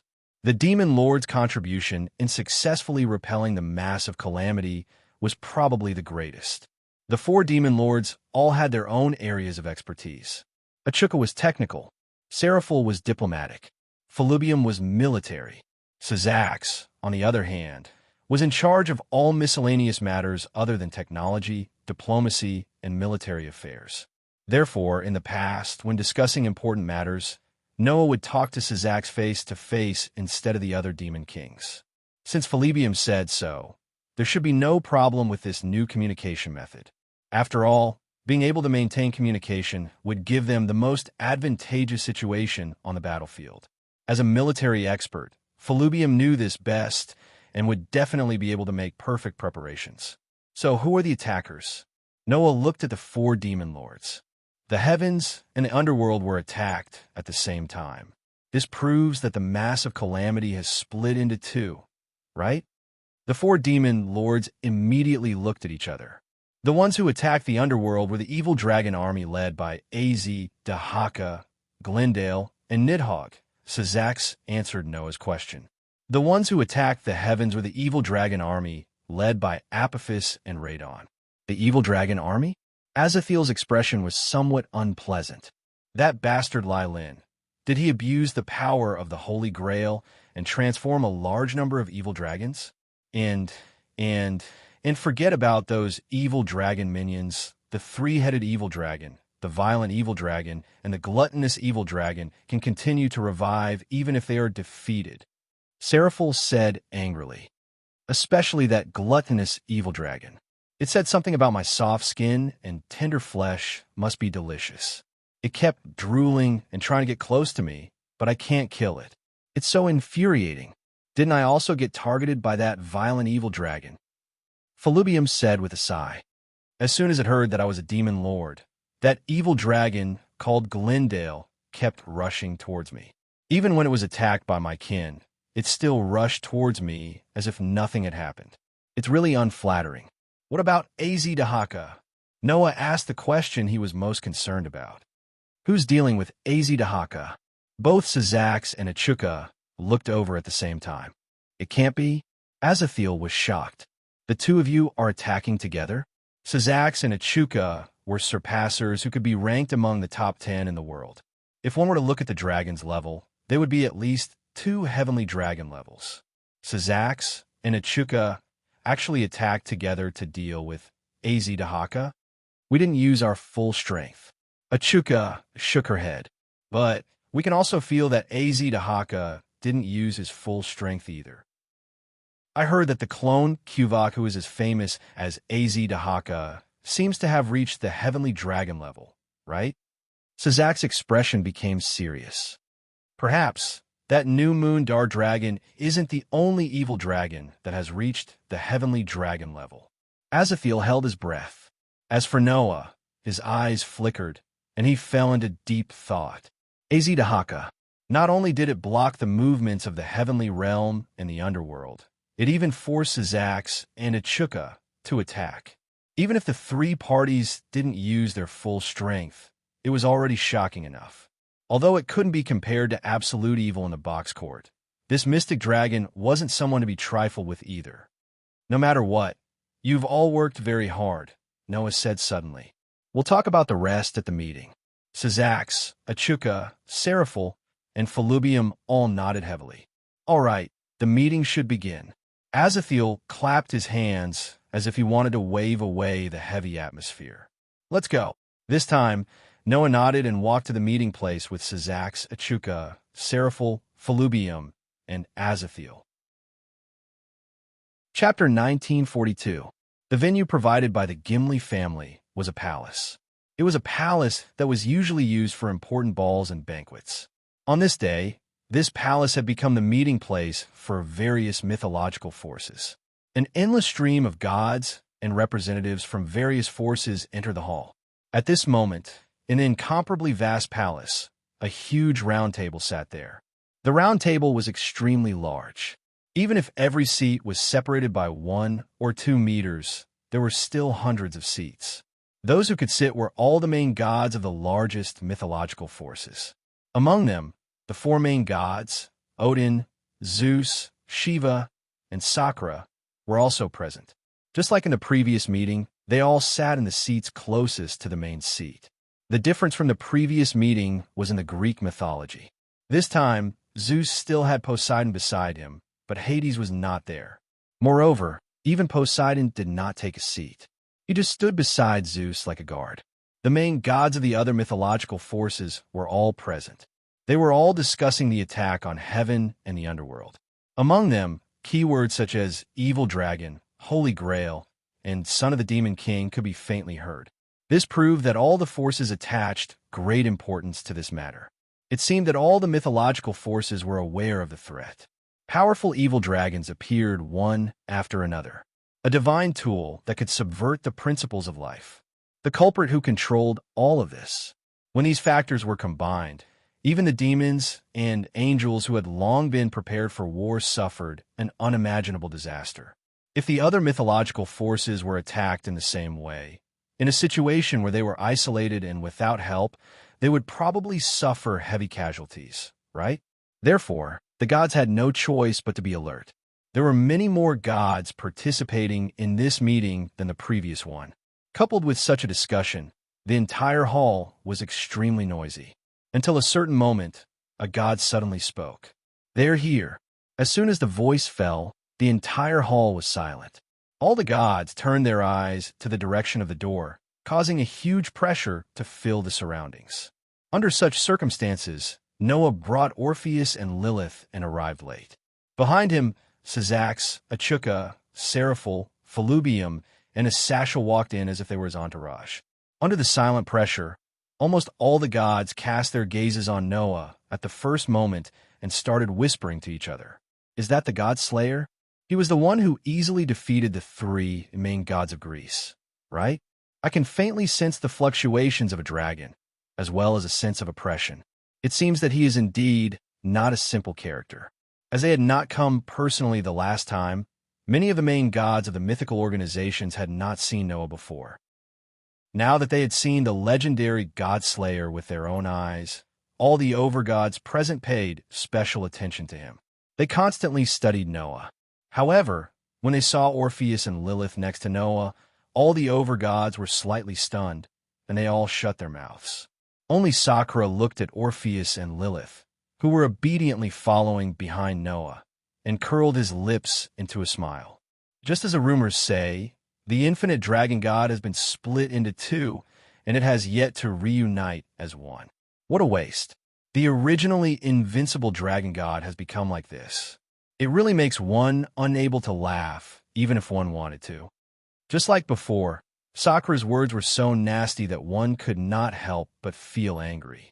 However, Asashel also said that the more important a person was to Sakra, the worse Sakra's attitude would be. Now, Sakra had said such nasty words to Orpheus and Lilith. It meant that Orpheus and Lilith were still highly valued in Sakra's heart, right?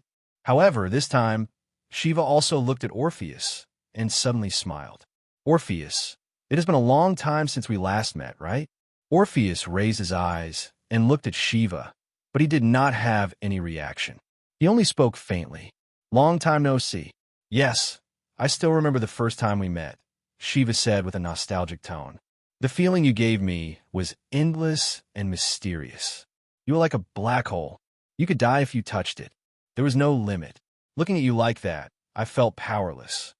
You, the infinite dragon god, the true red dragon god emperor, and the god slayer can also be counted as one who can make me feel powerless." Saying that, Shiva shook his head in pity. "It's a pity. Although you're still powerful, you're no longer as suffocating as before. Since your other half is by your side, why don't you return to being limitless, to being invincible?" Hearing that, Orpheus fell silent. At this time, Lilith raised her head and looked at Shiva. She said, "Don't worry, Shiva. You're not Lilith's match." This sentence made Shiva choke. Yes, even if his power had greatly decreased, Shiva was still not Orpheus and Lilith's match. Since Shiva, who used to be ranked second, was not Orpheus and Lilith's match, then no one else could beat Orpheus and Lilith. Was Lilith indirectly saying that even if they did not return to being one, the dragon god was still undefeatable, as expected of the once invincible existence? Sakra laughed mockingly. "You are more arrogant than before." "Arrogant?" Lilith immediately tilted her head. She almost had a question mark printed on her forehead. Her face was full of confusion. "Lilith, arrogant?"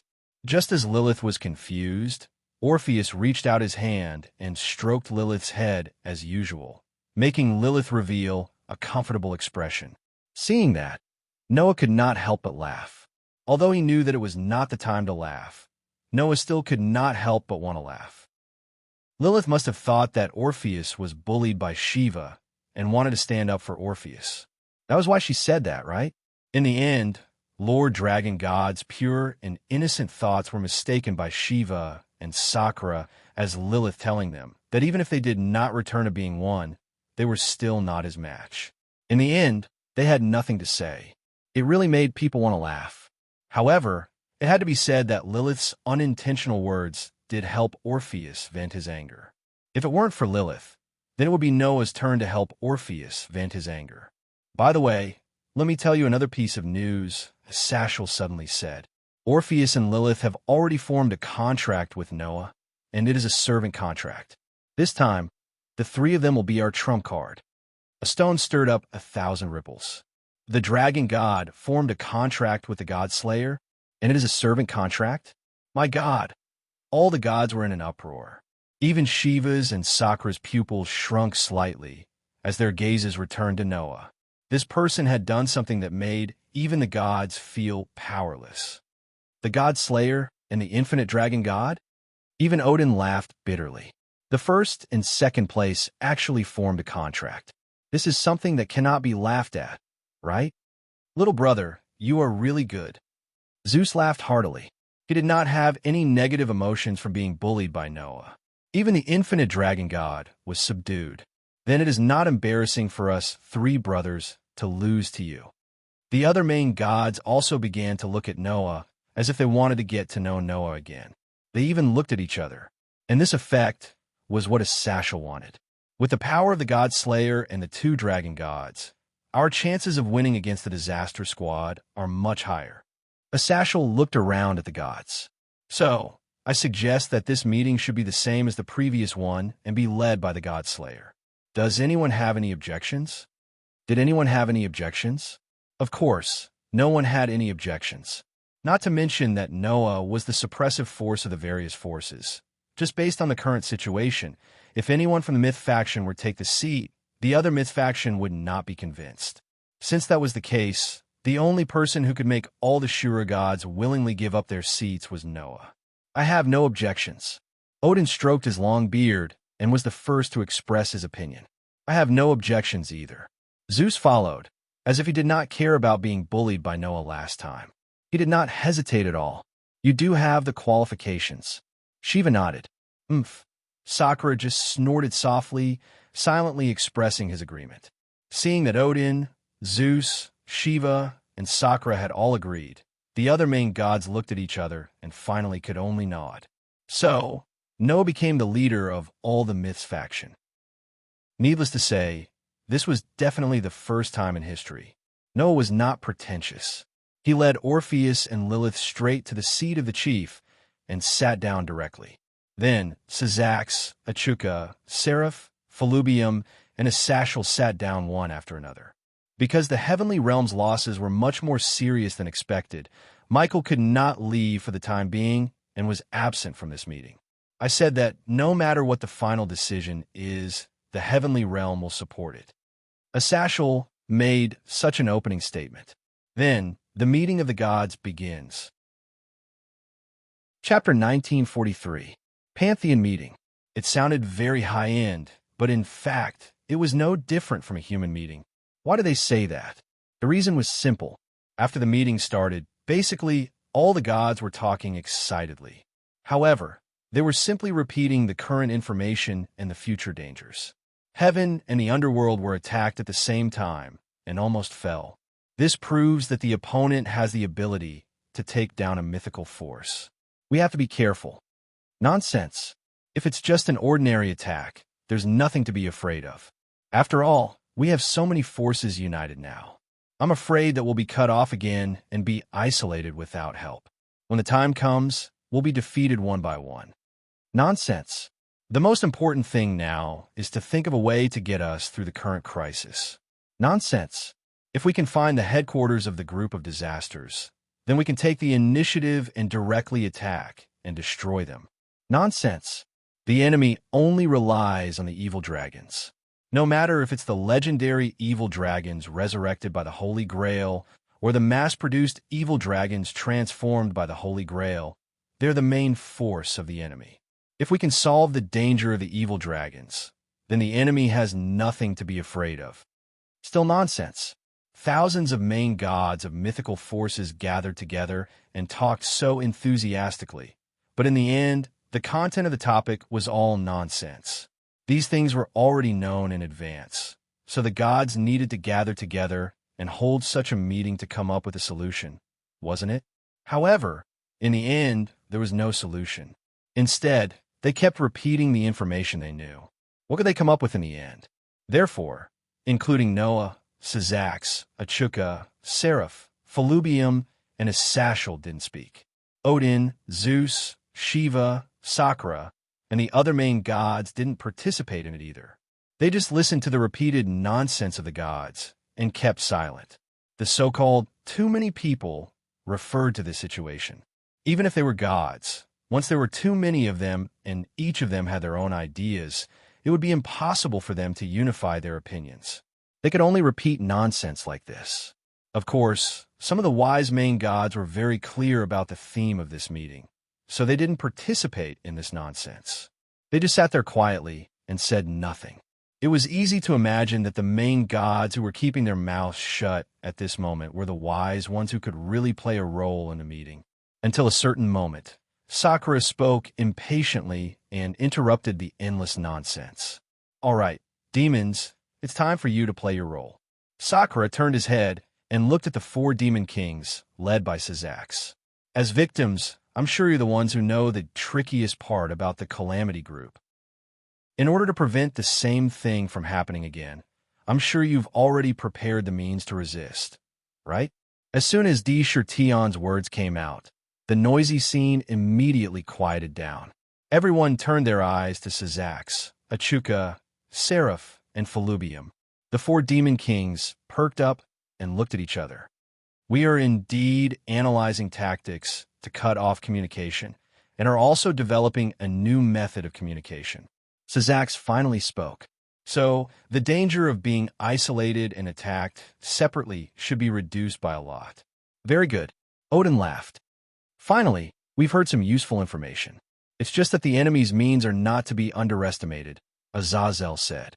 "Let's not talk about the 3-headed demonic dragon Azidahaka, who has mastered thousands of spells. Even the guardian dragon Ladin, who is rumored to be the guardian of the Golden Apple, is in the enemy's camp. That evil dragon's enchantment and protection are very difficult to deal with. It can isolate all of our forces with enchantments, and then attack us separately. In other words, in addition to magic, we also need to prepare means to deal with enchantments." Shiva turned his gaze to Zeus. "Greek main god, Ladin is an evil dragon in your mythology. If it's you, you should have means to deal with Ladin, right? If it's just to deal with enchantments, there are plenty. The question is whether it will work on Ladin's enchantment, right?" Zeus grinned. "Although we don't have such means, if it's the great hero Hercules who defeated Ladin, we can ask him to come out. No one knows better than him how to deal with Ladin." "Oh!" The gods all let out surprise cries. In Greek mythology, the great hero Hercules was entrusted with 12 impossible tasks. In the end, he completed all of them and became a god. This was a story that everyone knew. Among the 12 tasks, one of them was to obtain the golden apple under the protection of the evil dragon Ladin. In the end, Hercules successfully killed the evil dragon Ladin and obtained the golden apple. Therefore, Hercules should know best how to deal with Ladin. However, while all the gods were pleasantly surprised, Achuka pointed out the main point. Dealing with the evil dragon is not difficult. In fact, although the evil dragon is a threat, almost all of the gods here have the ability to kill it. The real problem is that even if the evil dragon is killed, it can continue to resurrect. It's not difficult to find a way to deal with the evil dragon. The key is to find a way to deal with the Holy Grail. His words woke her up from her dream. That's right. The real problem was the Holy Grail, not the evil dragon.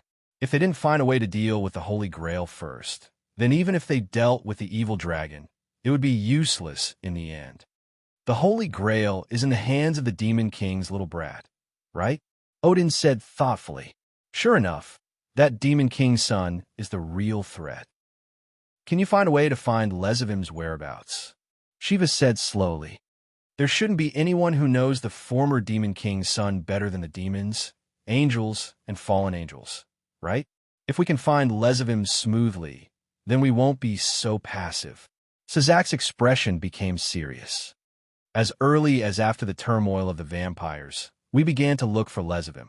Unfortunately, until now, we haven't found any clues. Speaking of which, Aren't there still two holy grails with the fallen angels? Sakura glanced at Asashel. Governor of the fallen angels, can't you think of a way? It's easy to say. Asashel couldn't help but be speechless. If there is enough time, maybe we can get some results. The problem is that by that time, it will be too late, right? All the gods suddenly frowned and fell into a dilemma. The key to the problem was Lezavim and the Holy Grail. But how to find Lezavim and the Holy Grail? When heaven and the underworld were attacked, Lezavim didn't appear at all. He must be hiding in a safe place, watching the disasters and secretly laughing, right? That guy is really a bastard. At the same time, Asashel looked at Noah and asked, "Why haven't you said anything? Don't forget that you are the protagonist." Asashel's words made all the gods and Buddhas present focus on Noah. Under the gaze of all the gods, Noah opened his eyes that had been closed and said indifferently, "I'm just thinking, if I were Lezavim, I don't need to consider any consequences and want to eliminate all the mythical forces.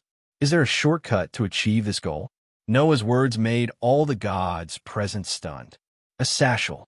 Noah ignored the stunned gods and suddenly asked, "If Lezavim is really as bad as you said, then it shouldn't be strange to let him attack the source of all the mysteries and achieve the goal of eliminating all the mythical forces, right? The source of all the mysteries." Asashel was stunned, then seemed to realize something and gasped. You mean, that's what I was thinking." Noah narrowed his eyes.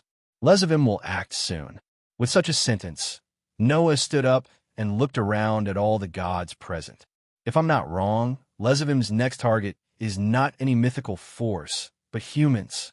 He will definitely eliminate humans.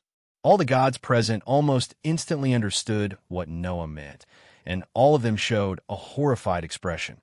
You're tuning into the Romance Rendezvous YouTube channel. We're so grateful for your support, and don't forget to subscribe to join us on this incredible journey through captivating stories. Your generosity through donations truly makes a world of difference, as it's the primary source of revenue that allows me to expand and enhance this channel for you. Thank you from the bottom of my heart for being a part of this adventure.